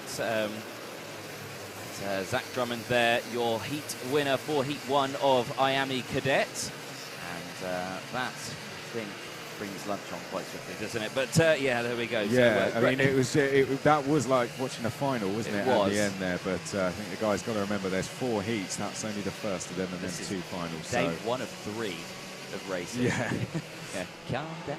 Calm down. There we go. Well, Zach Drummond then takes the win from that one from Lewis Werrell. Kit Bolofsky and Henry Domain finished 3rd and 4th, with Daniel Sofronaire in 5th. Jensen Graham in 6th place with Scott Riley. Joe Lewis, Noah Wolf, after all of that, ended up in 9th place. George Edgar in 10th. Jacob Ashcroft in 11th place. Henry Carter in 12th place. Then it was William Murtaugh, Morgan Moore, Archie Lovett, Riley Canham, Finley Buck, George Davidson, Oscar Cartmell, Harley Hodgson Wells, Laith Khan. Then it was Aston Sharp, Joseph Murphy, Aaron Murphy, Sky Parker, who retired, Zach Green, who retired, and Jensen Ackerman, who didn't take to the track, I believe. I've got to say, good performance from Lewis Werrell in all of that. You know, right place, right time, managed to gain his places at the end and was second fastest lap, so it was a deserved 2nd place in the end. Henry Domain did well, gaining 8, but Jensen Graham, probably the driver of the race, was in 3rd on that last lap.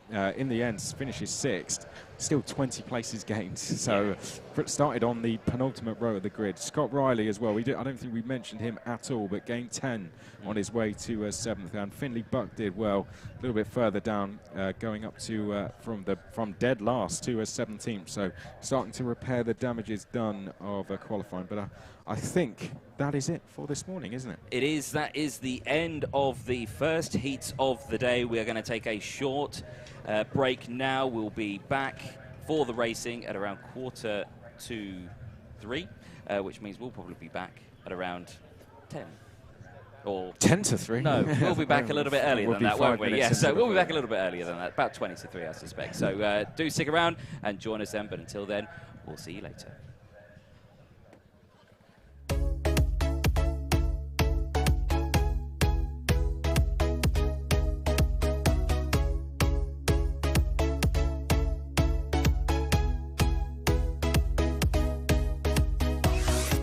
To enter our competition to win a HRX branded race suit,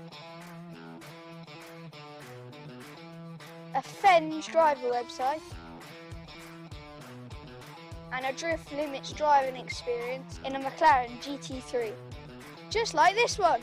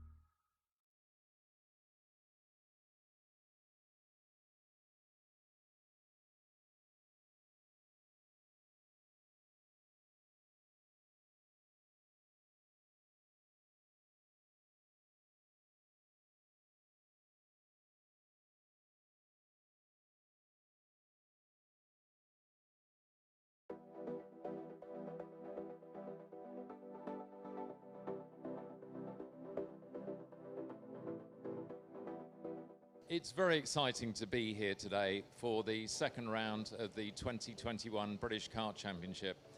It is wonderful to see so many people turning up, record numbers of entries for the championship, over 500, and this is the largest entry that we've had at any single round of the British Kart Championship since we took over at the beginning of 2019. So very, very exciting day for me personally. Shenington was my home track when I was racing as a junior, so it's wonderful to come back here on a lovely sunny day compared to last weekend with a torrential rain and wind at Clay Pigeon.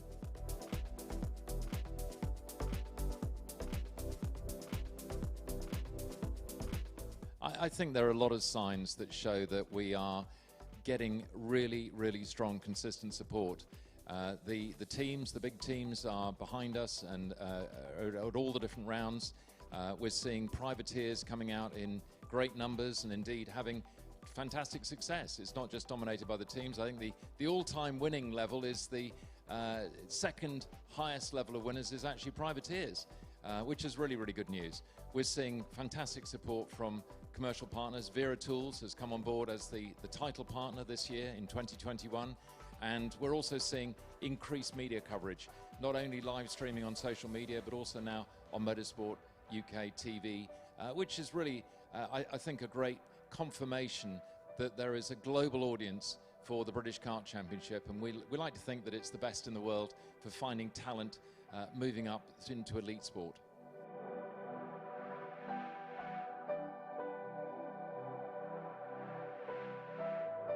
Well, listen, you know, COVID has changed everybody's lives in the last 18 months, but the resilience of the kart community to fight through all the difficulties and to bounce back, as we have done this year, and indeed complete the championship last year. Although it was curtailed in terms of the number of months, we had a full championship, which was amazing.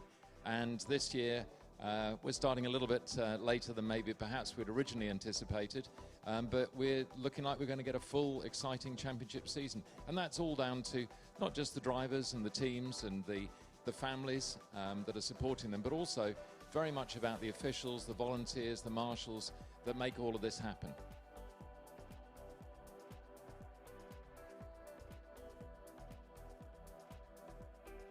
Well, motorsport is very different from most other sports that particularly kids would take part in at the weekend, because it needs to be very, very carefully regulated, monitored and managed to make sure that it's safe and it's fair.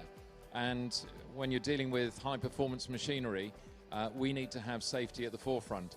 And our community of volunteers, officials, scrutineers, all of the marshals are the army of people that come out tirelessly weekend after weekend to make that happen. So the enjoyment of these kids, most of the paddock here is full of young kids which are enjoying the thrills of karting. None of that could happen without all of the hard work and the dedication that we get from the volunteers. So I'd like to say an enormous thank you on behalf of Motorsport UK to everybody that volunteers their time to make sure that motorsport not only takes place but is safe, fair and fun.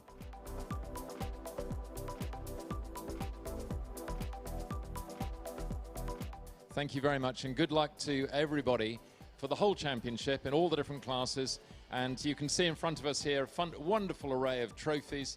I know that young drivers are going to be eyeing these, looking through the doors here, picking out which one they think they're going to win this weekend. Very exciting times, very exciting championship. Thank you.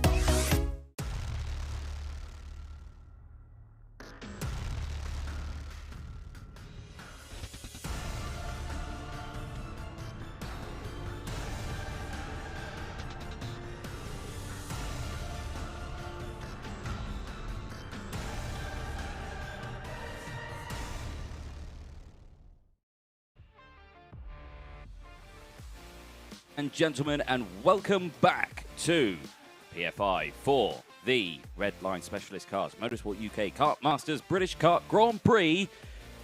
And it's halfway through day number 1. Day through Friday, we've had our qualifying sessions this morning. We've had our first round of heats, which felt like the finals that we'd expect to see on the Friday, on the Sunday, I should say that, I have to say. Now we go on to heat number 2. Race 9 will be kicking off next. It will be Junior Rotax, then it will be Senior Rotax just after that for groups A and C. Then it will be Minimax a little bit later on. That'll be starting at around 3:15, so an hour from, or about just less than an hour from now. Then it will be Honda Cadet, Junior X30, Senior X30, Mini X30, Miami Cadet, Junior Rotax, Senior Rotax, Junior X30, and then Senior X30 for their third heats. That'll be a little later on today, but the Junior Rotax race is making their way out onto circuit. And let's have a look at the grid for said race. Daniel Ginchard will be starting on the front of the order with Jamie Perrelli alongside Scott Lapsey and Oliver Martinsky on row number 2. Leon Henderson and Archie Walker, I should say, on row 3 with Thomas Carter and Nathan Smith on row 4. Sam Gornall and Ryan Willis on row 5 with Ollie Goodyear and Ben Ballou rounding out row 6. Ronnie Mansfield and Neo Clark on row 7 with Brentley Sims and William Antrobus on row 8.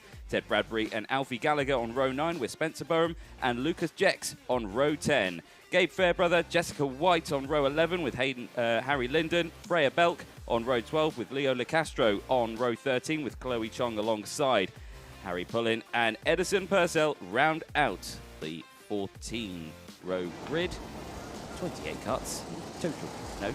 Yes. I was questioning myself, and then I unquestioned myself, and I'll get it right again, Matt. So not my forte. There we go. So, Chris, join us after lunch. What do you reckon we're expecting from this race? Well, we're seeing new drivers in terms of heats for the first time. So all the drivers on the inside of the grid, this is their first race. The drivers on the outside, this will be their last heat of the day. So it'll be the first time we're going to see Ginchard and co in racing action. Indeed, Ginchard sporting the O plate there after winning the O plate at Warden Law a few weeks ago. Are we going green flag? It is green flag for heat number 2 for Junior Rotax in towards turn 1. Again, nice clean start from the entirety of the field. Track conditions are dry, the sun is out, and the temperatures, I have to say, is warming up out there as they exit round up the bridge now in towards the section here. And again, nice clean stuff all the way throughout. Look, the 3 wide jostling in the back of the field, but down the hill they go in towards hairpin 1 for the first time. And look at the gap that the first 2 have broken away. Ginchard and Perrelli straight away opening up that gap. Yeah, really good stuff. Perrelli went well in his heat earlier, as well as we've got someone running off the circuit there. I think that was one of the Coles drivers, might have been Sam Gornall, who was off the circuit. He did well earlier, came through the field as he's now there in the number 4, trying to gain a place down towards Bobby Game corner, tucks back in. So good stuff from Daniel Ginchard, leading the way from Jamie Perrelli, the 2 trying to break away. But this is the battle being led by Sam Gornall, which I think is for 5th place. Let's find out as they come out of the final corner now and down the start-finish line. So top 2 across the line, top 4. And indeed, this is your battle for 5th place.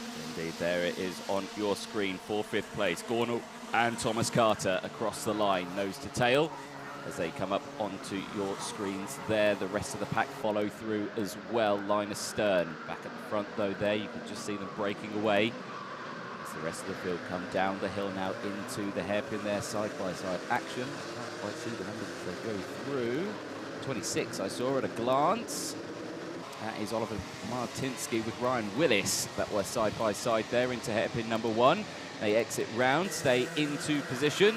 But again, nice clean start from the entirety of this field as they go through. A lot less calmer this time around than what we've seen from previous races, I have to say. Yeah, just looking back at the first heat. So the drivers who started on the outside we saw earlier, it was Archie Walker who won the first heat from Jez Williams and Ryan Willis, all the top 3 picking up a penalty. But Jamie Perrelli, who we're seeing second in this race, was 4th earlier. So this would be a good result for him as they now make their way down under the tunnel. So Jamie Perrelli can sit behind Daniel Ginchard in 2nd place for the time being. No problems there. Is under investigation is Jax. We saw a nice move on screen a little bit further back down the field as the field make their way over the bridge once more. But leading the way is Ginchard. He and Perrelli have about 7 tenths over the rest of the field. But quickest on track is Archie Walker. In terms of drivers moving up the field, Ted Bradbury amongst one of the biggest movers. Edison Purcell as well, up 6 to 22nd. And Chloe Chong is up 5 to 21st. Yep, so good starts all the way through the field. We are getting the lap times now in the sub 1 minutes for the first time today, as we see number 18 take a spin. That is Chloe Chong out of hairpin 1. It was on the main straight, so Chloe Chong's now gone to the back of the field. So after gaining all those places, has now lost them, which is a huge shame.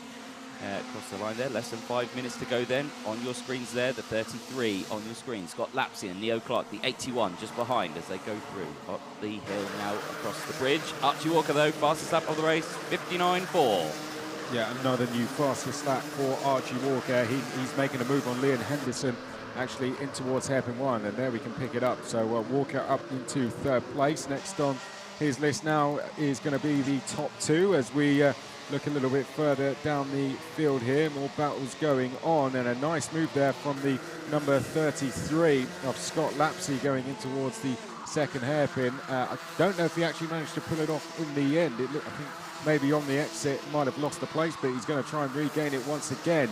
And Scott Lapsey, that is for 8th place, making a move. There, 94 on your screen. Leon Henderson currently in 4th place. Archie Walker there, you can see just getting past, moving up into P3 and on the hunt once more. Archie, of course, in his first race earlier on came first, so he's wanting that another 0 points from that one. And as you can see, as he's fighting through this pack, looking like he could get that done though. Sam Gornall though, fastest lap of the race, currently from 5th place. Also wanting to close that one up as well. Let's look at the gap between 2nd and 3rd. It's 7 tenths of a second. Last time round, Walker was quicker, but only by a few hundredths of a second. Quickest on track is the driver in 5th, Sam Gornall, like we just saw on screen. So there he is in the background. He's got a gap of 1.6 seconds to try and close down. He's dropping the likes of Ryan Willis and Thomas Carter behind him. But that said, Thomas Carter is set a personal best 2nd sector and the quickest 2nd sector of the lap. And look over the shoulder from Ginchard, who wants to get his weekend in terms of racing off to a perfect start, as Ryan Willis now goes quickest in 6th place. So good driving from Willis. When does Perrelli make his move here, DJ? It's is he going to be on the traditional 2 laps to go, or is he going to go a little bit earlier? Ryan Willis, will keep an eye on him, but clearly getting with the pace of Gornall. Gornall's been going fastest lap after fastest lap, and tucked in the slipstream, Ryan Willis is now reflecting those times as well. They are in a battle with Thomas Carter. But we look back at our leaders, 6 tenths, just under 7 tenths the gap between 2nd and 3rd, and last time it did come down by a 1/10 of a second. Yeah, I'd say, yeah, I'll try and answer your question there. We go, I mean, does he overtake now or does he do it later? I mean, looking at the gap that they've got at the moment, Archie Walker still looks like he's closing in despite the fact that they're not battling. So I would suspect Perrelli should really get past as sooner rather than later, purely because then he doesn't want to be under pressure from Walker when it comes to the end of this race. I know we say keep to that 2 laps there, but again, Henderson that time, fastest lap of the race there in 4th place. Look, that gap's no longer there anymore, and he has to make the move, and he does make the move. Perrelli now leading the way down the hill there as well, as it looks like Ginchard may be nursing an issue, because now the other 2 have come through as well. Walker and Henderson have both taken that position. So from 1st to 4th in a couple of corners, Ginchard in trouble here. Yeah, Ginchard has to call upon his experience now, but good stuff this from Perrelli. Finished 4th earlier and now leads the way on the penultimate, what will be, oh, we're getting towards, we're going to have a couple more at least at the end of this lap. But Archie Walker now up to 2nd, but with a gap to chase. Leon Henderson 3rd, 2nd in queue here, quickest on track. What does Ginchard do in response there in 4th place? He's lost that lead, he's gone down to 4th. It's the lowest we've seen him in this race. Now it's about how he responds as we go across the line. He takes a look over his shoulder. Next on track is Sam Gornall, and Ryan Willis has gone quickest once again with a 58.8. And going quickest now is Alfie Gallagher down in 16th place. Good driving from Alfie to go fastest, but our top 4 pretty much all together as we come down off the bridge and down towards the first hairpin on lap number 8. Alfie Alfie Gallagher, fastest lap of the race as Ginchard responds, gets back past Henderson. Henderson getting slightly wide out of hairpin 1, but gets the job done robustly. Moving now up into P3, 20 seconds left on the board. Eyes at the moment, I think, will be on Walker to copy what he did in his Heat 1, and that is win this heat. As he goes through, Perley, though, is going to be tricky to get past, as Perley got past fairly quickly from Ginchard a couple of laps ago. Out of the final corner with only 2 seconds to go. Is it going to be final lap this time? I don't think it's going to be final lap this time. The final lap board didn't go out. Yeah, so they did get past before that timer. So a couple more laps to go, and that is not what Perley wanted to see. I think Perley wanted to see a last lap board. Change of lead. That was Perley. Yes, he would have wanted to see that last lap, but maybe not the worst thing now, because he's got just over a lap and a half to try and fight back. Ginchard to the outside. He's going to try and go all the way around the outside. Perley's going to force him off. And Perley there not letting him get away with that one. As round the outside goes Leon Henderson there, and he takes 2 for 1. So Henderson up into second place, and there's contact behind that, and we have Gornall off the track, and Ginchard is off the track as well. Walker emerges in the lead. Henderson is second. Willis is in third place, but a big loss there. Our pole sitter is out, and Gornall, who had been coming up the order and doing fastest laps, is out as well. I say out. They got going again, but they're all the way down the back of the field. Last lap board out this time around. Here we go then. Archie Walker leading the way. He won his first heat. He's going to want to win this one as he comes up the hill. Is he going to still be leading when he next comes into shot? Yes, but albeit very defensive. Perley tries to follow through as well as Henderson tries to get the long way round. As they go, oh, it's not Henderson. Sorry, no, I'll correct myself on that one. It's Ryan Willis as well. He's there in second place. It's Henderson in third. So as they go through, Henderson tries to go to the long way round the outside. Has got the inside line into hairpin 2. Switches to the outside. It's going to force Walker to try and go defensive here. Gets the long way round. Oh, it's defensive. Tyres scrubbing as the smoke pours. And look at that move there from Henderson into the lead. Walker responds straight back. Can't do anything. Oh, big contact there. The 24 gets through as well. It's Willis who gets a bit of a nerf as they go through. Walker going backwards now. Into the final corner they go. It's Henderson who leads at the moment as they exit out. The checker flag gets brandished, and at the end of this heat 1 across the line, it's Henderson from Perley and Walker. Good recovery from Jamie Perley there to get back to where he started, given he dropped down to about 5th place. A bit further back, Ginchard managed to get 10th place in the end, so damage limitation done for him, and Gornall was 14th place. But a good drive that from Leon Henderson, some good moves around the outside. He takes the win from Jamie Perley, who rounds off his day. Now a 4th and a 2nd for him so far. Henderson, your winner. Walker, a good 3rd for him. And some big movers within that top 10 as well. Ted Bradbury and Gabe Fairbrother also flying up the order as well. Here's a look then at the results then. Henderson takes the win from Perley and Walker. Ryan Willis crosses in 4th place with Neo Clark in 5th. Thomas Carter in 6th place. Ted Bradbury in 7th. Gabe Fairbrother and Ollie Goodyear in 8th and 9th. Dan Ginchard after that finishes in 10th place. Then it's Alfie Gallagher, Scott Lapsey, Ronnie Mansfield, Sam Gornall, Jessica White, Oliver Martinsky.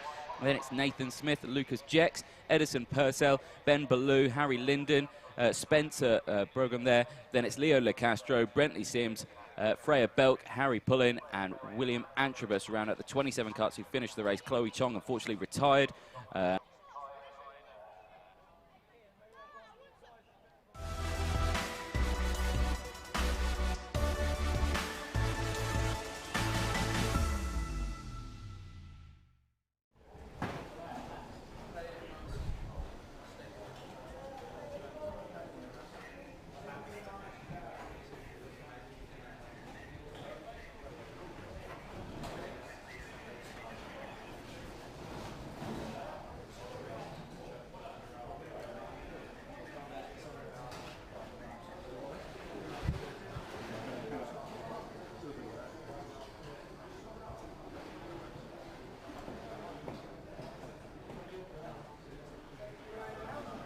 Group that are going back out. with this time the C group, because the first group earlier on in senior, at the top of my head, was B and C, so it's actually the A group's first go, it's the C group's second go, so there are a couple of drivers having their second heat. That'll be the general theme, all the drivers on the inside, it will be their first race. So let's go back and look at what happened in senior road tax earlier on. Matthew Higgins took the win, 6/10 ahead of Harrison Collins. Will Ellswood was third. Nathan Chafer did well in what was drying conditions, wasn't it? He came through to 4th place. Tristan Rennie came up 11 to 6th place. Luke Wooder gained 16, and Jake Resty, the most of anyone, 18 places gained for him. But those drivers starting on the outside of the grids, this will be their second heat. That was a good catch there, wasn't it? Well done yourself. Thank you. I'll congratulate myself. Will Ellswood, who starts on the outside of the front row, third last time, but all the drivers to the inside. This is going to be the first time we have a look at them in terms of racing today. Just looking back down earlier, did we have any drivers? Yes, Miles Barthorpe needs a good result here. He was disqualified earlier. He's going to start this one on the outside of row 5, so he'll be looking to try and recover as much ground as possible. Here's the grid, though. They can indeed, yes. The grid as they exit out onto the track. Lewis Gilbert starting on pole position with Will Ellswood alongside Matty Hinchley and Alex Hughes on row number 2, with James Johnson and James Lothar on row 3, Louis Gardner and Kieran Kay on row number 4, Alex Eads and Miles Bathrop on row 5, with Joshua Wilby and Spencer Shinner on row 6, Guy Cunnington and Darryl DeLeon on row 7, with Harry Holland and Ben Casely on row 8. James Lingard and Chris Simpson on row 9, with Edward Matthews and Ewan McKenna on row 10. Sam Stansbury and Archie Kitchen on row 11. Ellis Playo on row 12, with Drew Perry and Ben Hearsay and Luke Wood of the E-Plate on row 13. Logan Blake, Thomas Neal on row 14, then it's Kaylee Cole and Brendan Nanglevort on row 15. The PF plate, George Holbrook on 16th row with Tyler Checks. Had to get that one out quickly, because look at that, they're already into the final couple of corners now, so we'll be getting this heat 2 for senior road tax underway very, very quickly as they head round now out of the final. So really backing everyone up, aren't they? So that's going to allow everything to kind of clog up a little bit, and just wait for the front 2 to just pull away very quickly. Out of the final corner, into the tram lines we go. Green flag is out, away they go in towards turn number 1 then. Good start all the way through the field. Turn 1 gets through cleanly. And again there you can just see that the Potenza racing up. Lewis Gilbert immediately came across the track over to the left-hand side, and look, already opening a gap to Will Ellswood as they exit down the hill there in towards hairpin number 1. The rest of the field, wouldn't want to be at the front of that pack, would you? We've had problems for Chris Simpson, who didn't come round on that first lap, unfortunately, but leading the way is Lewis Gilbert, like you said, from Will Ellswood, and then next after that is Matty Hinchley in 3rd place. Top 3 have a little bit of a gap here as they come through the chicane for the first time. We take a look back down the order. There we can see the number 59 there of Edward Matthews making up a couple of places, but here are your front 3. For now we are in dry conditions, but it's getting a little bit darker around the circuit. Not to worry anyone around the paddock, but just going with what I see. Lewis Gilbert is the one leading the way. This his first race of the weekend in senior road tax. So far so good, and a change for 4th as well. That was Lowther going through to take 4th place. Indeed. Now look at that top 3 forming in the shape of Gilbert, Ellswood and Hinchley as they head down the hill. Lowther needs a good result as well. I think we'll remember he dropped 10 earlier, 10 places, so finished 16th. So could do with a good result today to give you up to speed in where we are. They'll do 2 heats today, and then we'll qualify again tomorrow with 2 more heats. Those 4 heats. There's an explainer video. The guy next to me did it. Yeah. So just go and watch that. But this will bring us to the halfway stage of the heats, basically, when we get to the end of today. Yes, it will. So here we go then. The explainer video says it's much better. Yeah. Watch the explainer. It has music and everything. It does, yeah. I pick the music for that one as well. There you go. Under 6 minutes plus that 1 additional lap. In towards the bridge they go, and again a lunge there. Someone tumbling down the order. Archie Kitching. Now I did see a car pull over. Yeah. So we've lost another one alongside with Callis Cole and Chris Simpson, who didn't start.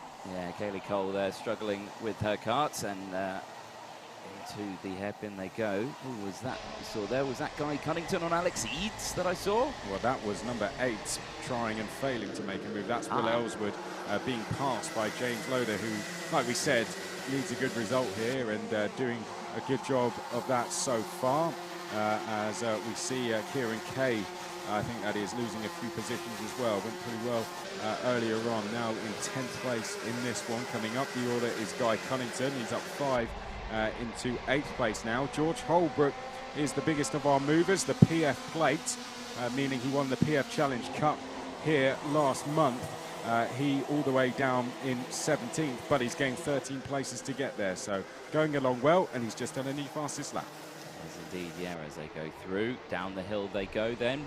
Everyone kind of spread open. There is the fastest lap. Confirmation. Confirmation. Yeah, he took that photo yesterday. He's very he wanted. Oh, can I do another one? My hair wasn't good. Oh, was, no, did he really? he did. Yeah. We'll embarrass him over the live stream and the PA system. Yeah. There we go then.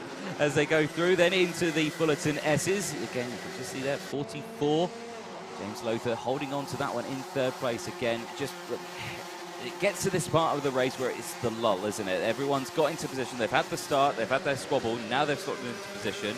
Now they wait until that 2-lap rule comes in, or a little bit more, see how it's going. But as they go through, Gilbert is extending his lead at the moment.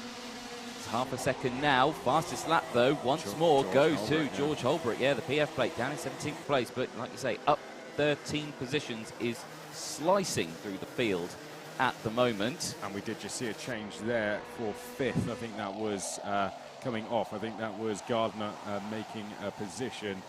There's confirmation, another new fastest lap for Holbrook. He has just caught up to the likes of Sam Stansbury, who has been passed by Ben Casey. So we'll keep one eye on that, but mainly we're focusing on the fight in the top 10. And there goes a move from Gardner down the inside of Hughes. So good stuff from Louis Gardner there to get himself up into 5th place.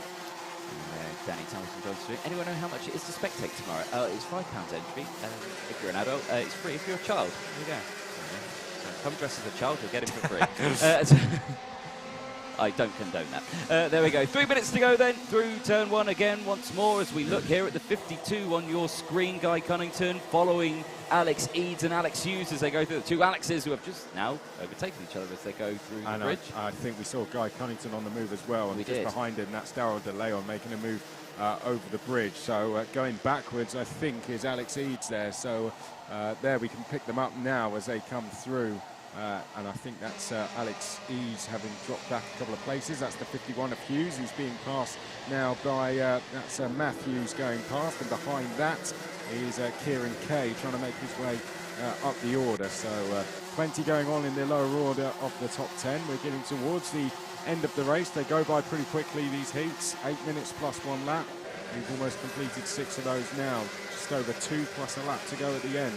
As we come in towards the final corner here, we were following the number 51. There's a bit of empty track, and now there's some karts for you as well coming through the final corner. Gilbert leading by 6.5 tenths of a second, but this is the battle to be watching as we see a move made under the bridge. Yeah, you are correct. As they go over, they go, and yeah, you can just see them scrapping for position again, and another dive down the inside, left, right, and centre at the back of this as they go through there. Darryl DeLeon under pressure as well. But Edward Matthews, the 59, making tracks here, pulling in front as they go through into hairpin 2. Again, another little lull, waiting for that time to go down. Defensive, though, slightly. 73 there of Kieran Kay. Again, into the final section they go, the 14 on your screen. And Lewis Gilbert is extending his lead on this lap ever so slightly. Update on George Holbrook, he's not been able to gain any more places, so 16th it is for the time being. Edward Matthews trying to gain places. Kieran Kay has dropped back a few. Holbrook has just gained one, just as I say that. He's up to 15th place now and still holds the fastest lap. We'll have 2 to go when they cross the line next time, and Gilbert has extended that lead. Now it's 8.5 tenths, and if anything, Matty Hingley there in second could be coming under pressure. Will Ellswood has closed the gap and I think we have a fight for second about to begin. Yeah, I think you could be correct as they exit out of the corner there. There it is on your screen. Hindley under pressure from Ellswood. Ellswood in that number 8 wanting to get past ASAP because that gap, like we say, to Lewis Gilbert is still opening. Now 0.8 of a second, or just under a second now. It is extending with 20 seconds to go. We'll see the last lap board come out next time around. As they all whiz into shot there, the rest of the field slotting in. Fairly spread out, a lot calmer this time around for senior Rotax. As they go up the hill now, the timer striking 0. Last lap board out this time around, down the hill. In towards the braking zone. Look at that, the gap still. He's looking over his shoulder. The gap's not quite closed up yet, but just behind as well it's heating up as also. Guy Cunnington down the inside there of Gardner, so line that one up coming off the bridge, and there he is, Guy Cunnington in the Tony Kart Strawberry Racing kart there. He's now up into 5th place. Probably has the opportunity to get one more here if he gets his foot down. James Loader is doing very well in this race, but Guy Cunnington gets a move on. He might just have an opportunity to take one more. We look a little bit further down there at Edward Matthews. He's up 10 places so far in this race. Here's a look now back towards our lead group, and this is your fight for second across the line. Matty Hingley leading Will Ellswood. It's going to be between these two for second place. Ellswood seems to be okay, sitting in 3rd for the time being, under a little bit of pressure further back there. I think it was Eads from Daryl DeLeon as they come off the bridge for the final time. Yep, so it looks like it's only 1 point between these drivers as, again, Hingley goes defensive there. That allows Ellswood to really close that gap up now. Struggled on the exit. Ellswood goes to the outside, tries to get the switch over move here. Is it successful? No, it isn't. Stays behind it again. Hingley goes defensive, slots back, throws the dummy though, does Ellswood, and what an overtake that was. Can't complete it on the way out. Loses the position, but look out because here comes Lothar. Yeah, James Lothar closing in, and he's got company as well. Guy Cunnington, and Lothar's found a gap. He's going to get down the inside, almost contact between the two there. And this has all gone horribly wrong for Will Ellswood. He's going to lose another place to Guy Cunnington, and I think he'll lose another on the exit as well. As they come across the line, it's Gilbert who wins by 4 seconds in the end from Natty Hingley. James Lothar finishes 3rd.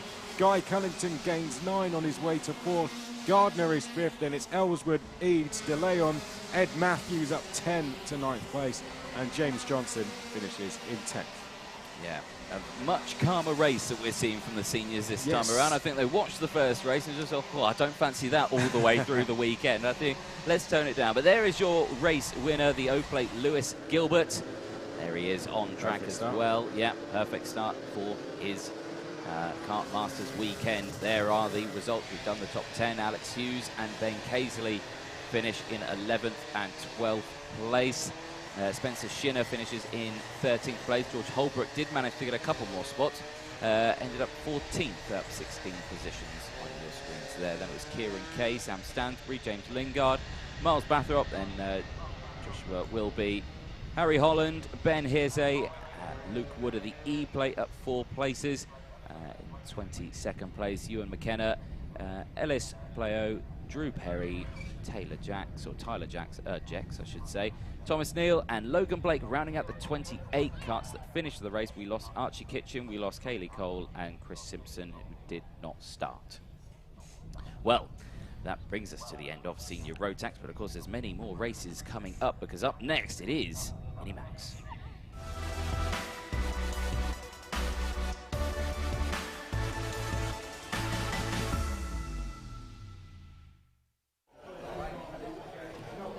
Oh, it's noisy down there, isn't it? Lots of chit-chatter and everywhere. Everyone's talking, aren't they? Well, there we go. Well, they'll get. Do you want silence down there, do we? Silence in the Debbie grid, please.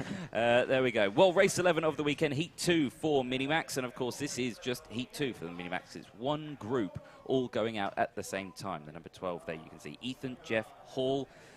He had, how was his race one? He actually got disqualified. So this is a really important race for Ethan Jeff Hall.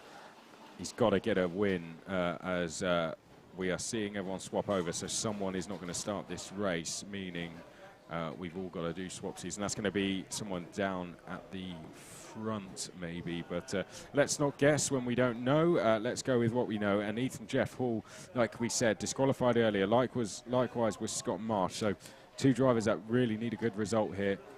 Reg Hayward can afford to finish in 2nd place, really. He won the race earlier. Blake Ticehurst had a very good race, as did Chase Fernandez, both of them moving up the field very well. Some big movers from earlier. Andrew Douglas gained a few positions. Barris Haggett did as well. So those 2 drivers potentially to watch out for. Oliver Smith also gaining 10 places earlier on, but it was Hayward, Ticehurst and Fernandez, your top 3. Really the one to watch is going to be Ethan Jeff Hall. He's going to be treating this one like it is the final. He want nothing less than a win. Yeah, exactly that. And again, it's always not a nice thing when you get disqualified from a race. Because it's just like, you know, you had such a fantastic race, and then at the end, it's just like, oh. So, you know, it's always one of those. There is Chase Fernandez on your screen there, the 90. Finished 3rd place then at the end of the first one. Gives us a cheeky look there into the camera. Does Chase. But let's have a look then at your grids for Minimax for their next heat, Heat 2, race 11 of the weekend. Here it is then on your screen. Ethan Jeff Hall, who's I don't think is starting on pole position, because of course he's starting at the back, so he's disqualified, I believe. Oh no, he is starting on pole position. We'll figure it out. Ethan Jeff Hall on front row with Harrison Crowther, with Reg Hayward and Ewan Charman starting on row number 2. Scott Marsh and Aaron Full on row 3 with Chase Fernandez and Blake Ticehurst on row 4. Seth Hathaway and Liam Hartley on row 5 with Devon Nolan and Joshua Camp on row number 6. Adam Wooden and Michael Walker on row 7 with Ben Crossley and Freddie Housley on row number 8. Leighton Cooper and Joe Anderson on row 9 with Andrew Douglas and Sasha Bagley on row number 10. James Sherrington and Thomas Ingram Hill on row 11 with Harrison Morrow and Oliver Bocock on row 12. Damian Barris Hadgett and Oliver Smith rounding out the grid, but a red flag has come out. Yes, Sasha Bagley's had an incident coming out of pit lane, unfortunately, and is being seen to on the start-finish line.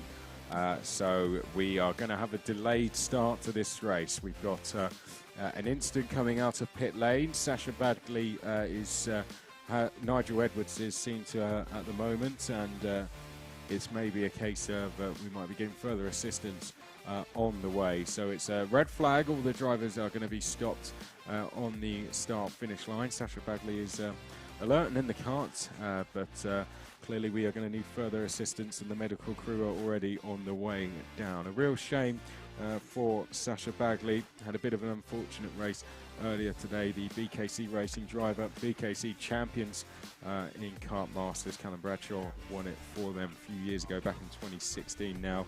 There we can see the field have been stopped on the start-finish line. We do just need to get make sure that Sasha is okay, and we'll have the medical team making their way down to the circuit. Indeed. So, Minimax. Let's talk Minimax, because of course in the British Champs, where a lot of these drivers do come from, you know, Scott Marsh, you know, he's one of the rookies. He's defined as a rookie in that one, but of course he's an incredibly quick driver. Like we say, he did get disqualified in that last one, but yeah, he's going to be fighting back in this one as quickly as I suspect you probably want to come back. Of course, he's starting from the 3rd row in the number 47. Just actually in behind. Well, he's supposed to be just behind. I think he's on the other side now, isn't it? Because we were missing one, so he's on the wrong side of the track here. How dare he? But they did do a switcheroo. There is Chase Fernandez as well, the 90 Vision Motorsport driver on the 4th row.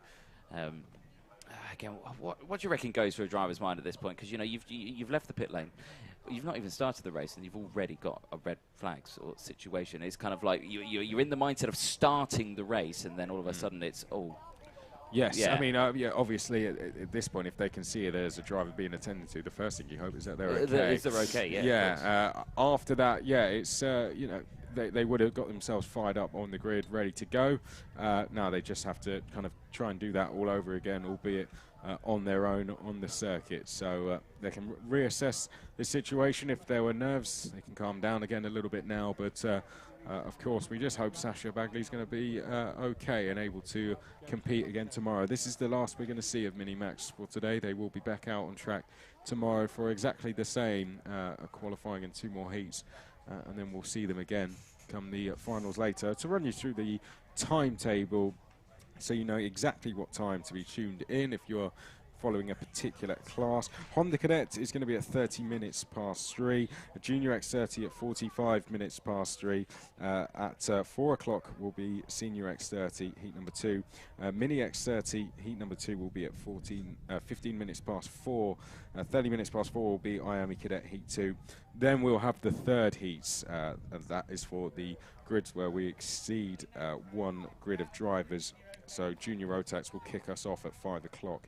And then we'll run through with Senior Rotax, Junior X30, Senior X30. We'll be racing till about 6 o'clock here at PF International if all goes to plan. This is the first time we've had a delay. Sasha Bagley's walking away from the car and being told, so that's good news to see.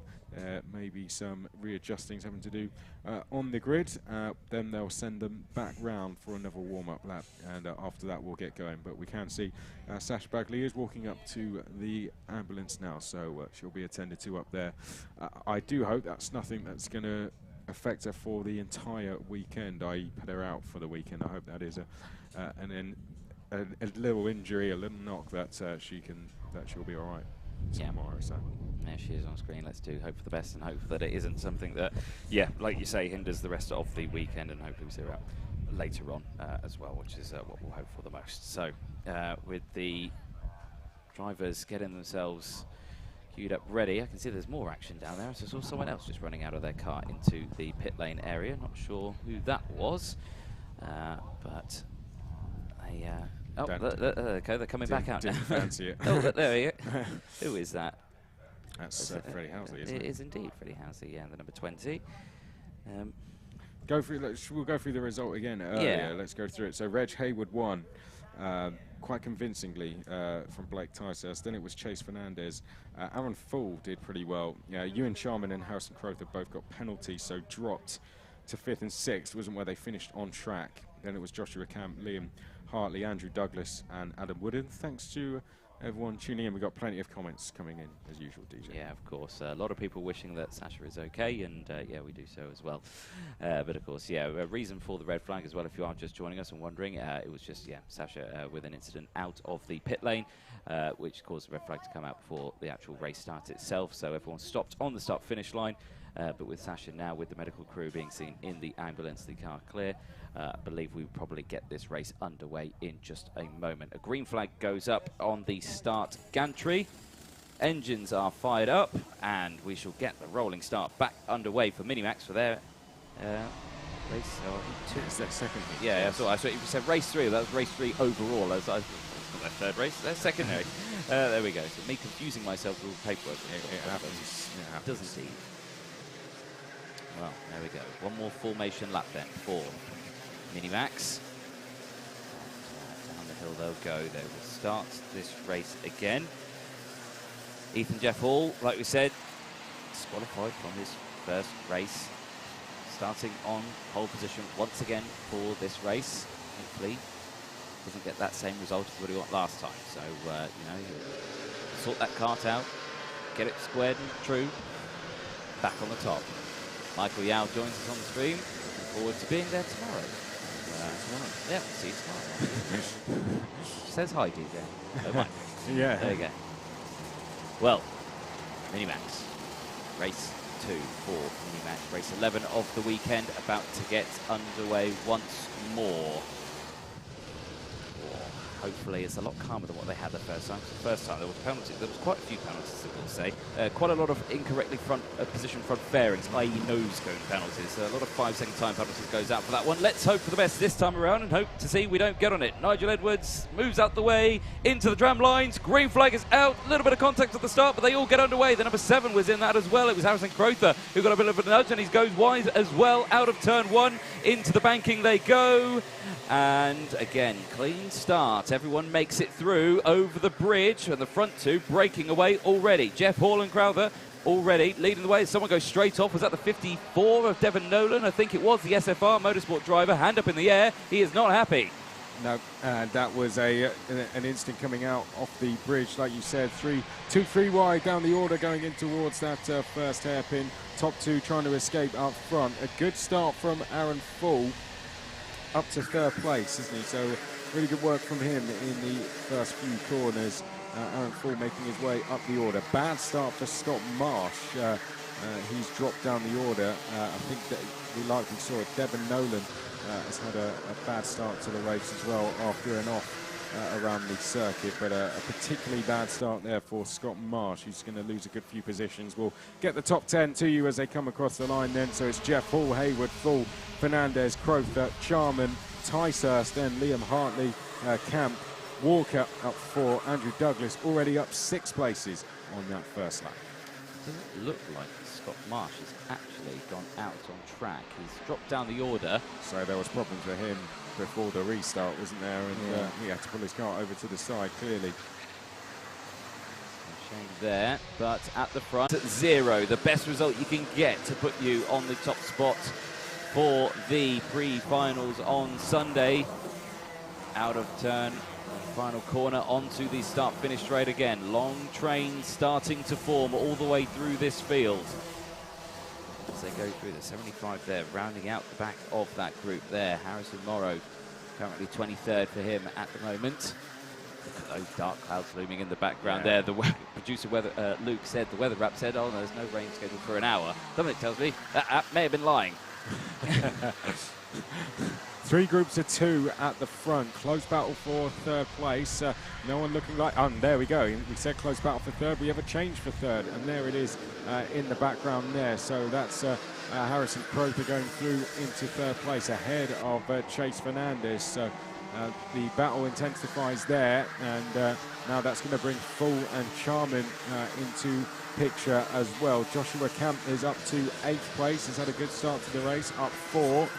But this is your lead battle. I don't suspect these two are going to want to fight each other for the next few laps. They, of course, have swapped positions on this lap, but Ethan Jeff Hall will push Reg Hayward along now. Here we can see Crowther making his way under the bridge in third place. So 2 leaders have swapped round on that last lap. We saw some big changes to positions, including the lead and third, and we're side by side for 5th place now as well. Ben Crossley there, fastest lap of the race, as Housley receives a 5-second time penalty into the braking zone there. As Full going defensive from Ewan Charman. Full there again, very good driver, very quick driver, but he goes through. He's there at the moment, looking over the head there just to see where he is. No defensive driving this time around from Full.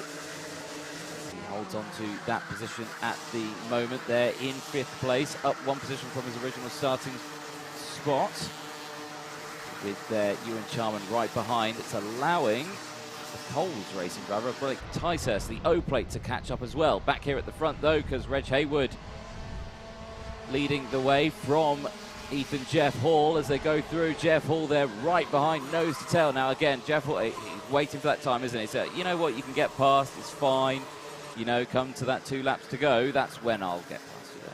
Yeah, Harrison Crowther's gone fastest, isn't he, on that last lap. The gap is coming down, but only slightly. We've got a change for 5th about to happen, I think. There we go. Blake Ticehurst goes down the inside of Aaron Full there.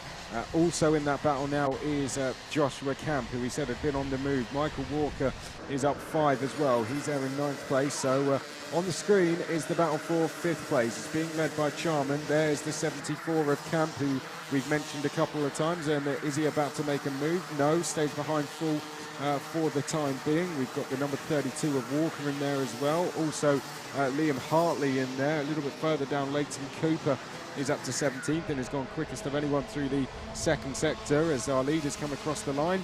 And another new fastest lap from Harrison Crowther, and a change there for that was the number 14. I think that was making the move. Might have been Blake Ticehurst actually making a place as they came across the line. Yeah, could be right there as they go across the bridge now.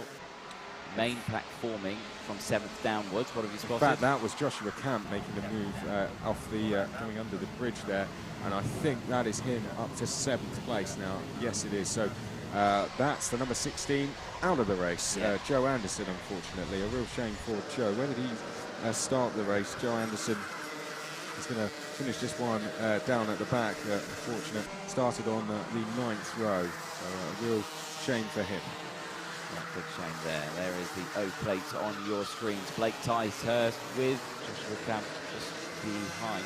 It's not Joshua Camp, it's 42. Oh, it's Joshua Camp. There we go. There we go. Okay.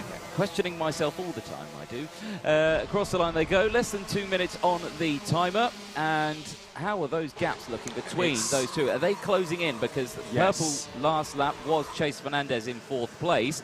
The overall gap out on circuit between these two, only about 5/10 of a second as someone's hit the cones. Problems for one of the leaders coming down the hill there. Now, who was that we had hitting problems there? That's the Chase Fernandez, who has dropped way back from the leaders, had problems coming off the bridge. He's having a look down at his kart, and Chase Fernandez could be in trouble, and there runs wide out of hairpin 2. He's going to lose 2 more, 3 more, and this could be pretty terminal for Chase Fernandez. Let's have a look.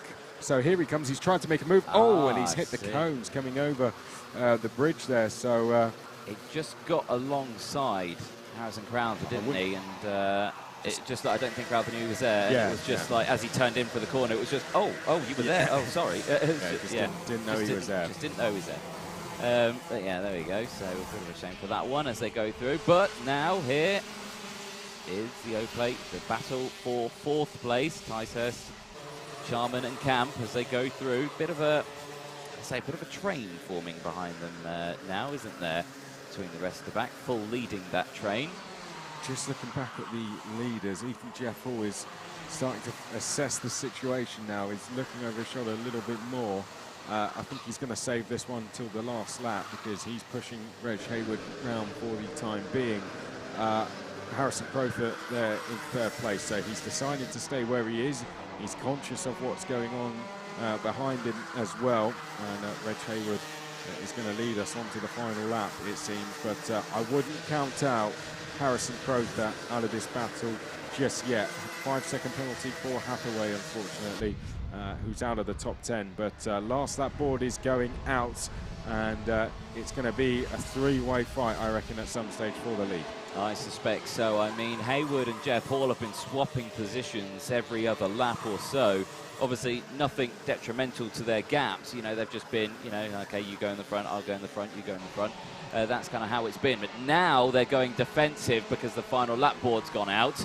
Now this is where you'll see Crowther start to close that gap, and Ethan Jeff Hall there throwing the dummy and getting that switch back there, making Reg Hayward go super defensive. And look at the gap that's caused there now as well, as there goes Crowther through. So what happened to Reg Hayward there? He was really struggling with his kart. And his kart getting very twitchy into the chicane there. I don't know if he's got a problem or if that was just a mistake, but the pressure from this man paid off, basically. He didn't even have to do anything in the end to overtake.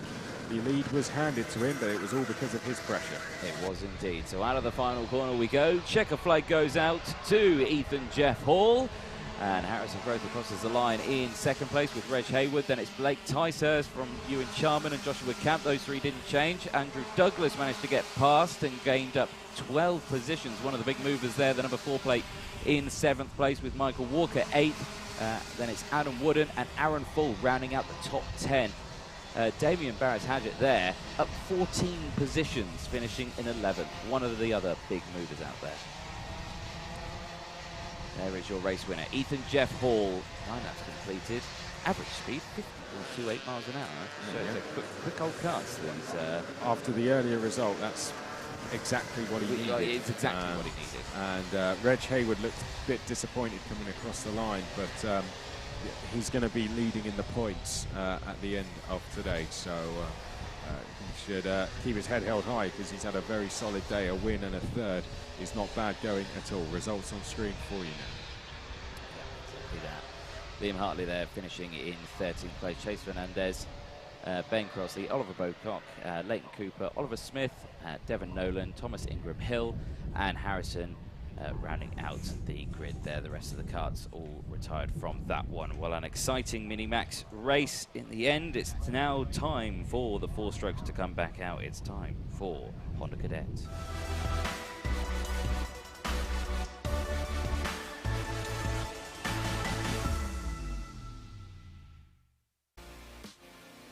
So Honda Cadets making their way out onto the track in just a moment. There's a bit of a recovery effort happening out there as we lost a couple of karts out there, so they will be returning to the pit lane.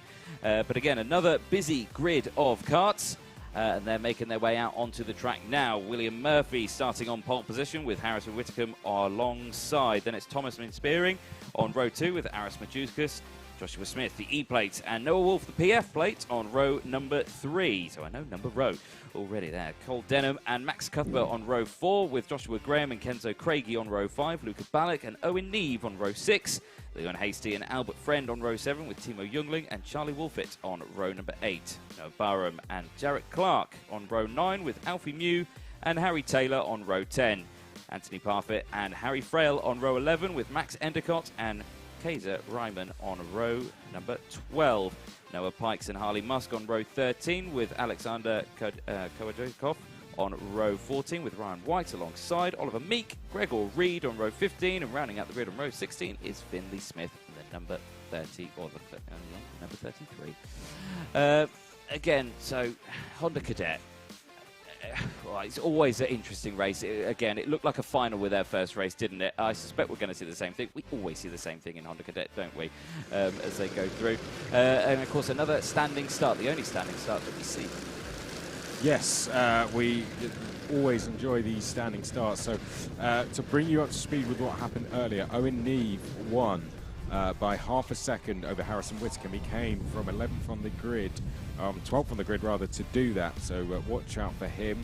Noah Wolf was 3rd place, and there wasn't a huge amount of big movers up the field. We saw good progress from the likes of Timo Jungling, who came up to 7th place. Drivers who need a good result, Harley Musk, one of them disqualified earlier, so he'll be looking for a good result here in this one, and Noah Pikes finished a lap down. I think we're almost set, ready to go on the grid. Standing start. Left of screen will be William Murphy, and to the right of screen will be Harrison Whitcomb.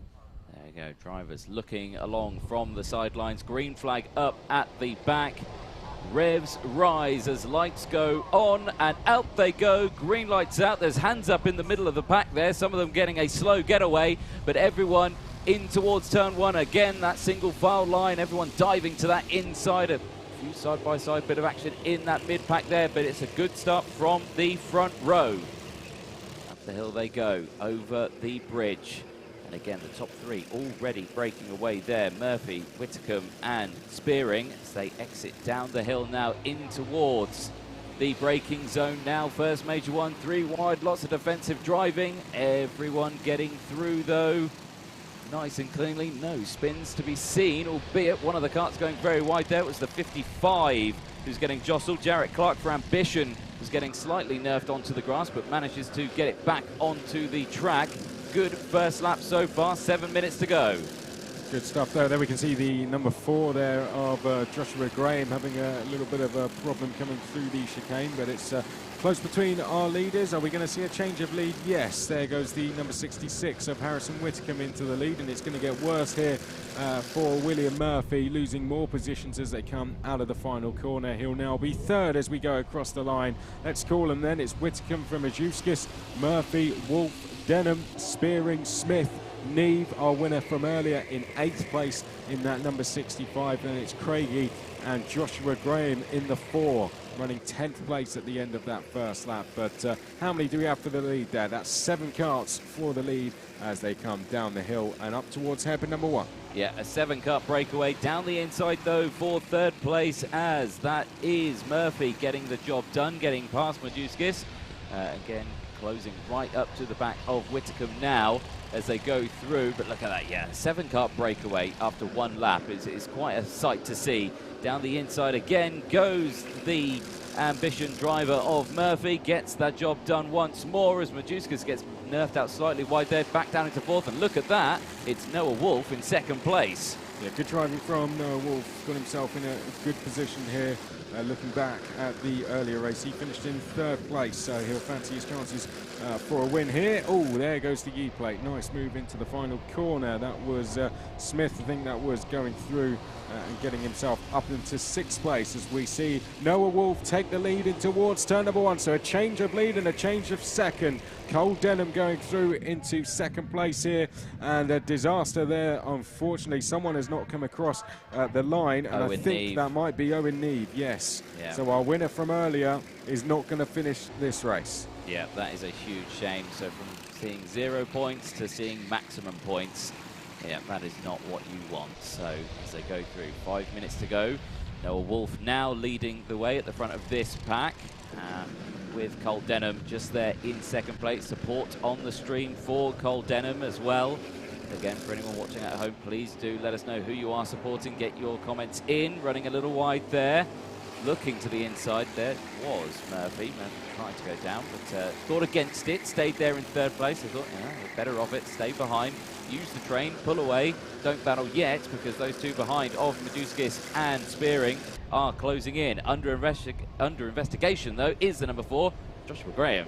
Across the line, Noah Wolf leading the way then. That's 3 laps completed, and Joshua Graham under investigation is quickest on track, but only briefly. Max Cuthbert now quickest, and that is Harrison Whitcomb, who has stopped, unfortunately. So that another one of our big hitters has been taken prisoner, unfortunately, and Harrison Whitcomb is going to drop down the field. Anthony Parfitt, I think, has hit problems as well. So 3 for the lead and 2 in chase. The leading pack now being led by Spearing. So Spearing doing a really good job getting himself up in towards 4th place. He's past Maduskis. There it is, Spearing and Maduskis in that order now as they make their way down the back straight. In fact, they've swapped back round. Maduskis is now in 4th once more from Spearing in 5th place. Those two need to start working together.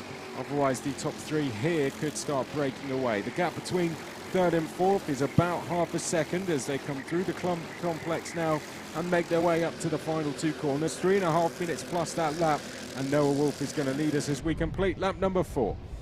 A lot of drivers under investigation in this race. I suspect all 4 jump starts, because of course standing starts, so keep a very close eye on that one as they go through.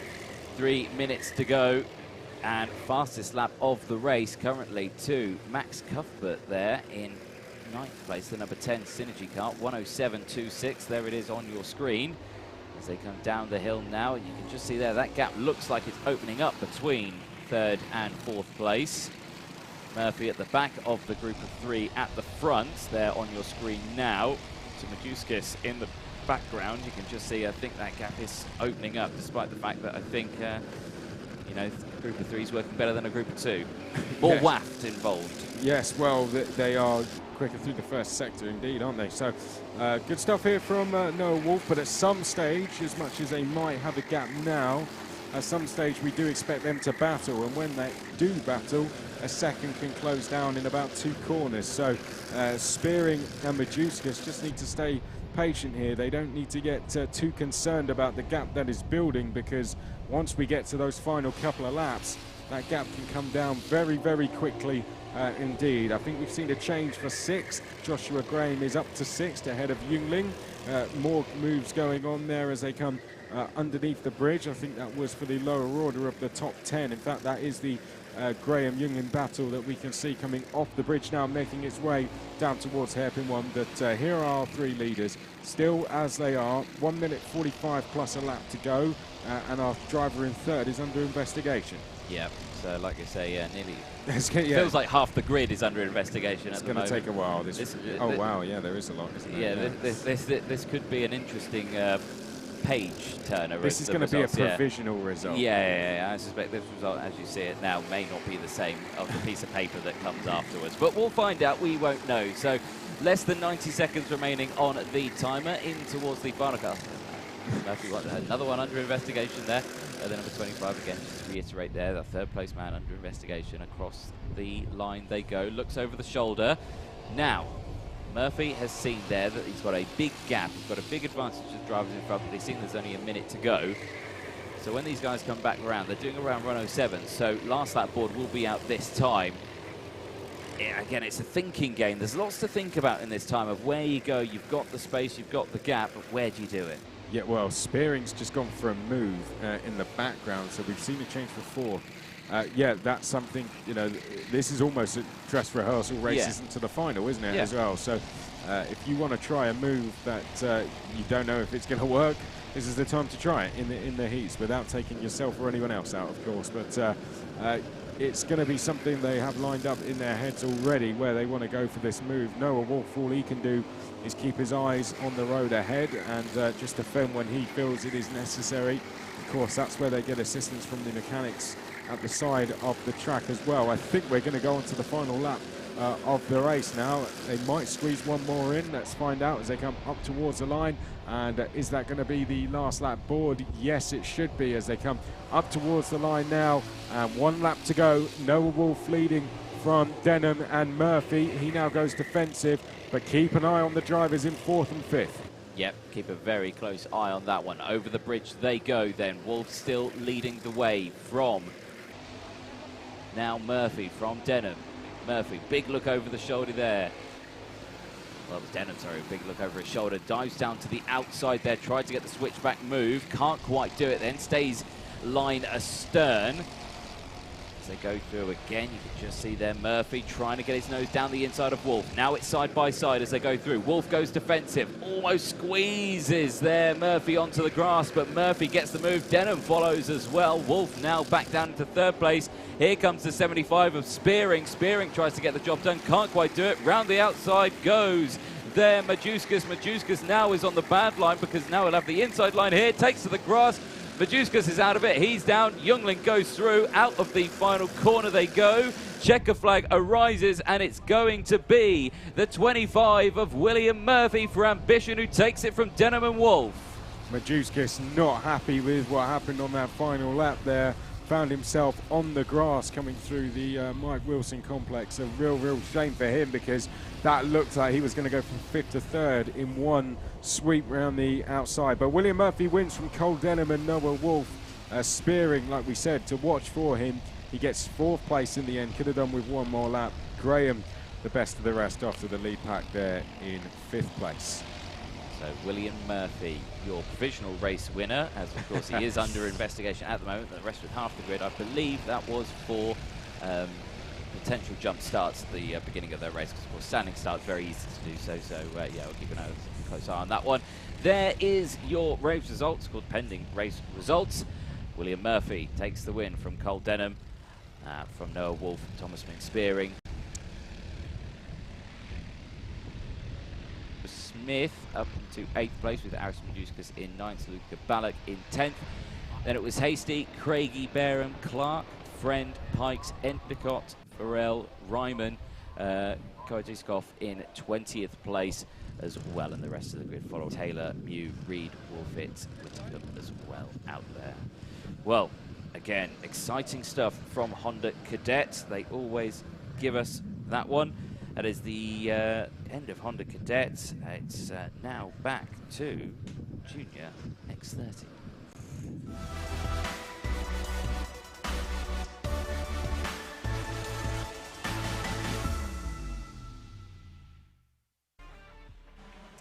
Well, the next group is thick and fast as they're already back out onto circuit. Let's have a look at the grid then for Junior X30. Luke Watts starting on pole position with Oliver Stewart alongside the treble 2. Mackay Singh and Freddie Allam on row number 2 with Finley Harrison and Brandon Carr on row 3. Gabriel Stilp and Charlie Webb on row 4 with Harry Burgoyne Jr. and Rowan Campbell Pilling, and Reese Lomax on row 6 with Lorenzo Cordell and Ella Stevens on row 7. Josh Agenbar and Joseph Rippin on row 8 with Benjamin Doughty and Olivier Algieri on row number 9. Dominic Roberts and Leo Brown on row 10 with Carl Casavanti and AJ Arnold on row 11. Jack Nestleship and Sienna Gordon on row 12 with Reese. Earlier as well, Freddie Allen, who starts on row 2, finished in 6th place. So the drivers on the inside, this their first race of the weekend. Luke Watts, who was quickest in the wet in qualifying earlier, will go off pole. Let's see what happens then into the tram lines, and it's round again. There we go. It looked a little bit quick coming up to the line. So those clouds look very dark, don't they, in the distance? Yeah, we might fit a couple more in, but yeah, from from the pictures that some of the camera guys are sending us. Oh yeah, it doesn't look great out there, does it? Yeah. Yes, rain is on the way. The producer is still hallucinating and He's saying it's still only an hour away. Adamant, yeah. Adamant it's an hour away. Let's go through then the top 10 of the drivers we have seen. So the outside row. So Stewart won earlier. Alan, who starts on row 2, was 6th. Brandon Carr, he's going to be on the outside of row 3. Now, where did Brandon finish earlier? He finished in 11th place. Charlie Webb also needs to have a good one here. He's on the outside of row 4. He dropped down to 24th. And Rowan Campbell-Pilling got caught up in an incident, if I remember correctly, and he finished down in 19th place. But our driver on pole position hasn't really done any Junior X30 racing this year and qualified on pole by about 0.8 of a second, I think it was. Yeah, there you go. So, you know, great stuff there from Luke Watts, number 4.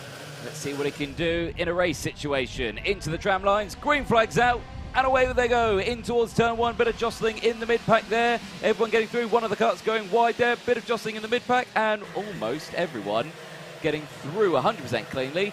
A little bit wide, but I have to say, hold your breath, they all got through. Side by side for the lead though, and Luke Watts is back. That was a really good move. It was coming onto the Litchfield Bridge, dived down the inside of Oliver Stewart, and he's not going to have to defend. So very crucial move that from Watts as he goes down towards hairpin number 2. Stewart is in 2nd place. 3rd then is Singh. 4th is Allen as they come out of hairpin 2. We've got a good clean start to the race. 1 or 2 skipping over the, I say that, and then we see a crash at hairpin number 2. The 93 caught up in that, unfortunately, a little bit further down the field. So 1 or 2 are going to be slow away out of the 2nd sector. I think Finley Harrison has had a bit of a difficult start to the race as they now leaders make their way out of the final corner. Lorenzo Cordell hasn't had a good start to the race, nor has Carl Casabante as well. But your top 10 across the line, it's Watts, Stewart, Singh, Allen, Stilt, Lomax, Burgoyne, Cox, Webb, and then we have Dominic Roberts, and there is the 99. That's Rowan Campbell-Pilling out. Finley Harrison is out. Taylor dropped down the field. Cordell down 15 places. But leading is Watts from Stewart's. Yep, 2 MDL karts there out of the race Change earlier for on. 3rd as well. That's Alan past Singh for 3rd place. As indeed there, battle further down as well as one of the Fusion karts diving down the inside there. Looks to me like that was Charlie Webb, the 24, getting past Jack Cox. Gets that job done, and again coming back now because the 28 of Ellis Stevens for Jade is coming through once more as well. Keeping an eye on that one as clouting the curbs there goes the 238 of Olivier Algeria there. Gets that job done as well as we watch here closely. The 54 at the moment on track. Joseph Rippin with Ellis Stevens and Josh Agenbar as well for company as they go through into the final corner. Across the line goes the leaders. Gabriel Stilp is the fastest of them in 5th place, and a move for 3rd. I saw a move for 3rd coming under the bridge section, and it looks like Gabriel Stilp is actually up into 3rd place. Leaders across the bridge, and we have a change of it. Of course, Oliver Stewart is in the lead now from Luke Watts, and Gabriel Stilp has gone from 5th to 3rd in one sector of this lap. Allen is in 4th place, Singh is in 5th. The gap between 2nd and 3rd is around half a second. As there we can see the battle for 3rd coming through screen. This is now the battle for 6th place. It's being led by Burgoyne, or at least it was when they came across the line. Oh, 47 there coming towards the chicane. I think that was Edgar, who's up 18 places in this race so far. Let's talk about some of the other big movers. Aidan Line, Milo Pilfold, Jess Edgar, all moving up 15 or more places. But on screen, here comes your leaders across the line now. Yep, indeed. Another great camera angle. That very low to the track, as I wouldn't want to be standing there. But across the line they go, and Stewart, like I say, leading the way for the Jade Racing team. 0.2 of a second is the gap at the moment from the number 4 Luke Watts. But I say that they come out onto the bridge. That gap's definitely not 0.4 of a second or 0.2 of a second. It's definitely lunge distance, I would say. Still, once more, fastest lap of the race though from 3rd place, 59.62. About 0.3 faster than the 2 drivers in front of him at the moment. He's 0.7 down on these 2, and look at that, visibly that gap closing in. Here's a look further back though on your screens, the 54 and the 28 on your screen. Rippin and Ellis Stevens in 12th and 13th place.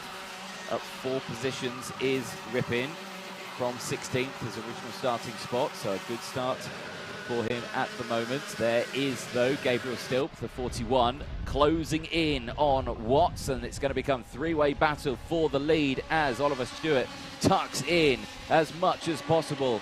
Hand signals coming out, and there is a lunge. Oh, Stilp tried to go down the inside, couldn't quite do it. Yeah, Stilp's going to make the move on this lap. There's no two ways about it. We've had a change for fourth. Alam has lost fourth to Singh, but here goes Gabriel Stilp. Is he about to go down the inside? Yes, he's gone through into second place. So a change for second.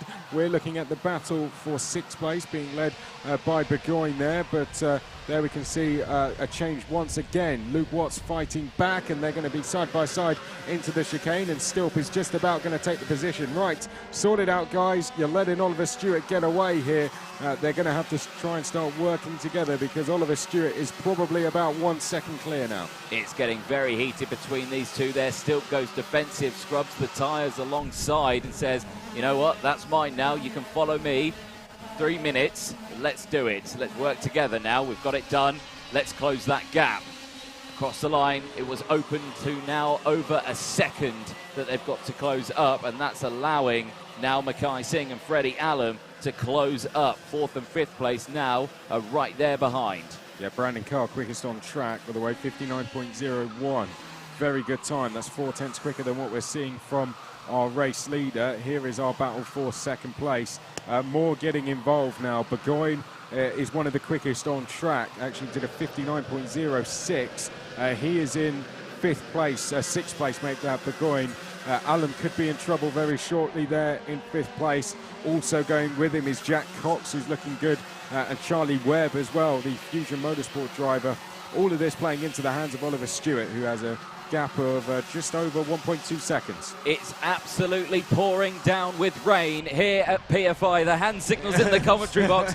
The rain clouds closed in. Slippery surface flags are out, and they're tricky. going full chat into turn one on slick tyres.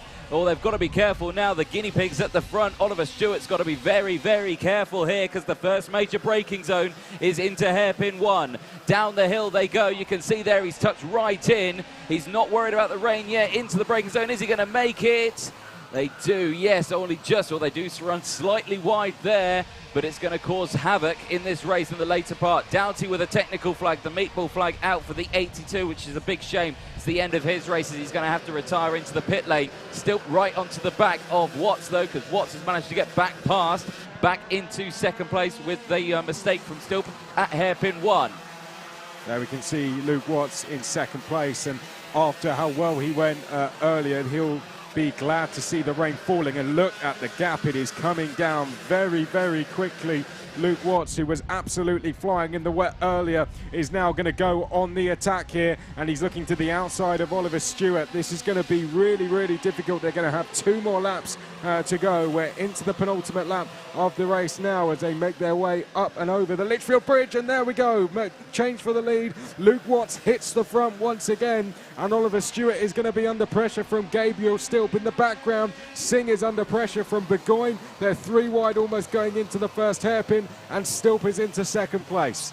Yep, Stilp into second, but it's allowing the 2 behind, Mackay Singh and Harry Burgoyne Jr. to close the gap onto this 2 very quickly. You can see them there right behind, and yeah, Oliver Stewart, the sign. Right, come on, let's go. We've closed in. There's a big gap opening. 10 seconds left on the board. Last lap board will be out this time around as they come to the start-finish line. But yeah, big pressure at the start here as the rain is still falling. I bet they're hoping that they've got enough temperature into the tyres to hold on to that one. Yeah, Burgoyne sneaking through a place there. Singh losing 2 as he makes his way out of the complex, but leading the way is Luke Watts. Oliver Stewart there in second place. Burgoyne is now up to third. Here's Singh defending from...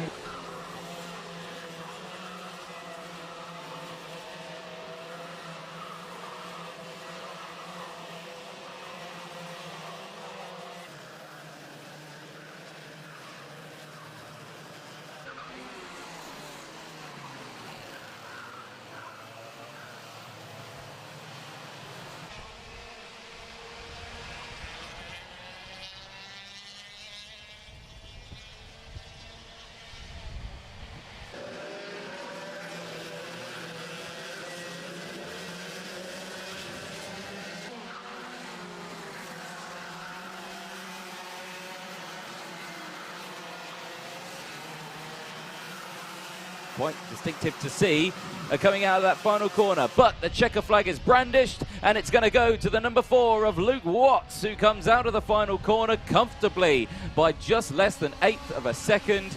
And into the corner they go. Oliver Stewart crossing in second, with Burgoyne Jr. there in third in that number.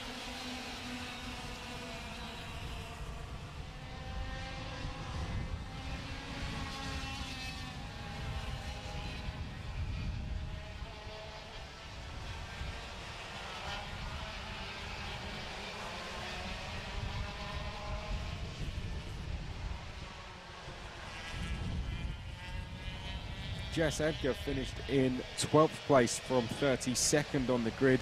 Roberts was 13th. Pilfold was 14th, up 14 places, and it was Stevens, Brown, Taylor who gained 10. Gambar was next, and it was Aidan Line up 14, Sam Baker up 11. Then after that, just outside the top 20, we had Shan McGouvel, then Gordon, Newburn, Simmons, Nettleship, Arnold, Algieri, and then our non-finishers were Casabanti, Doty, Cordell, Lomax, Harrison, and Campbell-Pillock. Well, again, an exciting... This is going to be a mad rush on the grid now, it's another grid now, isn't it? Going to get another mad rush. The hand goes up at the front on the thing, so the next race is coming up very shortly. It's time for Senior X30.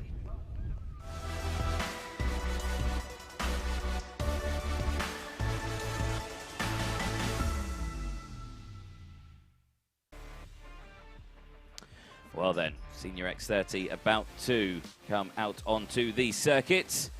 Hopefully, I don't know if there's a mad rush for tyres, but let's have a look at the grid, if we can, for race 14. Cole Kilner starting on the front row with Thomas Fleming alongside Harry Platten and Gus Lawrence on row number 2. Caleb Marshall and Sam Heading on row 3 with Thomas Turner, Teddy Pritchard-Williams on row 4, Darren DeLeon and Lucas Ellingham on row number 5 with Caden McQueen and Tyler Reed on row 6. Matthew Higgins and Lewis Gilbert on row 7 with Piers Pryor and Derek Morgan on row 8. Oscar Joyce and Casper Scusa on row number 9. Jack Dex and Oren England on row 10 with Louis Johnson-Cool, Ben Watson on row 11. Rounding out the grid on row number 12 in the 126 is Charlie Cole. If you're out on slick tyres, just call it a day, right? I mean, yeah. The rain is coming in sideways now. Yeah, it is. And because there was a bit of a lull between that last race going out and this one, look at that. It's pouring down. It's absolutely hammering it out. And I'm pretty sure if we're all they're all on slicks. We're all on slicks. So yeah, who is going to be whoever make it to the end and to finish first you have to finish. This is just going to be a race of pure survival. This is going to be scary. If you're Cole Kilner, again, the drivers on the inside roads of the grid we're seeing for the first time. Thomas Fleming starts to the outside. He raced earlier. We're going to have what, 23 drivers go into the first corner. I mean, let's see how many emerge, because this is going to be hugely challenging. They're going to send them around once more. Well, yeah, definitely so. They can't even keep up with each other at the moment. It's so tricky out there. Is anyone at all on wets? Did anyone get it out there on wets? Well, no. Pretty soon into the race. It doesn't look like anyone went out on wet. They just didn't have time. The rain came in far too late, and it gets to a stage on the dummy grid where that's it. Once the car goes down, that's it. You can't make any more changes. This is going to just be a race of pure survival now. It will be, as they go through again, trying to find any sort of traction that they can on these slick tyres. The good thing is, if it was going to happen to anyone, Senior X30, it's probably Senior the Rotax, best. or the senior drivers, the most experienced. Yes. Yeah, you would think. Yeah, okay. If it was minis, I'd be terrified for them. Yeah, but. This will be interesting. We kind of knew the rain was coming in, and now we're going to have a race all on slick tyres with the rain still falling. I always say the best practice for these conditions is to go to your local karting circuit in the rain, go out in one of the corporate karts, big heavy kart on slick tyres, go thrash that around the track. If you can control that, keep in a straight line, you can do well in this. Yeah. In these conditions. There we go then. Into the final corner. Again, I don't think we're close enough for a go this time. We could be. We'll find out. Into the tram lines. Is it green flag? No, it's not. It's go round again. Again, karts just aren't close enough. Look at that. Thomas Fleming struggling to stay on the track. Let's get you the result from earlier on. So Reggie Dewey won that race. He's not in this one. Thomas Fleming was second. He is in this one. The guys who are in this one, so Gus Lawrence, who starts on the outside of row 2, was third earlier. Sam Heading, who's going to start on the outside of row 3, he was 12th with a penalty. Teddy Pritchard-Williams was 6th. He starts 8th. Lucas Ellingham, who starts on the outside of row number 5, was 11th earlier on. Well, just looking at those conditions and out the window, it looks to me like the rain has now actually stopped. So this track could actually dry out quite quick because the wind is blowing. It's a tailwind down the main straight, so they've got a tailwind in towards turn 1, so they're going extra speed, extra waft into turn 1.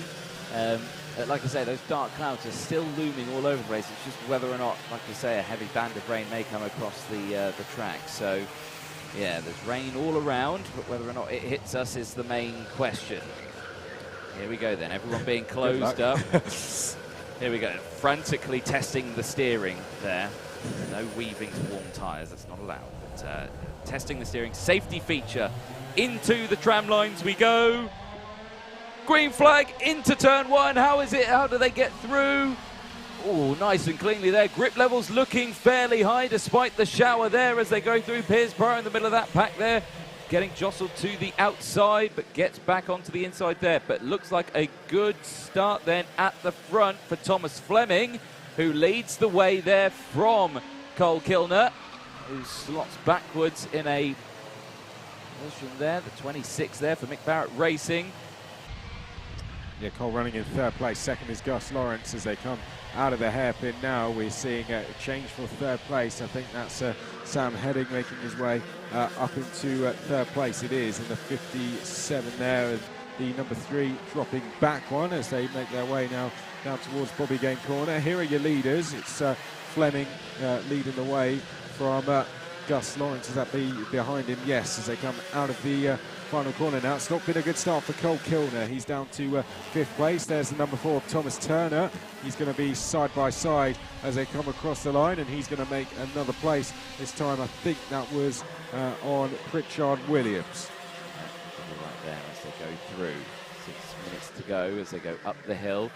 As quick as the track was wet and they were scrabbling for grip, it looks pretty grippy out there now and dry, doesn't it? In towards the first hairpin and battling for the lead, because it looks to me like Gus Lawrence has got past Thomas Fleming. He has done indeed and has taken the lead now. Change for 4th, and it's Cole Kilner diving down the inside of Sam Heading. Yes, indeed. So changes all the way through this field. You can see there the number 3 of Harry Platten, kind of in a bit of a no man's land at the moment. Bit of a lull, trying to close that gap in there. We see the 26 of Cole Kilner, as you say, just getting past Sam Heading. Oh, look at that clipping off the curb there from, who was that? That was the Turner. It was Thomas Turner, yeah. He got very sideways out of the Mike Complex section. And in towards turn 1, or out of the final corner, in towards turn 1.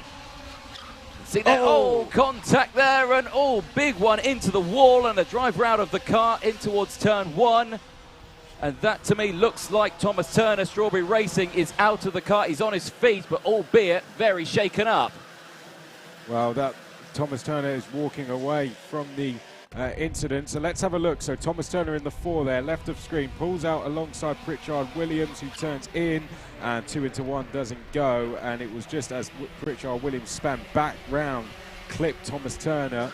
And good to see Thomas Turner is actually walking away from that incident, but definitely is feeling the effects of that one. Real shame. We go back to what's happening on track. That's Tyler Reed being passed by Del Boy, Derek Morgan into the Mike Wilson complex, so that was for 11th place, but a real shame because Thomas Turner was working his way up the order nicely. But let's return back to the drivers that are still circulating, and Lawrence is leading from Fleming, then it is Platten, Kilner, Heading, Gilbert is up 8. He's up into 6th place. Then it's Ellingham, Marshall, McQueen and Pryor. And there is Thomas Turner.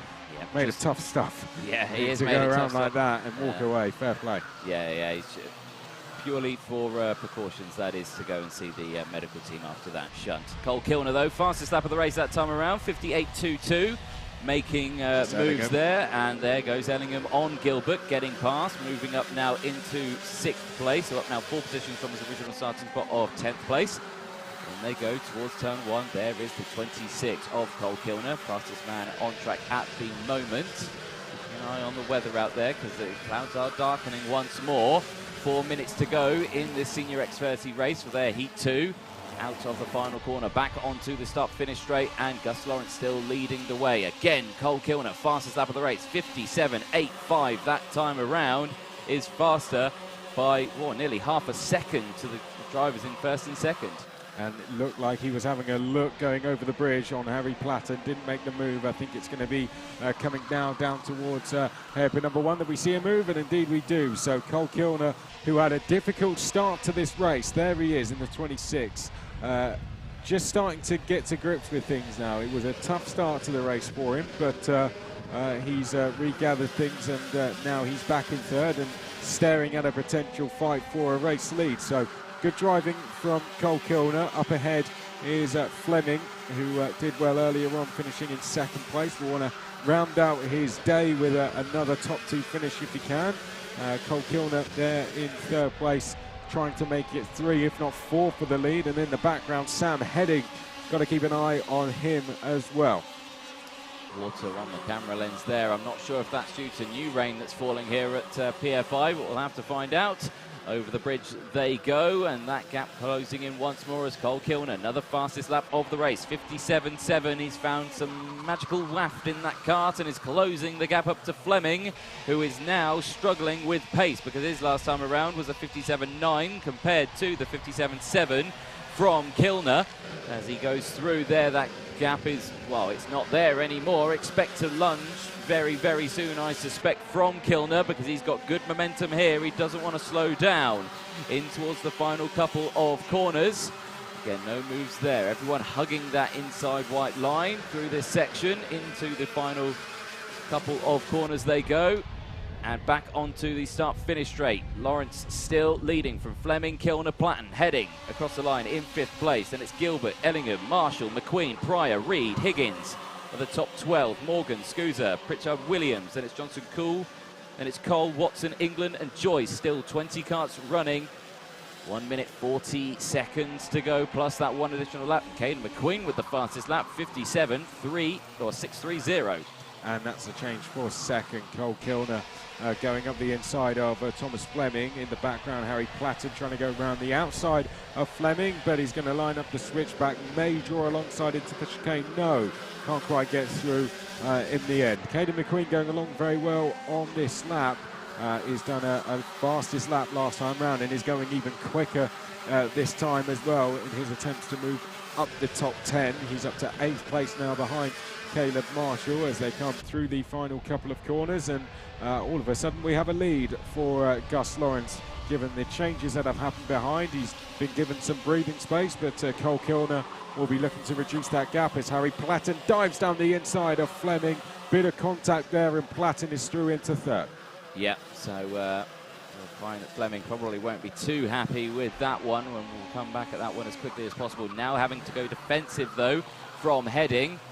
Heading tries to go down the inside, can't quite do it, stays behind. A big look over the shoulder there from Platten, seeing the gap. Now he can concentrate and go through. 30 seconds left on the board. As that rain starting to come down again out there. Again, I'm seeing spots on the screen here in the commentary box. Again, the best person to probably tell is Jacob on the start-finish line. He's probably the first person to know if it starts raining, isn't he? Yes. There is. That's Thomas Turner. It is indeed Thomas Turner. He's back out of the ambulance, walking back under his own steam. Good to see he's been checked over, and yeah, like I say, I suspect he'll be quite sore in the morning. But he'll be back out racing, I'm sure, yeah, as well. Good stuff. Gus Lawrence's lead is now half a second. It's come down by a 10th on that last lap. Harry Platten is 3rd. 4th is Fleming, but he is under pressure from Sam Heading. Battle for 4th is the one to watch in the background. There it is as it comes into view now. Sam Heading trying to Look to the outside, can't get through. Can he get back down? Going in towards hairpin number 2, has a look to the outside. Caden McQueen is fastest once again, still going very quickly.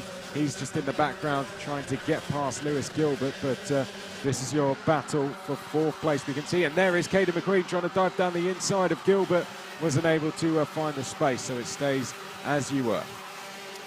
Indeed. So, timer strikes 0. Last lap board out this time to your race leaders, Gus Lawrence and Cole Kilner now. Kilner setting fastest lap after fastest lap earlier on, has now closed that battle, and now the battle for first place is now, well, there's nothing between them. 0.3 of a second as a dive down the inside there in the mid-pack. And looks like that was potentially Teddy Pritchard-Williams, the 55, getting past Casper Scusa as they go up the hill, then over the bridge, down in towards the first of the hairpins. And there is a look at 2nd and 3rd place. There's the race leaders at the moment. Lawrence and Kilner. Kilner not managing to find a spot through. Rain is falling again and Kilner is closing in. He's only got half a lap to make this move though, as we go down towards Bobby Game Corner. There we can see our leader, Cole Kilner's just about going to run out of time here as they come through the Mike Wilson complex now. Here's a look back at the battle for 4th place between Fleming and Sam Heading, but out of the final corner it's going to be a win for Gus Lawrence. He takes the flag, half a second clear of Kilner. Then it is Platten where he started in 3rd. Fleming is 4th, Heading 5th, Caden McQueen up 5 to 6th. Gilbert was up 7 to 7th. Then it was Reed in 8th place. He gained 4 places. Marshall and Ellingham ran at your top 10. Then we had Scusa, Morgan, Johnston Cool, Higgins, Cole, Pritchard Williams, Pryor, Joyce Watson. England, our non-finishers, Darryl DeLeon, Thomas Turner, who had a big one, of course, and Jack Dex did not start the race. Shame for Jack Dex. Looking forward to see Jack's race. Let's see him out on track. There is a look then at the results from that finishing order. Of course, we see the end of our senior X30 finalists who are struggling with those conditions out there at the start, and now history repeats itself as it rains at the end of this heat. It starts again at the next of the second heat, and that will be Mini X30.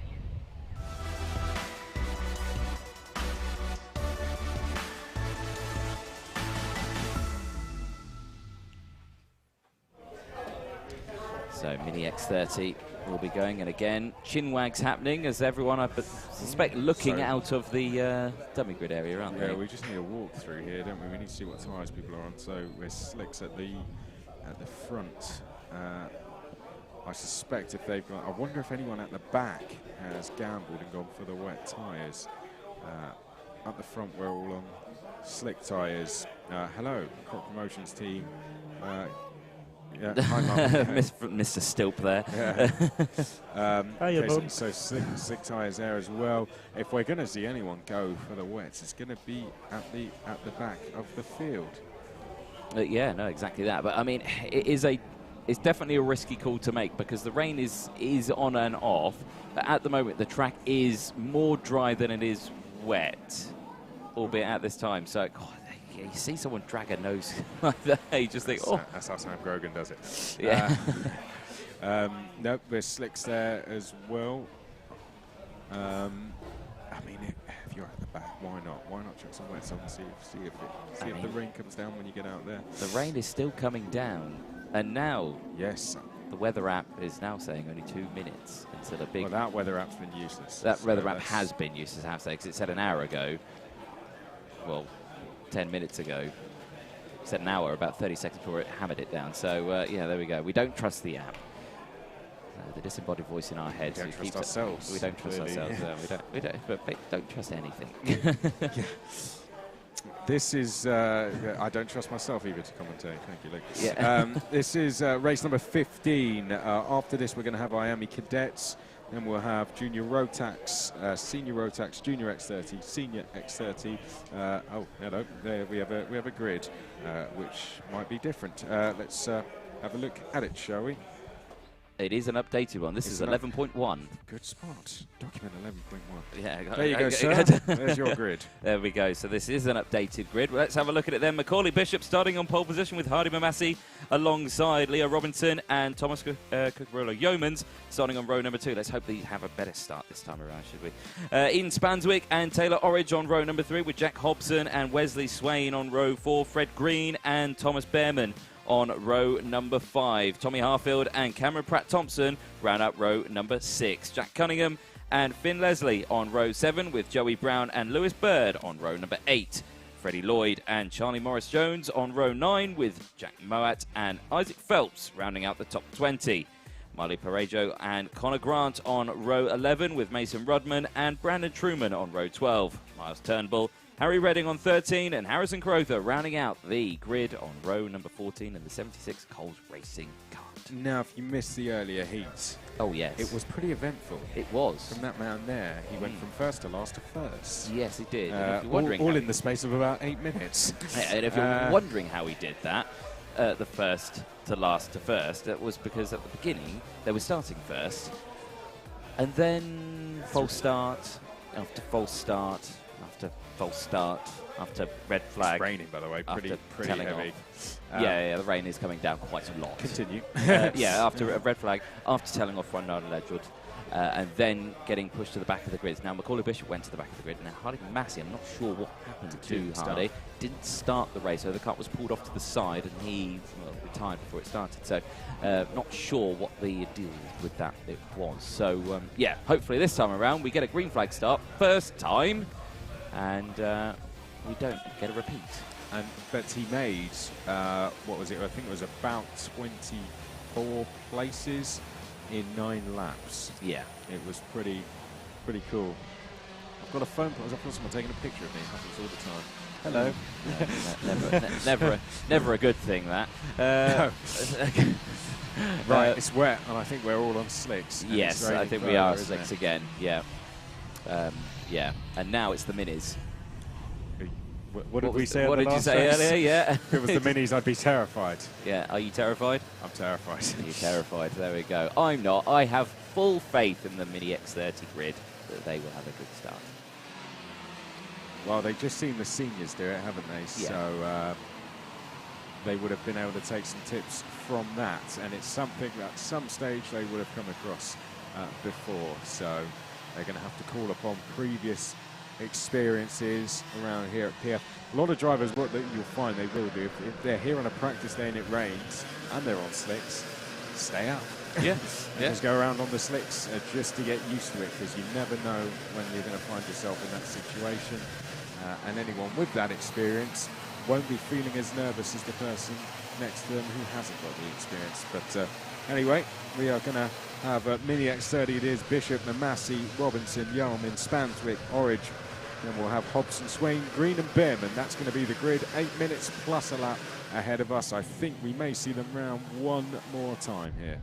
I suspect you're probably right. Yeah, because that grid's very separated. So, yes, again, furiously quick steering checks happening all the way throughout the field.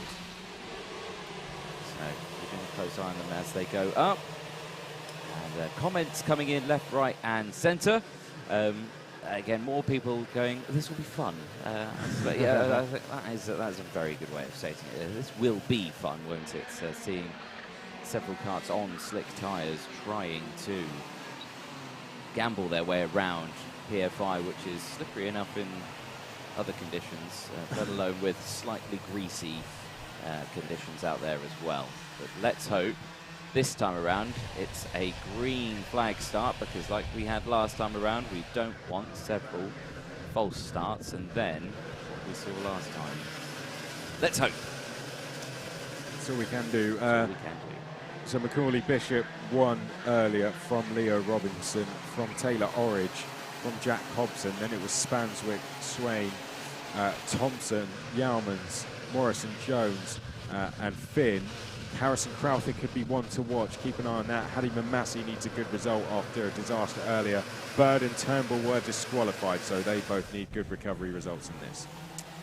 Well, is it green flag this time around? It is indeed. Yeah, into the braking zone. And again, Mamasi tried to defend there, but Bishop goes and Mamasi straight off the circuit rejoins in the middle of the pack, albeit now down into P4. And has now got a train behind him. A couple more karts went off, but again, everyone back onto the track. As again, I suspect that was a little bit colder and a little bit more slick than they were expecting.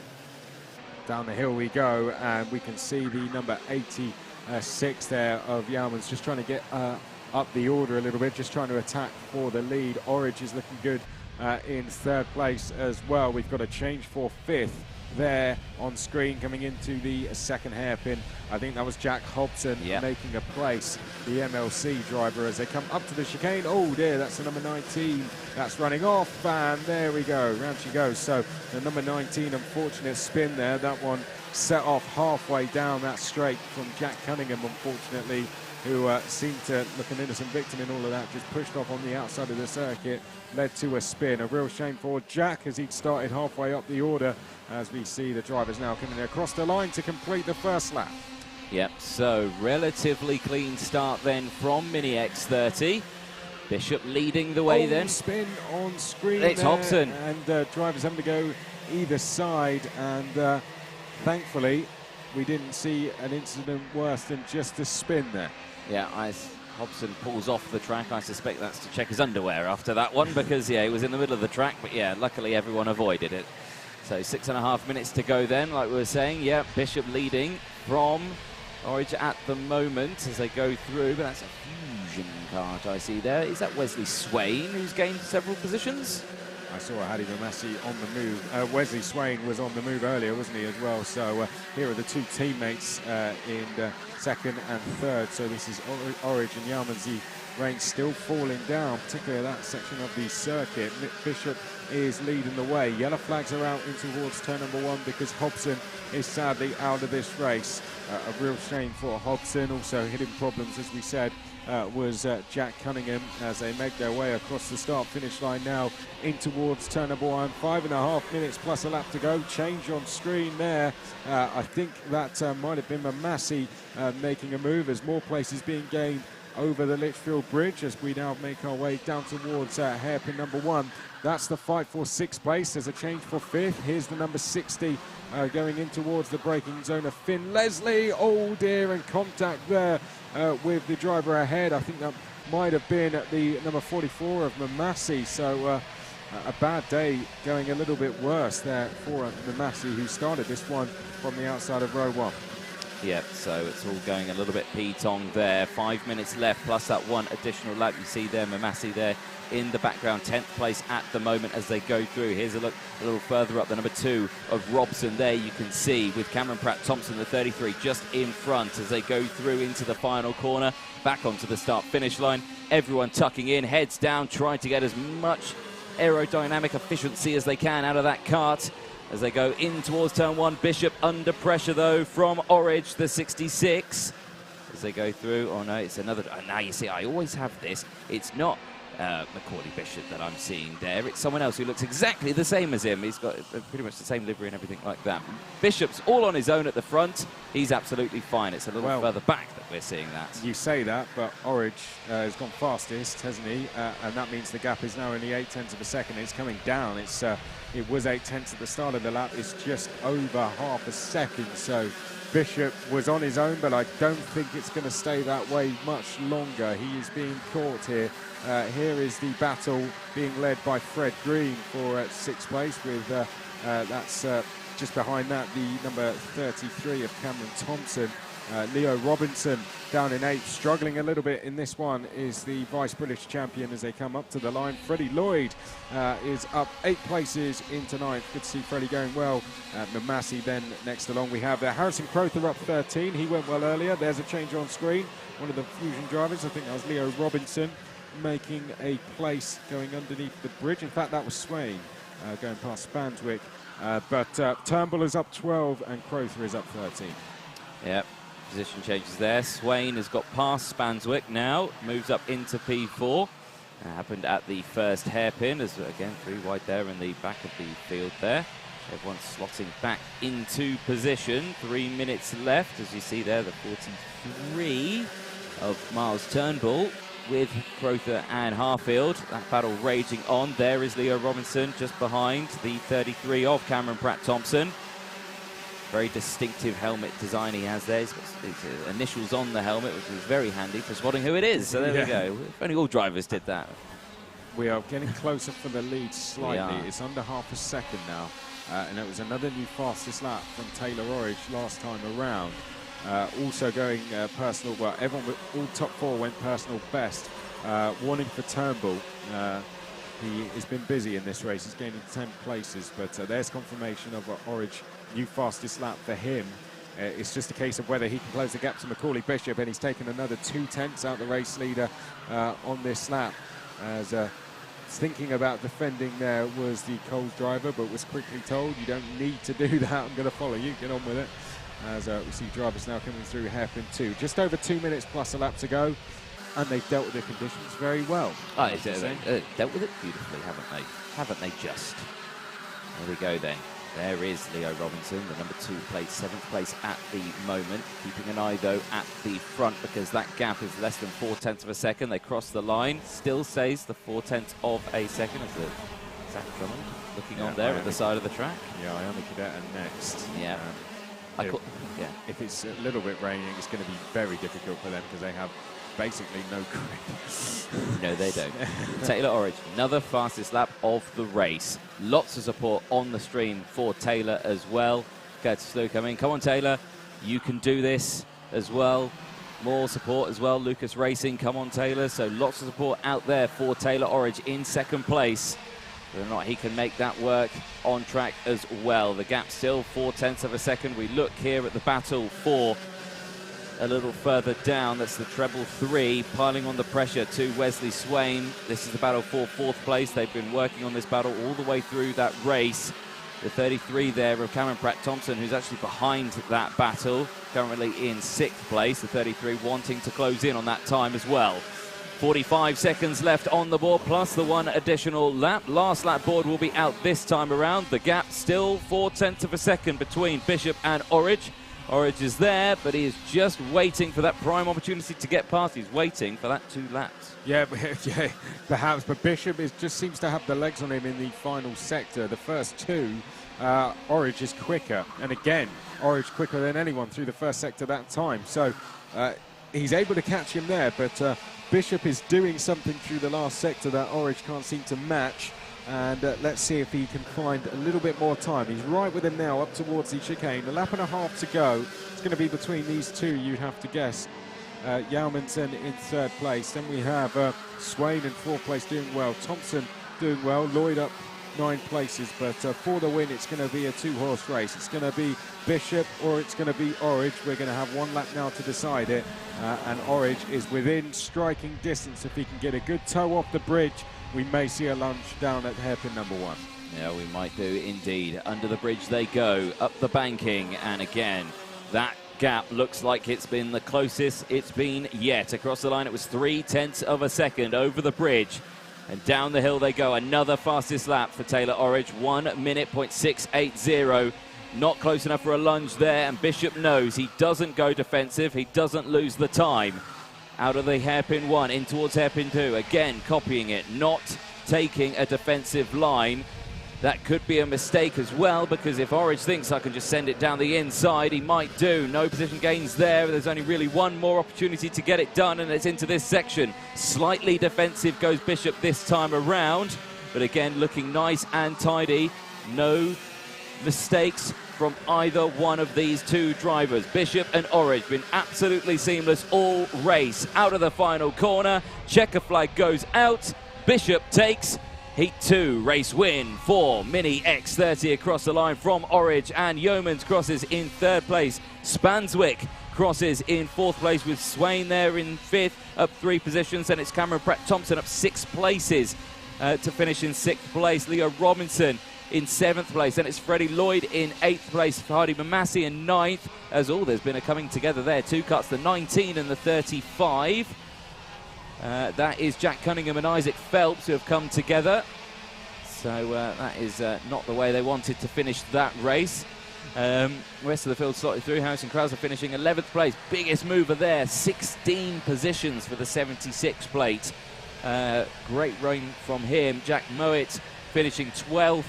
Tommy Harfield finishing 13th place. Fred Green in 14th. Thomas Behrman in 15th place. Miles Turnbull in 16th place. Another big mover there, up 9 positions in the 43 plate. Charlie Morris Jones in 17th place. Brandon Truman in 18th. And it's Lewis Bird, Joey Brown, Connor Grant, and Harry Redding finishing in 3rd place. We lost Isaac Phelps, Jack Cunningham very late on in that race. Mason Rudman, Jack Hobson, and Marley Parejo out in that race. Well, as quickly as the Mini X30 race finishes, the Miami Cadet race will be out in just a moment.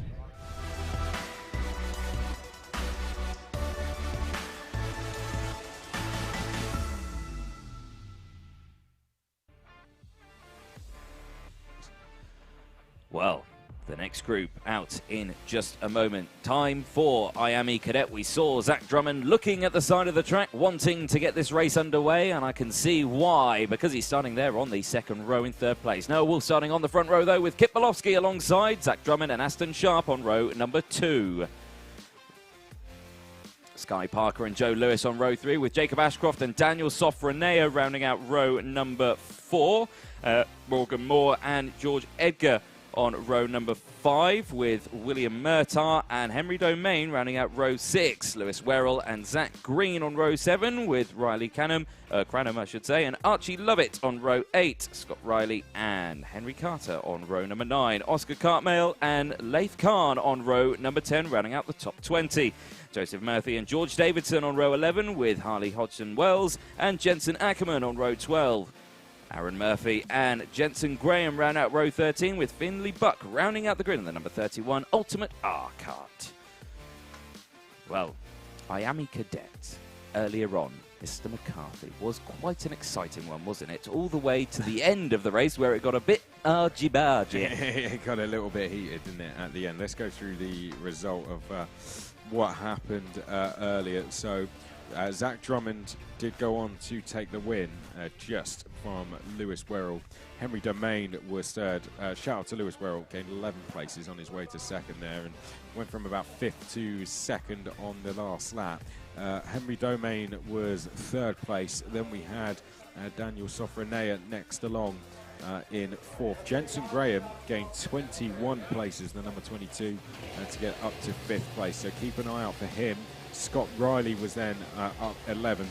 In terms of drivers who dropped down, Sky Parker, I think, had problems getting going, wasn't it? And it looks like we're going to have some problems with someone getting going. Someone didn't leave pit lane there, so we'll keep an eye out for that. But quite a few didn't leave the pit lane at the moment on our screens. Daniel Sofronea was one of them.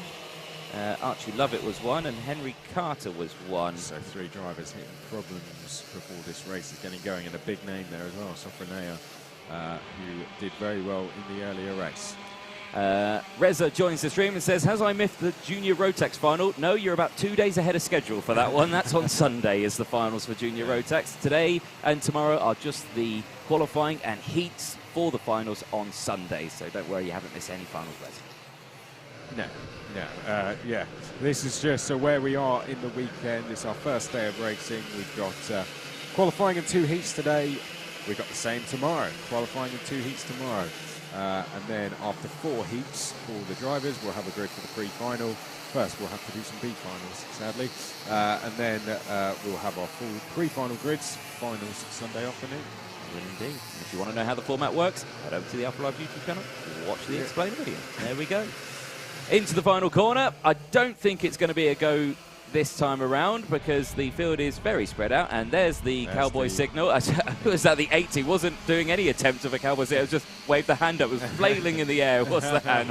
But there we go. So here's the who was the 80? Was it the 80? Oscar Cartmail. There we go. Kato Motorsport was just like, no, wave my hand. There you go. No, it's go around again. Try again. There we go. Yeah, the field very spread out, and there's actually someone very far behind. Actually, he's only going underneath the tunnel now. As the rest of the field. Chance to catch up. Now it looks like we're not going to see Henry Carter or Daniel Sofronea in this race, unfortunately. Any problems for them have continued, and I think actually that the driver, maybe who is that driver we've got catching someone trying to catch up, of course, at the back of the field, but we'll pick that up once they get going. Field making its way through the chicane. Surprisingly, the rain is still holding off, isn't it? It's tapped in a few times, but I'll knock on wood for that. Yeah, there you go for it. Yeah, this is going to be a good race. Hopefully, we see a little bit more settled down this time, because it got a bit hectic last time. But it's Miami Cadet Heat 2. Here it is, out of the final corner, into the tram lines. Is it green flag this time around? No, because there were karts not in the tram lines. All right, Nigel Edwards. This is completely unacceptable. Do it again. One more time, and then they might have to have a chat. Yes. 3 attempts, and sadly, then you're put to the back. Well, the driver out the back is going to catch up. That's good news for them. They will catch up to the rest of the field, which is always good to see. You never want to see someone's race done before it is over. I think it might be the number 37 or the 17 that it was at hit problems that is closing back in. Let's see what we can do this time around. Come on, everyone, sort it out. Line astern, 2x2. So earlier, obviously, the main fight going on in this class is Fusion versus Oliver Roden. Oh, yes. Fusion won earlier, but Oliver Roden was second, third, and fourth. Fifth. So Ollie is here himself as well, racing in Formula E this year. Great to see him here. Knows how to win an event like this. Yes. Has a very, very good CV in karting. And here to teach the next crop of drivers we'll see racing at that level. Third time lucky, hopefully. 8 minutes plus 1 lap ahead of us. Left of screen there is Wolf. To the right, Belovsky. Let's see what happens out of the final corner. Into the tram lines they go. Astern, Nigel Edwards. Is it green flag? It is, yes. Third time's the charm. And here we go then for Heat 2 for Miami Cadet. Clout in the curb, spin in the mid-pack. It's one of the Fusion karts. Avoids by everyone else, but 2 karts off. And who was the 2 karts? We'll have to find out when they next cross the line. It was one of the Fusion karts, one of the top 5 that went through. We'll know when they come through the first sector who doesn't come through, but we are left with 3 our way, and we've got someone on the grass. We do indeed have someone on the grass. Who is that? It was, I think that was a 93 it was, out on track. Morgan Moore, the PMR driver, unfortunately now going grass tracking and all the way back down the field. So the drivers caught up were Aston Sharp, Lewis Werrell, and George Edgar as well. Those 3 drivers were the ones that were caught up in that first lap, John. There we go. Well, as you can see, they're nearing the end of this first lap. There are your top 3 at the moment from the starting order. Kip Belovsky, Noah Wolf and Zach Drummond once again. We said their names a lot last time in the first heat. I suspect we're going to be saying them a lot this time in the second heat. Out of the final corner, over the start-finish line. This is the order as they go. It is Belovsky, Wolf, Drummond, Edgar, Murtagh, Domain, Parker, Lewis, Graham, Riley, Werrell, Ashcroft, Davidson. Then it's Cranham, then it's Moore, Lovett, Cartmel, Khan, Buck, Murphy, Hodgson, Wells, Murphy, Green and Sharp rounding out the order, with Ackerman not taking the race, Daniel Soffonair not taking the race, and Henry Carter not starting the race. Down the hill then, 3 for the lead. Belovsky leading from Wolf and Drummond. A gap then back to Edgar, who I thought was caught up in the first lap dramas, but if he wasn't caught up too badly. Edgar has a gap of, let's see, about 1.4 seconds to these top 3. Again, something that can come down very quickly once the battling begins. Then behind that, Murtagh. Domain is then in 6th place. Rounding up the top 10, Parker. Good to see Sky Parker is going round this time. Needs a good result. Lewis is next. Jensen Graham up 17 places in 2 laps. Yeah. So really, really good stuff from Jensen Graham. I think that's a total gain of around 40 places in a heat and a little bit. So well done from him. Although he loses a place there, Werrell on his recovery back through the field is now into 9. They have to fill for Henry Domain alone. Oliver Rowland Motorsport car in a sea of Fusion Motorsport stickered karts all over the place.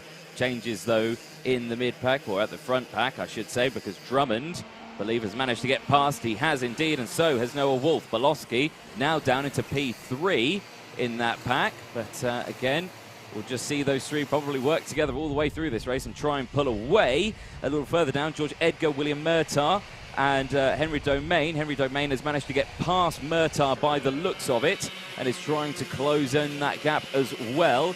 The Oliveira Motorsport Fusion gang becoming frenemies and working together to close that gap up. There they are on your screen. The three that are up front, they don't want to let them get away. Of course, well, what we saw in the last race, of course, the three did get away. And then by the time they got to the end of the race, then everyone caught up, and then it was an all brouhaha, and then everyone was there, and then it all went P-tong very quickly. But yeah, hopefully it doesn't happen again this time. With 4.5 minutes to go, plus that one additional lap, it's still Wolf leading the way. Lewis Werrell, we saw on the move that last time. We saw him making a move into hairpin 2. That puts him up into 7th place now. So good stuff from Lewis Werrell, who last race got up to 2nd on that final lap. There he is coming through the right-hander now. Sits slightly taller in the karts than those around him. He's working his way through the order nicely. Quickest last time round was Zach Drummond, set a new fastest lap, but going quickest on this lap is Kit Bolowski. Those are the three leaders. This is Edgar now on screen with Domain just behind him. The gap between 3rd to 4th is just under 2 seconds. Lewis Werrell, the number 6 plate, currently in 7th place, up 6 positions, receives a 5-second time penalty. Oh no. Disaster for Werrell. That is not what you want, especially in, you know, the points phase of the event. You know, you definitely don't need that as you go through. Back at the front though, laps changing as personal best time out for Kit Bolowski that last time around. Sets the fastest sector 1 on the previous lap. Fastest sector 2 went out to Lewis Werrell, the number 7, or in 7th place, and that number 6. As they go through under the bridge, again across the line. It doesn't look like, now, whoa, look at that. George Edgar and Henry Domain, they've broken away now. William Murtagh has not managed to stick to the back of these two and has fallen behind. So it's kind of 3 from 2 by 1 by 2 as they go through. The pack's opening up. Just again, just wait till they start scrapping. Then also Constantine are up, and then it'll all be one big pack. Just wait for it. Give it a couple of minutes. Give it a couple of minutes. Just wait for it. Have your patience at home. Edgar and Domain just need to limit the damage here, don't they, to those front 3.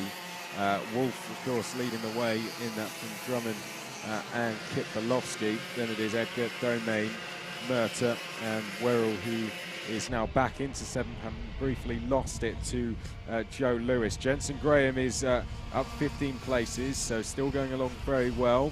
Up into 11th now and trying to get into 10th place ahead of Jacob Ashcroft as they make their way across the line. A new fastest lap for Joe Lewis in 8th place. He's right on the back of Lewis Werrell, and I think he might have got past Lewis Werrell as well, so a change there through the first sector. Looks like Joe Lewis is up into 7th place.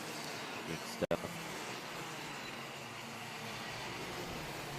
Motorsport kart here though, side by side, the 85. Or it could have been this, no, it was Scott Riley, gets past Jensen Graham, moves up. Jacob Ashcroft is just in front of this Oliveira Motorsport. Jacob recently had a spell with Nickelodeon as well. Honestly, yeah, they did a bit of a segment for him. He did a young karters, young enthusiastic people. So that was at Wilson Mill. That was a very, very good watch. I recommend it.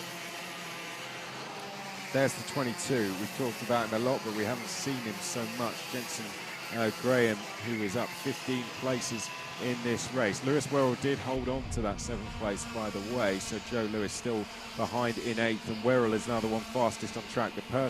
The overtakes we saw actually came from Ashcroft and Graham, who we were looking at on screen there. Less than a minute to go.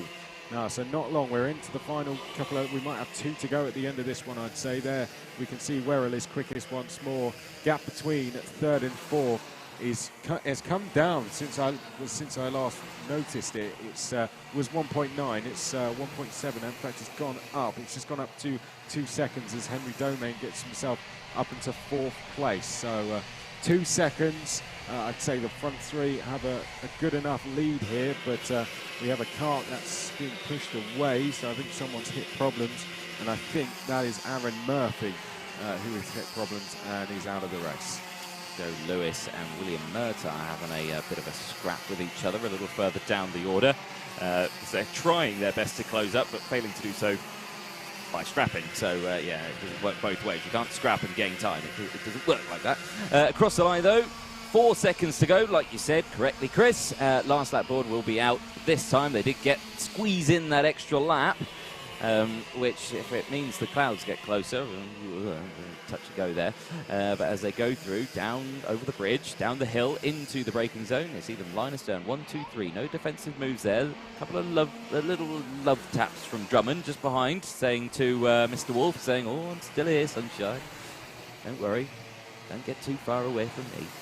I don't know where these accents are coming from. They've got absolutely nothing to do with anyone here. But yeah, just continuing to work with him for the time being, exactly. Isn't he? We've got Belovsky there in 3rd place. That behind, of course, Domain and Edgar have swapped round places.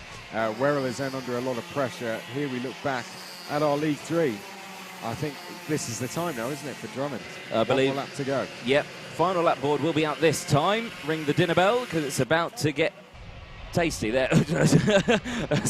Interesting angle there. Here we go then, across the start-finish line. Wolf goes defensive, but look at that. Belovsky doesn't. Belovsky takes the normal line through the corner. It looks like he lost time through there, but he'll have the waft as he comes up the hill. Slightly wide there goes Drummond as they go over the bridge now. It's still Wolf who leads the way over the bridge. Down the hill they go. Looks like Belovsky's lost a bit of momentum now as they come down the hill then. Super defensive once more. Goes Wolf. Drummond says, "What are you doing?" Go. Switches to the outside. Tries to get the switchback. Successfully does so, but he's not got the job done yet because Wolf is still on the inside. He can't close the line. Belovsky tries to come through. 3 wide on the exit. Drummond's lost out the most because Belovsky's now gone from 3rd all the way to 1st. Good stuff from Kit Belovsky. Just managed to be in the right place, right time, get his car perfectly lined up for the switchback there. Got to be careful of Noah Wolf going in towards Bobby Game Corner into the Mike Wilson complex. We go now for the final time,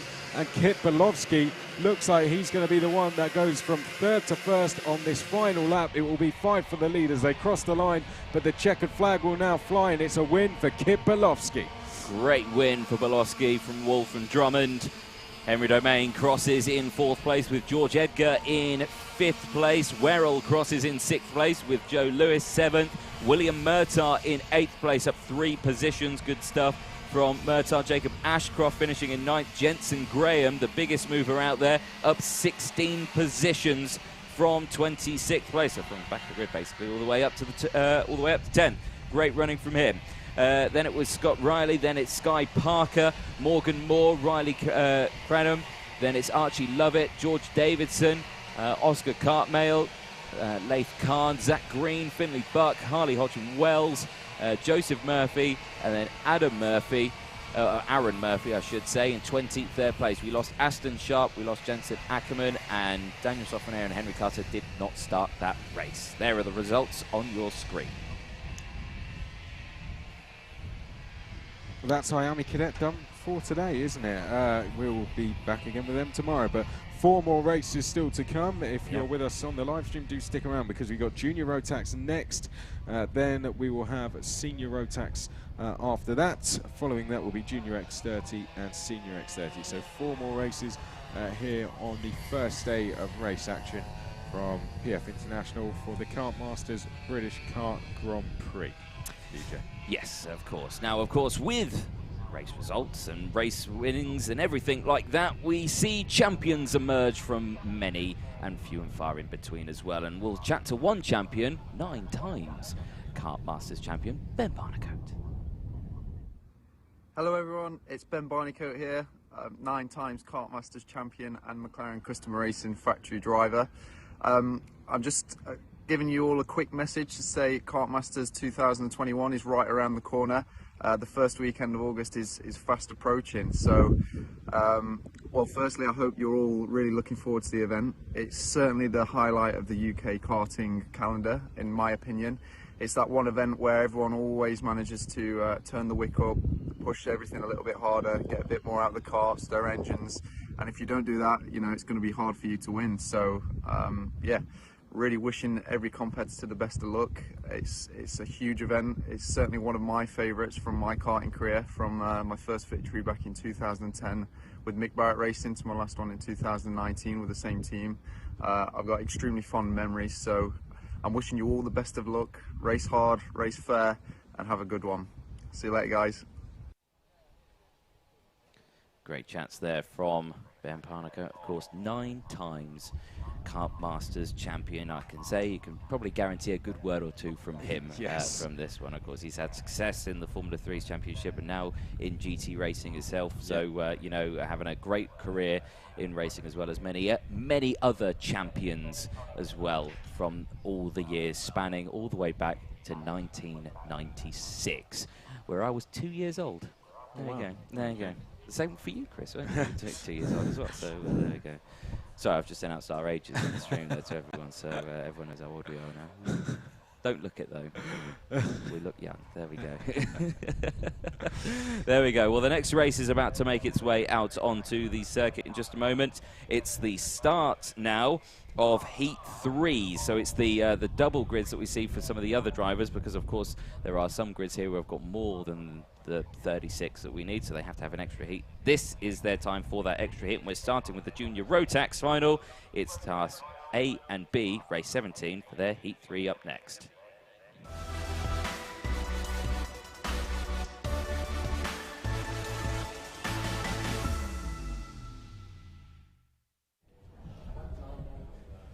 Well, There's no one there. well, there we go. Who have we got there?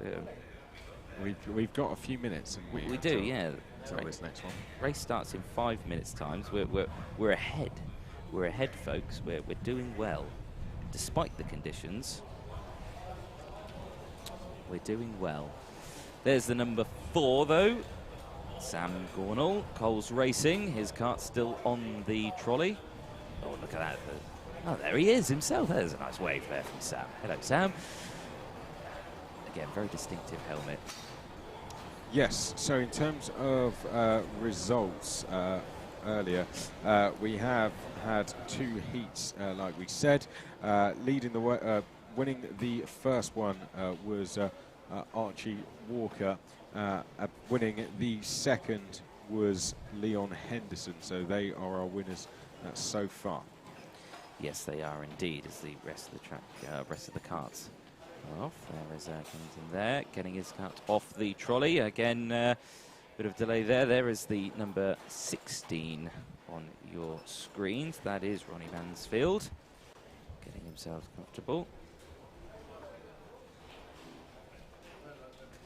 But the kart's lining up ready there, and everyone's saying, yeah, you give me the jacket, pop it in the seat, you help me get this kart off the trolley first. There we go, there's a good lad. There we go, jobs a flyer there. Teamwork in the pit lane there for Ted Bradbury for Sam Pollitt Racing. More chinwags going on. Not going to see much kart mechanic bingo going on today because, of course, it's not really that sunny. It's quite chilly as well, so they're all in coats and everything like that. We won't see it that much, so big shame for that one. There's the 66 on your screen as well. That's Leo Lacastro, another Coles Racing driver, and the 72 there just behind as well of Harry Pullen, KB Motorsport. And onto the other side, the 69 plate, Declan Russell, one of the privateers out there, and the 87 as well that you can see there. Gustas Uzakov's there, the Latvian driver, having a bit of a chin wag there. Project 1 driver. There's the 46 on your screen. Stephen Duncan, the Scottish driver, again, running on that Vision body kit he's got out there. Again, another privateer driver in class. Here is the number 43 of Isabella Franklin, the Jack Dex Racing applicant there. Again, having a fairly standard weekend at the moment, but of course it's only the first day, and of course it's a tough old weekend this is, and it takes hard work all the way throughout. The 76 there of Evie Paulin, Vision Motorsport driver. Concentration look there on the face from Evie. Just envisioning what's going to happen, because, you know, again, the clouds looming all around the place. There's the beepers you can hear in the background, meaning that now the dummy grid is closed. If anyone has not gotten to the dummy grid before that beeper's gone out, tough luck, you're not out in the race. There's the 83. Sophie Kinghorn, Coles Racing, and the Tony Kart chassis. Having a good weekend this time around. The 98 Lexi Belk, the Mad Croc promotion driver, with a Lewis Hamilton-inspired helmet livery. I like that. 27, Ollie Stevens for Dan Holland Racing.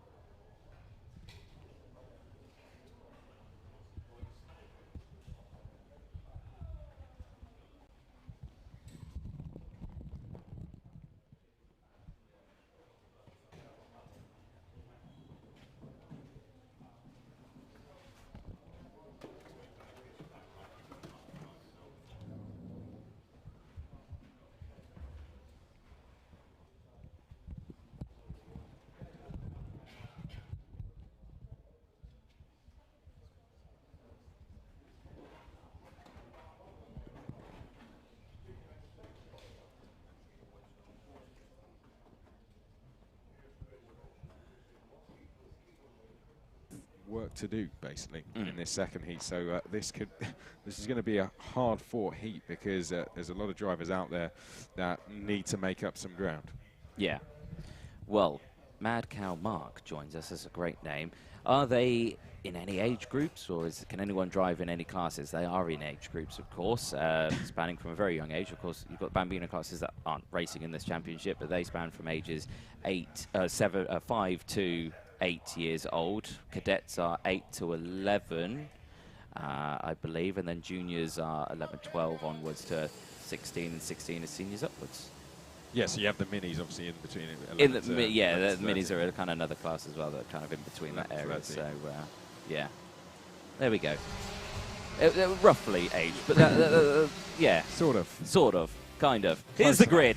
Let's just do the grid, shall we? Junior Attacks, third heat of the day. They're going to be heading out onto the circuit in just a moment. Dan Ginchard starting on pole position with Daniel Armstrong alongside Scott Lapsey, and Ben Follen on row number 2 with Leon Henderson and Mikey Porter on row 3. Thomas Carter and Jez Williams round out row number 4. Sam Gornell and Gabriel Stilt round out row 5 with Ollie Goodyear and Ollie Stevens on row number 6. Ronnie Mansfield and Lexi Belk on row 7 with Brittany Sims and Sophie Kinghorn on row number 8. Ted Bradbury and Evie Polin on row 9. Spencer Burnham and Charlie Hart rounding out row number 10 for the top 20 karts. Gabe Fairbrother and Isabella Franklin on row 11 with Harry Linden and Stephen Duncan on row 12. Leo LeCastro, Gustav Uzakovs on row 13 with Harry Pullen and Declan Russell rounding out row 14. Well, the karts making their way to the finals. Craig got confused by the age, so I gave up. There we go, that's our bad. They're roughly that age, so there we go. We'll work it out together. Spectators along the side, green flags on the track. Here we go then for Heat 3 for Junior Rotax in towards turn number 1. Again, good start all the way through the field. No major concertina effect there. Everyone gets through turn 1 cleanly. Up towards the banking once more. Again, jostling for position. No one clouting the curbs. No one getting untoward contact, but everyone out of the bridge section. Down the hill they go, in towards the first hairpin. Good start from Ginchard. Yeah, very good start as he makes his way through the first hairpin. He's got a gap to the driver in second place. We've had a change for second down at the first hairpin as they make their way now through hairpin number 2. The 94 has made his way up into second place. So good start for Leon Henderson, who won his heat earlier. Leon Henderson, as they now come through Bobby Game corner for the first time. There we can see Gabriel still in the 42, just trying to get himself up the order. He's had a good day so far as we now come through the final 2 corners, and that is going to be 1 lap complete then as we cross the line. It is Ginchard leading the way from Leon Henderson, 1.3 seconds clear. Yep, good then start all the way through the field as they go under the bridge once more, up the banking, and it starts all the way throughout. But Ginchard leading the way at the moment. Fastest lap of the race, 101.57. Expect that to improve as they go on. But into the braking zone there. under pressure. Leon Henderson, Daniel Armstrong, Gabriel Stilp there. Bradbury with a warning flag as down the inside goes the number 8 of Armstrong on Henderson. And Henderson comes back and says, think about it, don't try that again. Let's go. Let's catch up to Ginchard. Because he's opened up a fair chunk at the moment, I'd say, well over 1.5 seconds, and pulling away. So into the complex section, and back towards turn or the final corner, back onto the start-finish straight. The 42 there of Stilp. Still there, hugging in, looking to the inside there. We saw a move here earlier on. It didn't pan out. Oh, that one almost didn't pan out as well. Stilp has to slot back into position, but that was definitely a wake-up call for Armstrong, because he knows that Stilp is there and wanting to get past. Yeah, over the Litchfield Bridge we go then, and Stilp in 4th is the driver we're watching out. But rather than going forwards, he's in danger of going backwards. He's going to make a very ambitious lunge down the inside there. There you'll see the remains of it as they came out of the hairpin, and Stilp is now going to lose a position in towards hairpin number 2, and that is Sam Gornall, who has gone through. So Stilp, in trying to get on the move, has found himself going backwards here. Good starts from the likes of Stilp, who had gained 6. Ronnie Mansfield is on the move. Steve Duncan is up 7 places as well. Further down the field in 17th place, make that 18th place. We're looking at the number 25, though, of Folland coming through the final couple of corners now. Looking back at the number 9 there of Jez Williams. Out the final corner, down the start-finish straight. 3 laps complete, a new fastest lap from Jez Williams. Well, that's just been bettered by Gabe Fairbrother, the Ultimate R driver, down in 16th place, up 5 places at the moment, 59.81. Of course, Jez did set the fast lap, also was a 59, but there it is, confirmation on your screen. Gabe Fairbrother with that 59.810 side by side as the number 4 of Gornell goes down the inside and it gets 1 more place, tries to get past still. It's Folland who's dropped back a huge amount and has just been passed further there. So Ben Folland has probably lost about 4 or 5 positions in one swoop there. Was 4. Now down the lower order, the top 10 is down in 9th place to be exact. So disappointing lap here from Folland. Here are 2 drivers going forward. So we've got Armstrong and Gornall, in particular Gornall doing very well in this race so far, and could be lining up a further move as we go down towards turn number 1 now. Yeah, here we go then. It's still Ginchard leading the way by 1.7 seconds now from Henderson, Armstrong, Gornall, Williams, Still. Then it's Lapsey, Mansfield, Folland, Porter, Stevens, Carter, Belk, Bradbury, Fairbrother, Goodyear, Duncan, Hart, Linden and Sims. That's the top 20 out there at the moment. Gornell with the fastest lap of the race, currently in 4th place, closing that gap in Coles Racing down the inside. That was one of the Dan Holland Racing karts there. Who was that? That was actually the number 27, I think, a little bit further back, Ollie Stevens. Yes, that had made a move. We're going to go back to the battle for 3rd place between Gornall and Armstrong. Behind that, of course, we've got 3 seeded drivers all together here. British Open champion up the top. Leon Henderson splitting them there in 2nd place as they now come through the final 2 corners. Junior Rotax, the final heat of today. On the circuit now. We're well into the 2nd half of the race as they make their way across the start-finish line.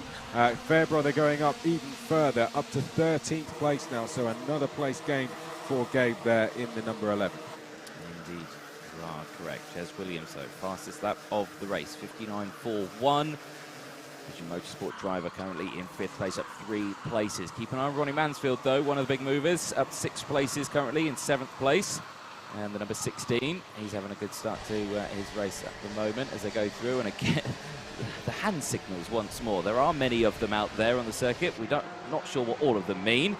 Back there, though, with the race leader, that's the sign of the gap. That's the battle for 2nd place between these 4 karts there. Currently led by Leon Henderson from Gornell, Armstrong and Williams as they go through. Jez, of course, being the faster of these drivers in this pack. Of course, I suspect that's because he got the slipstream down the hill. They got the good run with that headwind, but now we get the tailwind at the back of this shot into there. Oh, look at the hand signals there from Gornell saying to Henderson, Henderson, come on, go, stop defending, let's catch him. Yep, Gornell, a bit of frustration. Oh, good move a little bit further back. I think that might have been the 54 we saw making a move. It was even the likes of Bradbury or Fairbrother. Here comes a move, definite one we do know about. 2 moves make that. Oh, and 3 into 1 there, and contact there. That was the number 9 of Jez Williams making contact as he attempted to go past Armstrong. Armstrong's going to lose a couple of places. Stilp is going to gain one as he goes past Williams, but he'll lose that place back into the chicane. So all going off here. Gorner is up to second place as well, ahead of Leon Henderson. But we're watching the battle for 4th place on screen here, being led by the number 9 of Jez Williams. Then it is Gabriel Stilp. Armstrong behind that, who of course we had that contact with at hairpin 1. And then we have Ronnie Mansfield, Ben Follen, Scott Lapsley and Ollie Stevens. Gabe Fairbrother now, up to 10th place. Yeah, another one of those big movers, up 11 positions from his original starting spot of 21st. You know, he's working hard on that one, leading the group of from 10th onwards as they go round over the bridge there. Charlie Hart, fastest lap of the race, 59.2. Back here, there is the 42 of Stilp on your screen, under pressure still from Armstrong after he had that recent contact with Jez Williams at the first hairpin. Jez Williams coming off the better of the 2 as they go round hairpin number 2 in towards the Fullerton S's. There you go, everyone just clipping those curves gently, no one running out too wide on exit. Good clean racing lines, good clean racing that we're seeing so far, but with that timer striking 0 now, that's Jez Williams trying to put the pressure on Henderson. Henderson fighting back, 5-second time penalty for Jez Williams. Goes out just now though. That's a huge shame for the driver in 4th place. Yeah, we've got the last lap board out, like you said, and this is Leon Henderson leading this battle for 3rd place. Slippery surface flag is out down there. So have we got spots of rain down that section of the circuit? Ginchard is leading. Gorner was showing great pace. Oh, contact there. That was over the bridge. That was Armstrong making a move for 3rd place, and he's through. Stilp is now in 4th place, looking over his shoulder there in the 42. 3 wide in the background. The number 16 of Ronnie Mansfield picks up 2 places. Further battles going on here in towards hairpin number 2. That's Leon Henderson, who's had a disappointing second half to this race, and that was going off the track briefly, Scott Lapsley. Yeah, it was indeed. So as they go through then, it's all starting to kick off in that sort of top to mid pack area. But at the moment, the O-plate, Dan rain's Ginchard. falling, isn't it? Yeah, rain's the falling. rain's really coming down now. Ginchard still leading the way. Checker flag is getting ready on the start-finish line for the O-plate of Dan Ginchard, who exits the final corner, and it's a race heat win for Ginchard across the line. Then the large pack across the line. Who's going to take it? Ginchard from Armstrong still gets 3rd place, up 7 places. Great result for him. Gornall crosses the line in 4th with 5 positions. Then it's Foland. Then it's Mansfield Fairbrother up 14 places into P7. What a run from Gabe Fairbrother. Leon Henderson across 8th place. Jez Williams after that finishes 9th. Harry Linden up 13 places from 23rd place, gets to finish in 10th place. Charlie Hart up 9 places in 11th. Then it's Mikey Porter, Scott Lapsey, Ollie Goodyear, Lexi Belk, Ollie Stevens, Ted Bradbury, Thomas Carter, Gustav Uzakovs. Then it is Brentley Sims, Declan Russell, Sophie Kinghorn, Spencer Boehm. Then it is Leo LeCastro, Evie Pullen, Isabella Franklin and Harry Pullen. Round out the 27 cuts, finish the race. Stephen Duncan did retire at the end of lap 7. Well, the rain just started catching drivers out at the end there and caught quite a few drivers out. One of the drivers dropping back down quite a few places was Ollie Stevens, who had been going really well, but lost a few on that final lap. But Gabe Fairbrother was one going up on that. So Harry Linden likewise, but yeah, as the rain fell, it really did catch a few drivers out down at Bobby Game Corner, but in the end they just all got round safely. But the rain is falling. I don't think there would have been enough warning for Senior Rotax to change tyres, so I think we're going to see a wet race on slicks. Senior Rotax Heat 3's next.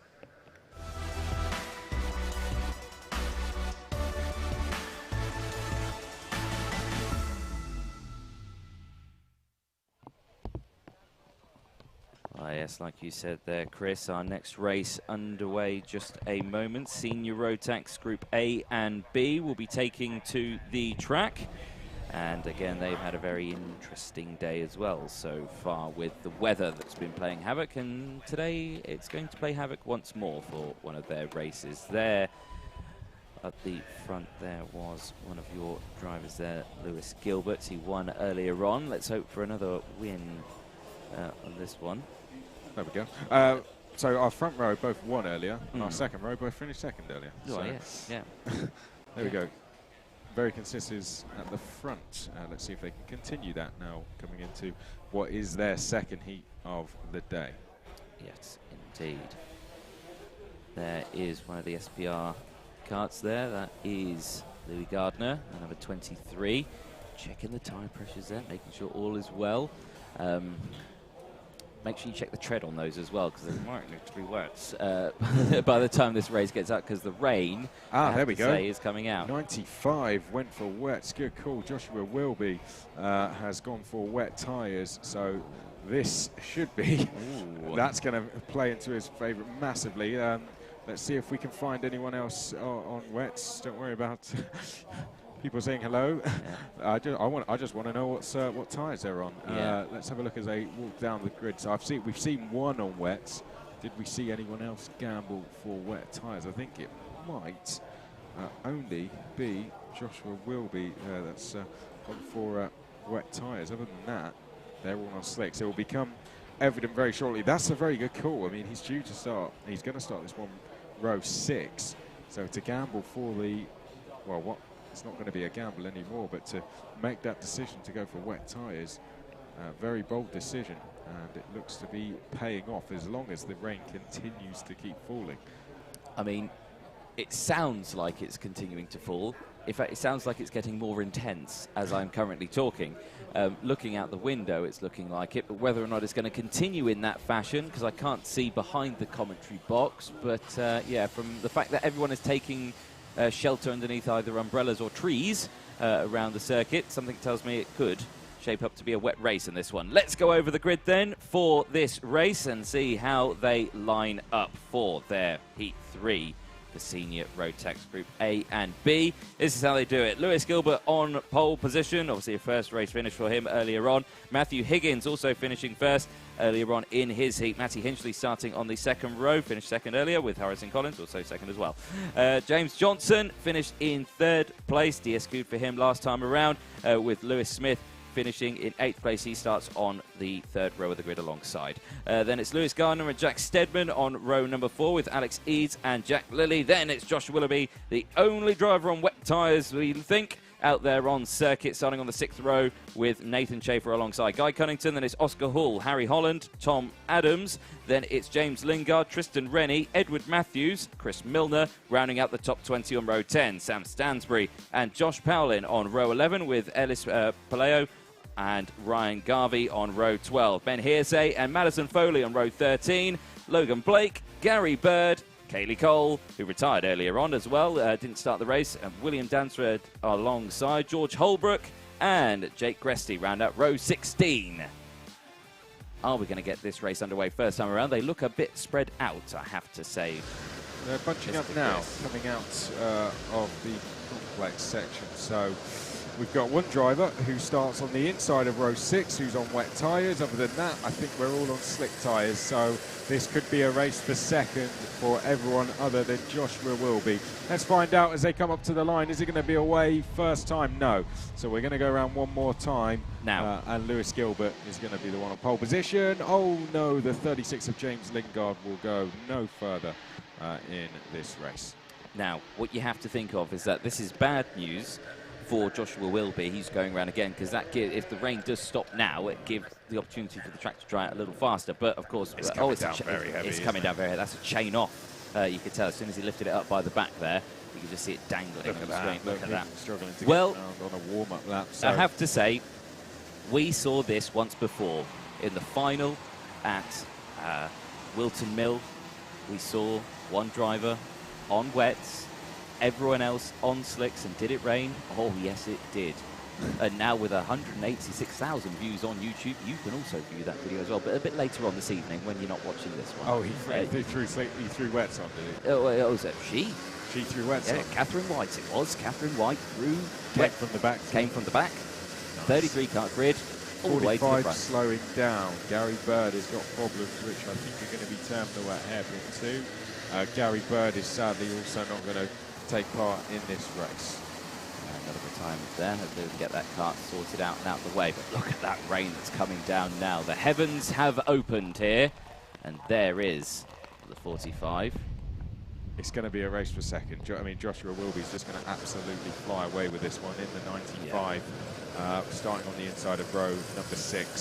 Space for a big old grin underneath that helmet at the moment, just thinking, oh yeah, I've nailed this. I've won this. There we go. Out of the final corner, into the tram lines. Is it green flag? It is. 8 minutes plus that one additional lap in towards turn 1. Careful, everyone. Oh, no, goodness me. A couple have gone straight over the grass. Nearly the entirety of the front row all did that. Now they get back onto the track, and now we have to do it all over again as everyone is not driving to the conditions and are going too fast into the corners on those slick tyres. Yellow flags out in the banking section.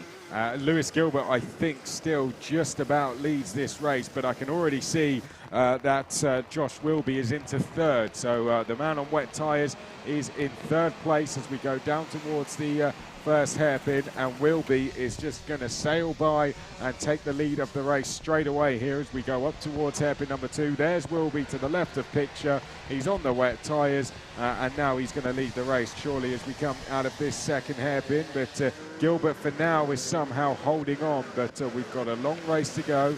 You can take your time with this, Josh. You don't have to do this one straight away. The lead will come to you now as we come out of the chicane, and Wilby hits the front. Yep, nicely done. Oh, I say that, he's he's off. completely misjudged his braking zone. Has he gone into the wall, though? If he's gone into the wall, it's the end of the race, and he has, but he's got it going again. Oh, right now. So he got the lead. Oh, and he rejoins, and he clouts the 79 as well as he does so. But that was a disaster. 62's gone as well, unfortunately. That's a problem for the number 62, who has stopped on the inside of the chicane. Right, now he's got all that work to do again. You said it was going to be a battle for second. Oh, no, it's still a battle for first because he's got to make his way all the way back through that order again. Talk about, head in your hands moment that was. But there we go. He's got a lot of work to do. It can still be done. 6 minutes to go as everyone skates through this section here. It's very treacherous. You can see another car being pulled out of the way. Tipping it down now, isn't it? It's quite torrential, I have to say. The order is the leading the way is Gilbert from Higgins, and then it is Chafer in, which it says Chafer is in third place, but I certainly don't see him in third. I wonder if he's hit problems somewhere through the first sector. I think he might have done. So third is now Collins, and then behind that it is Colner, is it, in the number 18. Callis Cole, I think, has gone for wets as well because she's made her way up into fourth place. So we might not have just the one driver on wets, but we certainly have a spin at hairpin 2. We do indeed, and it's not going anywhere. It looks like a stall out of hairpin number 2. Can't quite see the number of that. 37 was one of them that was caught up, and that was Ryan Garvey, one driver who's going to go no further. That's the number 11 who's out of the race, and that's Matty Hingley, and the 74 has also hit problems Tristan sadly Rennie as well. Yeah, Tristan Rennie in the So 74. there's Callis Cole. She's come all the way up into fifth place there, and Lewis Gilbert is struggling to go in a straight line here as they can see the number 18. She's over from Ireland to do this race, and she's absolutely flying through the field. Now let's see if we can ask our brilliant cameramen to zoom in on Kaylee Cole's kart, because I would like to see if she is on wet tyres. Now Kaylee Cole's got lots of experience with powerful cars because she races in the F1000, Swallow Hills F1000 Championships for the 750 Motor Club. You can tell, just like that, this is her and Wilby, I think, together, and you can just see the difference in grip. They've hit the front now. They are first and second, so that's a battle for the lead going on. Hairpin number 1, and Wilby has gone into the lead. So from spinning and going into the barriers, he's now leading once more, and there is Cole in second place. Yep, you can definitely tell. Yep, she's got the wets on, like you were saying. You could tell just from the way the kart was handling out there. So we do have a battle for first place, and it's between these two drivers on track, the 18 and the 95. Kaylee Cole and Joshua Wilby, who is going to come out on top between these two. There you see. Cole down the inside, so Callis trying to get the move done, but Wilby's going to hold on round the outside. What a great decision to go on the wet tyres here. She's not done much racing this year in karts, getting ready for F1000, of course, but come over from Ireland to do this, through on the wet tyres, and she leads the way as we go across the line to complete lap number 3. Yep, indeed. So there we have it. Kaylee Cole now leading the way. Again, another big smile on the face, I suspect, here for Kaylee Cole as they go up the hill now in towards there. And there it is, confirmed. Fastest lap of the race, 1:24.090 for Kaylee Cole. Out over the bridge, down the hill they go. Also, well, I'll tell you what, look, someone's gone straight up. Oh, wow, yes. Almost by the ambulance. There you can see. I'd have to say our cameraman did not move. Wiped out there. People are really, really struggling with this. I mean, we've got someone off here. The 26 has come to a stop, which is Chris Miller. Yeah. And we've got red flags. Red flag has come out. You know what? I think that's a sensible decision to make. You know, it's a shame. We're 75% into the race. Yeah, I think it had to be done. Is that going to be called there? Well, it will go back a lap, and I believe that will mean that Kaylee Cole takes. We'll have to go back and figure that one out, actually, but we knew it was, I believe Cole was leading, so I believe that's going to be a race win for her, with Wilby in second. He was obviously putting his hand up, quite disappointed that the red flags had come out, but we were losing drivers very, very quickly there, and I think that was the right thing to do. Yes, indeed. Well, there we go. Looking down, right, so we had George Holbrook gained 21 places, 20 places for Jake Gresty, who made similar progress earlier. Ed Matthews gained 13. Josh Poulan gained 11 places as well, but we lost some big names like Matty Hingley went backwards. Alex Eads also went backwards as well. Lewis Gilbert went down to 4th place, so damage limitation for him, but there they come back into the pits. I don't think you need to decide which tyres you're going to go on if you're in Junior X30 or Senior X30. Well, that was definitely an exciting end to that Senior Rotax race. So it's actually going to go back a lap, which means Lewis Gilbert takes the win. Oh, no. So Cole is going to be 4th with a 25 place gain, and Wilby is going to be in 5th place. But the result will go back 1 lap, and that means Lewis Gilbert is actually your race winner from what we can see on the screens. From Matthew Higgins, Harrison Collins in 3rd place, Cole in 4th place, Wilby in 5th. All they needed to do was cross the line one more time before those red flags, and then that would have been the result done. But Gilbert holds on to take the win, despite going on slicks in that. Well, there we go. There we go. That is a... I mean, it's a call that's been made, and you know what? I think it's a general call. You know, you can sit there at home and say, you know, it proves that it's good drivers or anything like that. But, you know, at the end of the day, it's all down to safety. And, of course, with 90% or 98% of that grid on slick tyres, it was going to end probably in an accident very quickly. So I think a red flag being called is a good call. Wilby will be very, very frustrated. I can imagine. If he hadn't crashed, he would have won that race. Cole just didn't have enough laps. In 2 laps, she gained 25 places, which is pretty good going. I don't think she could have made much quicker progress than that. But yeah, Wilby will be quite disappointed to have not walked away from that a clear winner. Gilbert will be very happy that the red flags came out when they did. Yeah. A big shame then for some of the drivers in that one. But, of course, with that happening, it's now time to move on to our next race, our penultimate race of the first day of racing. Time for race 19, Heat 3 for Junior X30.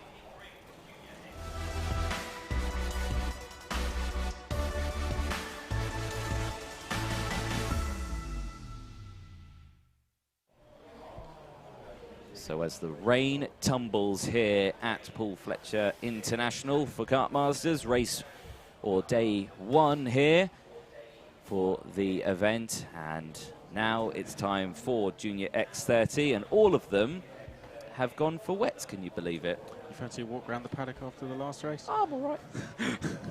I tell you, you know what? If I got my jacket, to which I do have my jacket, if I had an umbrella, to which we do have an umbrella, I'll happily walk around. You can go on your own. Oh, well, there we go. Fine, I'll go on my own. There we go. There's a look at some of the drivers then. Lined up in the dummy grid area for Junior X30. You can see there Mr. Burgoyne Jr. focusing on the challenge ahead. There's Jack Cox, the 119, just behind as well. The 20 on your screen, Lorenzo Cordell, just getting his tyres checked, currently running on that Experience chassis out there. Look at the other side. Large variety of numbers. There's the number 7 on your screen, Sam Shaw. We spoke to him earlier in our paddock walk area. Yes. Again, you can go and watch that a little bit later on. It's quite a long video. You might skip through it a bit, but I have to say it's a very funny video, and I would definitely recommend watching it. Craig Evans comments in saying, winner predictions for this race. Well, my money's on Luke Watts. Yeah. He won here last month by 15 seconds in these conditions. But I don't want to write off Marcus Lucio, because Marcus has been right there all the time. He's just waiting for a break. There he is on your screen, Marcus Lucio. You know, and now the conditions have definitely changed. It's who is quicker in the wet conditions here. Yep, so in terms of the top 10 and where they finished in their heat they've had so far, pole sitter Watts won, Lucio, who we look at there, was 2nd, Singh was 6th on row 2, Ryby was 3rd. I'll tell you what, why don't you do the rest, DJ, while you do the grid? Well, yeah, let's do that, shall we? Like we're saying, Luke Watts, the number 4, starting on pole position with Marcus Lucio alongside, like we say, finished 1st and 2nd in class earlier on. Mackay Singh and Harvey Rabi on row number 2, 6th and 3rd finish for them. Finley Harrison and Henry Gregory starting on row number 3, 31st and 12th. For that one. Then it was Gabriel Stilp and Charlie Rippin, 4th and 8th for their race earlier on, starting on the 4th row. Harry Burgoyne Jr. and Jude Ferrenho on row number 5, 3rd and 10th place for them respectively. Then it was Jack Cox and Jay Holtby on row number 6, Lorenzo Cordell and Michael Rapsey on row number 7, with Josh Agambar and Sam Shaw on row number 8. Benjamin Doughty and Harry Cottrell on row 9, with Dominic Roberts and Macy Hitter on row number 10. Carl Casabanti and Thomas Reddy on row 11, with Jack Nettleship and Sam Lewis on row 12. Reese Newborn with Kian Geraghty alongside. Then it is Mackay Taylor and Gracie Mitchell on row 14. Shavan Shammagarval on row 15, with Bradley Beavers alongside. Sam Baker and Sam Gornell on row 16, with Aidan Lynn and Dane Tucker rounding out the grid on row 17. Oh dear, I'd say. You just pointed out the window and I've just spotted poor Jacob on the start-finish box. He's still wearing a T-shirt, he's still got no umbrella, and he's racing up there. He's got to watch out for the spray now as they all whiz past him. Here we go then into the tram lines. You can't even see the karts. They're going round again. They're not going. Look at the spray that's kicked up now. Wow. My goodness me. That's going to be terrifying if you're in the middle of that. You're not going to be able to see where you're going. I mean, it takes me back to Wilton Mill in a TKM race with the blue mist at the start through Oblivion. You just can't see anything. You just hope for the best. And keep it pinned. Hope for the best. Hope for the best. Yeah, but we're going to pretty much see the same here, aren't we? Well, this is what was forecast for the whole day. Yeah, I know, and I'm amazed we're only seeing it now. But we're only seeing it now. We only have 2 races, by the way. We have this one and one more. So Junior X30 and Senior X30, and that will be kind of half time in terms of the heats for this event. We'll have 2 more tomorrow, but another qualifying session to form that grid. There's Watts to the left of picture, to the right is Lucio. 2 drivers who are going to start this one on the front, both finished in the top 2. Oh, and there's a spin for the number 21 of Rippin, and I don't know who else went with him. Harvey Ryby, the 271 I saw. Yes, there was a few that went round there, and Josh Agambar was one of them as well, because he was quite late coming through the 2nd sector. So we are missing some drivers towards the front who are going to be now starting further down, but 8 minutes plus a lap, heat 3 for Junior X30. Over to you, DJ. Let's hope for the best into this one. Into the tram lines. It's not going to be going this time. Oh, it is going this time. They weren't even in the tram lines, but there we go. It's been called. Green flag out. Away they go into turn 1. It's a wash of spray as they go through, but look at that. The miracle that is wet tyres. Everyone has got through cleanly. Oh, I say it. Oh, commentator's curse. Strikes 2 karts off. They get going again. It looked like 2 Jack Deck racing cars. Karts, I should say. They're not cars. There we go. Oh, there you go. There's another spin out of the bridge section. 2 karts going around again. It looks like maybe the 76 was one of them. off the top of my head, was it? It could have been Mackay Singh. Harvey Ryby's hit problems, unfortunately, through that first sector. Doherty as well, hit problems, as did Ferniho. Also, Holtby and Cordell, he's the one who spun over the bridge, and there goes another one, the 33 of Macy Hitter getting spun, and once more for luck as well. So Macy Hitter getting spun round twice there in one corner. Big shame there for Macy as they go through again. Look at that straight that they kicked up there into the break. Flashes the lights there as well as they go through. Glad we're in here. Luke Watts doing a great job out front. Look at that. It's absolutely torrential rain out there on the PF International Circuit. Watts leads by 1.3 seconds. Then it is ripping a further 1.5 back from Luzio in second. Behind that, then, we're going to have some big gainers. Harrison, who needs a good result in this one, 31st earlier, is up to 4th. Then it's Gregory, Burgoyne. Some movers. Cottrell is up 9, Sam Shaw up 6, Keane Geraghty up 11, and Sam Gornall up 11 as well. So we'll keep an eye on their progress throughout the race. Yeah, we will indeed as they go through again. Just look at the rapid line changes that you see from left to right over the bridge. 6 minutes left, and it's just, oh goodness me, you just can't make from heads to tails between these drivers, can you, as they go through? It's just going to be a case of who's got the kind of better knowledge of the track in these sorts of conditions. Where is the grip? Where are the best racing lines? Down towards the chicane, there's Cottrell in the 42. We pick him out amongst the spray. Good start to the race for him. Behind that is Ryby trying to come back through the field. Harvey Ryby started on the second row, the BMR driver, finished 3rd in his heat earlier. He's now trying to line up a move on Harry Cottrell. Here we look at Ferniho and Singh battling over 7th and 8th place as they come through now the final corner. Leaders across the line already. Marcus Luzio doing his best to try and close down Luke Watts. Here's Sam Shaw now trying to get past Ryby as well. As they make their way down, we've had problems for Dominic Roberts and Thomas Reddy. Somewhere along the line, I think they've tangled, and both of them have lost places. Thomas Reddy has dropped all the way down to 32nd. Indeed, so changes all the way through that field. So last lap time was Luke Watts, fastest lap of the race. Again, your prediction of being that race winner in this one. Marcus Luzio still there, second place. 1.4 seconds is the gap now between those two. Out the window, it looks a little bit less than 1.4 seconds, but that may just be the Concertina effect that's eluding my vision skills there as they go through. 4.5 minutes left on the timer. There's the 99 on your screens. Currently, where is the 99? Was that completely the wrong number that I was looking at there? Might have been the 119. It could be the 119 there of Jack Cox, yeah. It's the right kart. There's the 53 on your screen as well. That's a little further down. Jude Ferrenho, currently 8th place, up 2 places. Nice little move there from, I think that was Doherty making place. They come out of the final corner now and make their way down the start-finish straight. Henry Gregory, we are watching here behind Finley Harrison, making their way now in towards turn number 1. So this is your fight. Indeed, the 99 for 4th place. Yeah. I should never have questioned you. I can't believe I did that. It's fine. I question myself all the time. With good reason. There we go. We have that in common. Yeah, exactly. Fastest sector 1 briefly went out to Luke Watts there at the end of that one as they go through. And again, look at that, the commitment to itself, like head jabbing there, going, come on, let's do it. Oh, maybe a little bit too much. So, try again. that's the 99, isn't it?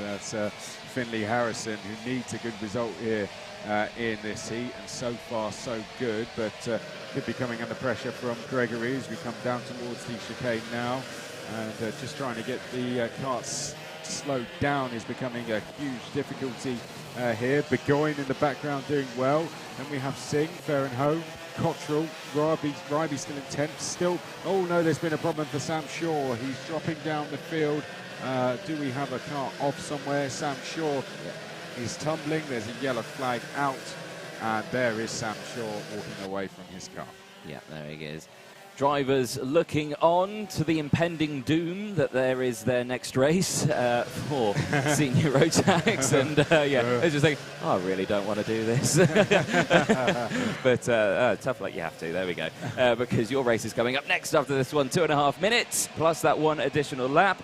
And there is the battle for first place. Luke Watts and Marcus Luzio. The gap opening up. Coming down, It is. It's down to 7.5 tenths. It is. It opened up a bit. Now it's closed down as they try to stop those karts as much as possible. Looking a little further back as well. Charlie Rippin, the MLC driver, is quite a bit further back. He's in a lot of clear air there. Then it's Finley Harrison, the MDL kart there as well, just behind, all on his own. Henry Gregory as well, also all on their own. Then we get a bit of a close battle between Burgoyne Jr. and Singh. They're having a close little crappy out there. Oh, Macy hit a 5-second time penalty to number 33. That is not what you need. A real shame. I mean, she's had a pretty bad race as it goes already. A pretty bad day so far. Instance in both heats so far. But you get 2 more tomorrow to do it all over again. And that there's is 21. Rippin, It is. Had problems, yes. That was Charlie Rippin running 3rd. And sadly, he is out of the race. Yeah, that just shows that even though it's the first day and it's the heats, it means so much to these drivers, you know, because he knows now for him that's maximum points. Yeah, and it's going to put him on the back foot, yeah. Isn't it? So that puts Finley Harrison up to 3rd. Gregory goes up to 4th and so on. Gap between the 2 leaders has gone back out once again. So Luke Watts has been given the hurry up from the sidelines and he has responded to Marcus Luzio and extended that lead just a little bit once more. Finley Harrison doing very well here in 3rd place, has dealt with pressure the whole race. And he's moving up the order. In terms of big movers, right, so we got Keane Geraghty up into 11th place. Here's a look at Singh. Behind him is Fernehoe, but not for much longer. Ryby trying to come down the inside. But Geraghty's one who's moving up the order, as is Gornall and Line as well. All 3 have gained 15 places so far. Indeed, yeah, more comments coming in from the stream. A lot of it tends to be about the weather. Yeah, it's just very English weather, this one in the middle of the summer. Welcome to the British summer.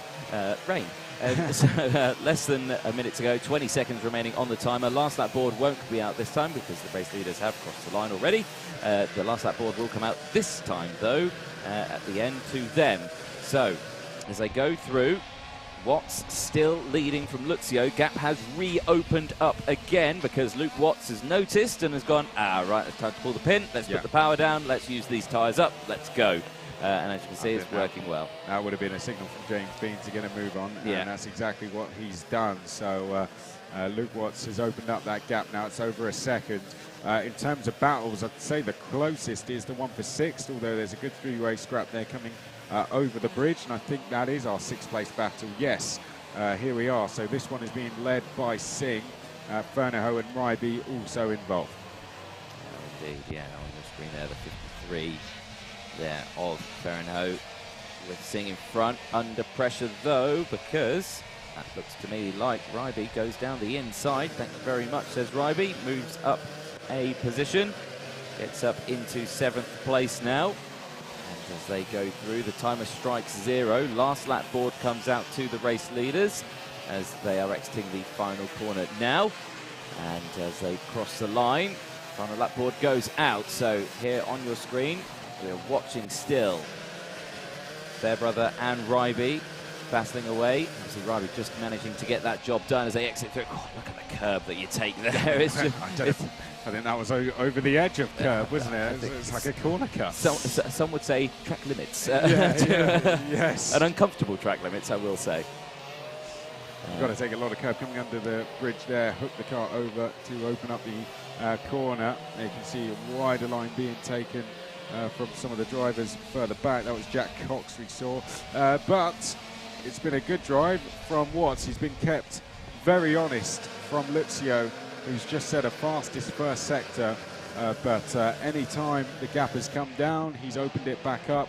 And you'd have to say the pair have been pretty evenly matched all race. Watts just had the legs at the start, and that's been the difference in this one.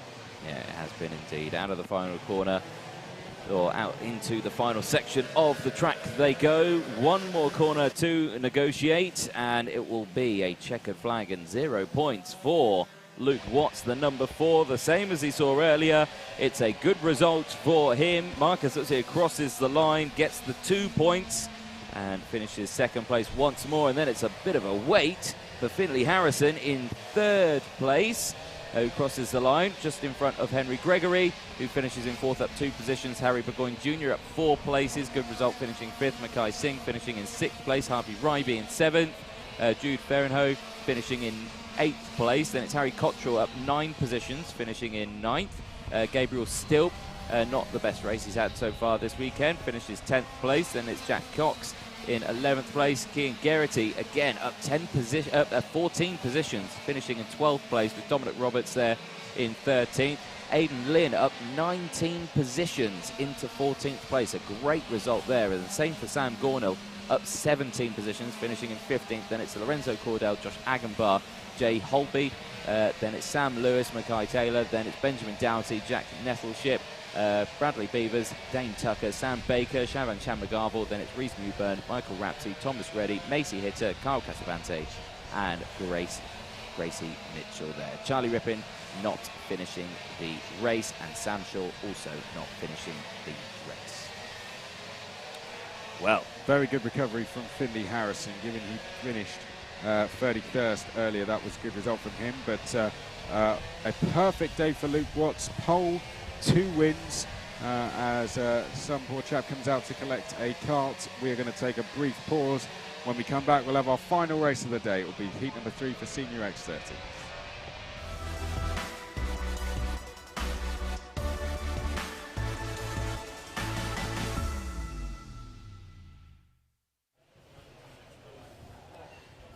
So as the rain still tumbles here at PFI, we get to see our last race of the weekend about to take to the track. It's Senior X30 for their second, or 30 I should say. It's Group A and B about to take to the circuit, and there they are lined up on your grid, the 66 on your screens just there.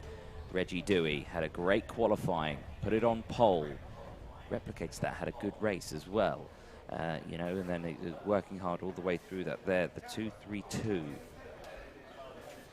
on your screen, Louis Westover for Dan Holland Racing, he's ready as well. Same with the 22 of Brad Pennell. Let's have a look though at the grid for Senior X30 and how they line up.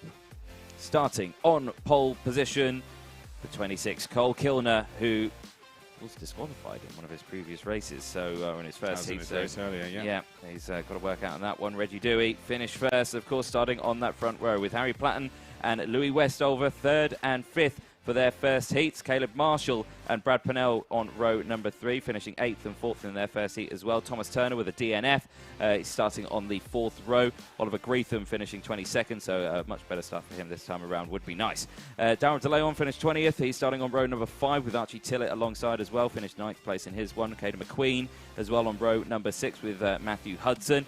Then it's Matthew Higgins on row 7 with Charlie Lamb, 13th and 19th for them in their last race. Piers Pryor on the 8th row with Marcus Littlewood alongside, 18th and 16th for them earlier on as well. Oscar Joyce and Matthew Hogarth, I should say, on row 9 with Jack Dex and Alessandro Serenetti on row 10. Louis Johnson Cool and Adam Fitzgerald on row 11 with Charlie Cole and Paddy Walsh rounding out the grid on row 12. Yes, well, are we going to see Thomas Turner out? Because it was a huge incident we had earlier for Thomas. Let's have a look at live timing. Has he come out onto the track? I really hope he has, because and it was a big incident he had earlier, but it would be good to see him out there, and I think I do see him. I think he is out there, yeah. That's really good stuff. So yeah, Thomas Turner, the team, Strawberry Racing team, has got that car back together. A scary incident earlier. He's going to go racing in this one. A lot of work to do for Cole Kilner, work to do for Thomas Turner as well. Reggie Dewey can afford to get a second or a third here after that win earlier. Greetham needs a good result. Caden McQueen would be one to watch. He did well earlier. He made his way through to 5th place. Very wet out on track. We didn't see the likes of Jack Dex earlier, did we? So hopefully we see him without any problems this time. Serenetti could do with making some ground in this one as well. There we go, indeed. Into the final corners they go. Final race of the day. Can we get a green flag start first time around with it being seniors? I suspect the answer could be possibly yes. But anything can happen.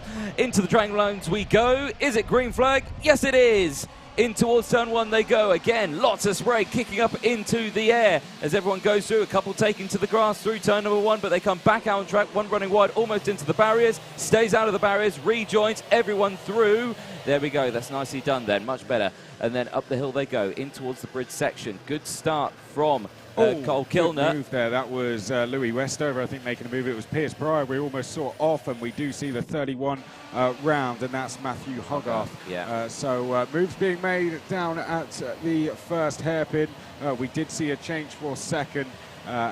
Briefly, as it's now changed back once more as Dewey goes into third place through the second hairpin. Louis Westover dropping to fourth place, and getting up into second there is Platten as they now come through the chicane. Brad Pinnell in the 22 there. Then we have the number 61 of Caleb Marshall as they come down towards Bobby Game Corner. That's ambitious from Reggie Dewey, but he's going to make it work, and he goes through into third place. Pinnell goes with him. Westover drops down. He's now under pressure from his teammate behind him of Caleb Marshall as we come through the final two corners. A good start from our pole sitter Cole Kilner, and he's got a gap as he crosses the line of 1.2 seconds over Platten. There we go, good start from that one. Sets the fastest lap of the race as the rest of the field slots through. No one improving on it, so 1:15.31 at the moment is the pace. The only driver actually in the 1:15s is Cole Kilner, leading the way for Mick Barrett Racing. So a very good start for him at this moment in time. The number 3 kind of all on its own, bit of a no man's land there for Platten, wanting to close in as much as possible. Serenetti's on the move. Yep. Oh no, a spin coming off the bridge there. Now that was Daryl DeLeon in the 14. I think that was getting going again. It was Louis Westover who's had a spin, and he's going to drop all the way to the back. And I think DeLeon was caught up as he took avoiding action as they now make their way down towards the chicane. There's Dewey trying to close down Platten, but disaster for Westover there. Drops down the field. There's Marshall in the 61. There's Dewey in the 66. And closing in on all of them is Thomas Turner in the 4. Yeah. So very big concertina effects as they go through. And Thomas Turner, like you say, on the move after his incident earlier on, looking to not replicate that, but looking to have a much better finish this time around. So let's see how he gets on in this race as they exit onto the start-finish straight. Again, all that spray that kicks up into the sky. They've got to be careful of those white lines all over the track as well, because they can be quite treacherous for you as well as they go through. Into the banking section they go. No lunges there. Caden McQueen with a warning flag, as he needs to watch out for whatever he's doing out there. So we'll keep an eye on that one. Tell you what, Reggie's lining up a move here. I think it looks like he wants to go on a move. He made a mistake off the bridge though, so now he's got to have his.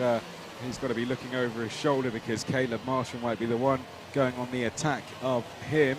As Thomas Turner, we can see right in the middle of picture in the number 4. He's got Oliver Greetham behind him. Then it's Tillett. Then we have Hudson, and Serenetti is now up 10 into 10th place. So Serenetti going well. Indeed. So 4.5 minutes left on this one there as they go through your screen there. Just keeping an eye. Yeah, Thomas Turner looking very quick out there, right on the back end of Caleb Marshall now as they go through. Little mistake there from Dewey again, running slightly wide through that section. That's allowing everyone to kind of close back up again as they go through the final section now, back onto the start-finish straight. And 4 minutes to go, plus that one additional lap. Into the slipstream they go. Turner looking for a move, I reckon, this time around, because he's very, very close as they go through. Not going to see it up into the hill here.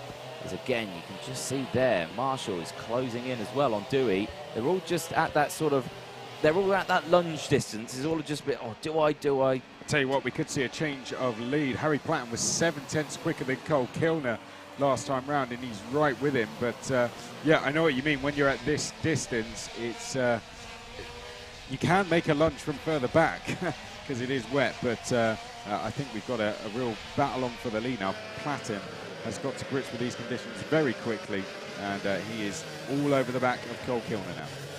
I see there's chat on to where Fleming is. Fleming isn't out in this group. Fleming is in the other group. He's already had his 2 yesterday, hasn't he? Yeah, so he's not out in this heat. So yeah, he's watching. He's watching the race. Somewhere dry. Yes, hopefully we'll Oh, there we go. Lunge down the inside of Platten there, and Kilner is going to run a little bit wide as they come round the final corner, and just about holds on to the lead there, this Kilner. There we go. Yeah, so that was a very new race suit, please, for Kilner, because as he exit that corner, it was got very sideways. It would just dancing with the throttle over the side. Kick of oversteer. There we go. That's how you get that job done.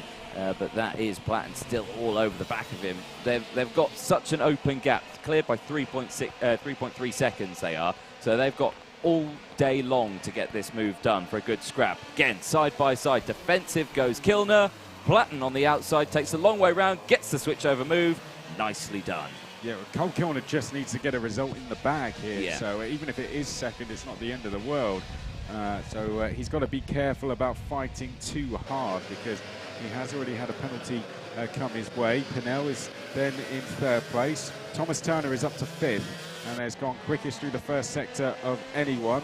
Here, next on his list is going to be Reggie Dewey, but Cole Kilner now the one doing the chasing, so he's going to be having to deal with that spray right behind Harry Platten. Harry Platten looking very good, finished third earlier, so this would round out a very, very solid day for him, as Kilner running slightly wide into the final corner. Caden McQueen, 5 seconds added to his time at the end, and given he's 14th, that's going to just be more bad news. It's not going well for him in this race. Yeah, exactly. So, yeah, whatever he was doing that got him that warning flag earlier, I think he did it again. He did it again. and then he got a 5-second time penalty for a good measure. There we go. Jack Oliphant joins the stream, going, hope the commentator's box is drier than it is for tomorrow, as his notes will be soaked. So there we go. He's joining me in the commentator's box. You will commentate outside. Yeah. DJ will be inside. Yeah, I'll be inside the commentator. You'll be on the gantry, so where you'll see Jacob. Yeah, bring an umbrella. And a big notepad to keep your notes dry. But there we go. Back here at the front of the grid, though, Platten still leading the way from Kilner. Kilner not falling behind. Yeah, he's a bit frustrated. He doesn't feel he's got the power coming out the corners there, just jumping in the seat. And Kilner, obviously, they wouldn't have had a long time to change setups and things like that. And some of them might be driving in the wet for the first or just second time. So they haven't had conditions like this in Senior X30. So it is a bit of a guessing game, but Nick Barrett Racing have won Kartmasters with a man we heard from earlier, Ben Barnicoat, so they know how to do it round here. And he's just got to try and stay calm. 2 laps to go. He's got time to close that half a second back down and have a go at Harry Platten. Exactly that. So that's going to be the one to keep an eye on. 15 seconds to go, plus that one additional lap. Again, Bill Wright asked, finals tomorrow? No, Bill, finals are Sunday. Go watch the Kartmasters Explained video on the Alpha Live YouTube channel. It'll tell you everything you need to know. Just head over to Alpha Live and then look for that video. There we go. Timer strike 0. Platten leading the way from Kilner. And that gap, like you're saying, it just looks a little bit frustrated. Change for 4. Thomas Turner's gone down the inside of Dewey. There they come. Well, they're about to come into view, and they're side by side almost once more as we come out of the second hairpin. There they are in the top left of picture, and it still looks like Dewey is just about leading that fight. So I'll keep an eye on that one as you keep an eye on the leaders. I will do that indeed. Yeah, they are kicking up a fuss all the way through this field, of course. Fastest sector 1 though, again for Platten, so he's got the clear air, he's got the clear track, and he's now still pulling that gap away. So that gap's nearly a second now across the line. Does it increase any more? It's a long run down to the finish line. It does. 0.7 of a second. New fastest lap, 1:14.65 for Harry Platten. Very close between Dewey and Turner. Here they come underneath the bridge any second now. There they are, so you can see how close it is between Dewey and Turner. We'll keep an eye on that, but Platten looks to have this one wrapped up, I think. He's just got the legs on Kilner. Yeah, exactly that. Yellow flags through the banking section. Briefly out, weren't they? Yeah. Yeah, but they clear quickly, so must have just been a spin and got going again. That's for Dewey. Reggie Dewey has lost 2 or 3 places. So the yellow flags were out and back in again, and that's because there's been some sort of incident. I wouldn't like to say it was between Turner and Dewey. It might have been a spin for Reggie, but he's lost 2 places. Yeah, that's a big shame there for Dewey. But back here at the front, it is Platten leading the way at the moment.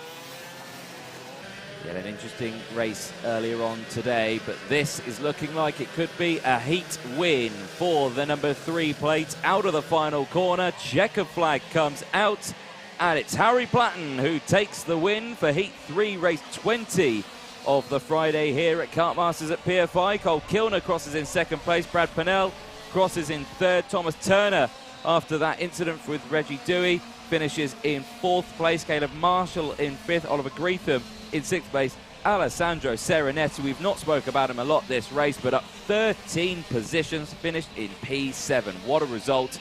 Archie Tillett finishing in 8th place, Matthew Hudson in 9th place, Reggie Dewey after all of that finished in 10th place.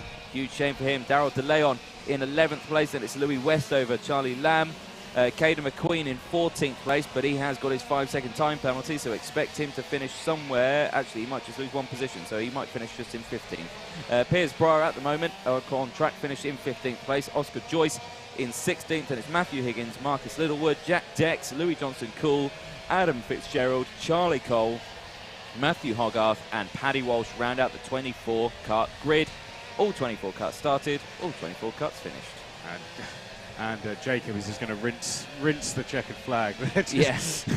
Just absolutely soaked. He needs to rinse himself. He needs to wring himself out. There we go. There is a look at the track, and that is now just, well, it's a swimming pool now, really, isn't it? Yes, it is. Fancy a swim? Yeah, no. Basically. No, I'm all right, thanks. There we go. Well, an excellent first day of racing here at PFI for the Kartmasters event, of course. Headline sponsored by Redline Specialist Cars. Of course, a huge shout out to them for providing, obviously, a lot of sponsorship and a lot of the prize fund and awards that will go out to the drivers, of course, throughout this weekend. Big prizes up for grabs at the end of the finals on Sunday. But between now and then, we've still got Saturday. We've got a whole other day, haven't we, Chris? Yes, we have. And I tell you what, the marshals are making their way back now, and a big shout out to them today, and all the staff on track that have braved the conditions, particularly this afternoon. They'll be back out again tomorrow and Sunday. Like you said, we do it all over again tomorrow. We have qualifying in the morning from 10 o'clock, and then we go out for the heats, and you'll be joined by Jack Oliphant as well in the commentary box. I will, but you'll be in the live lounge. You'll also be driving, won't you? Yes, so we'll be doing interviews throughout tomorrow in our live lounge area, lining up some guests for that already. So yeah, I believe they'll be going on social media, so yeah, you can keep up to date there, but the main place you want to be watching is on the live stream, because we're going to have it all over again tomorrow, and I think it's going to be dry tomorrow. Well, let's hope it is dry, of course, indeed. Yeah, fingers crossed for that one. We'll do the anti-rain dance tonight in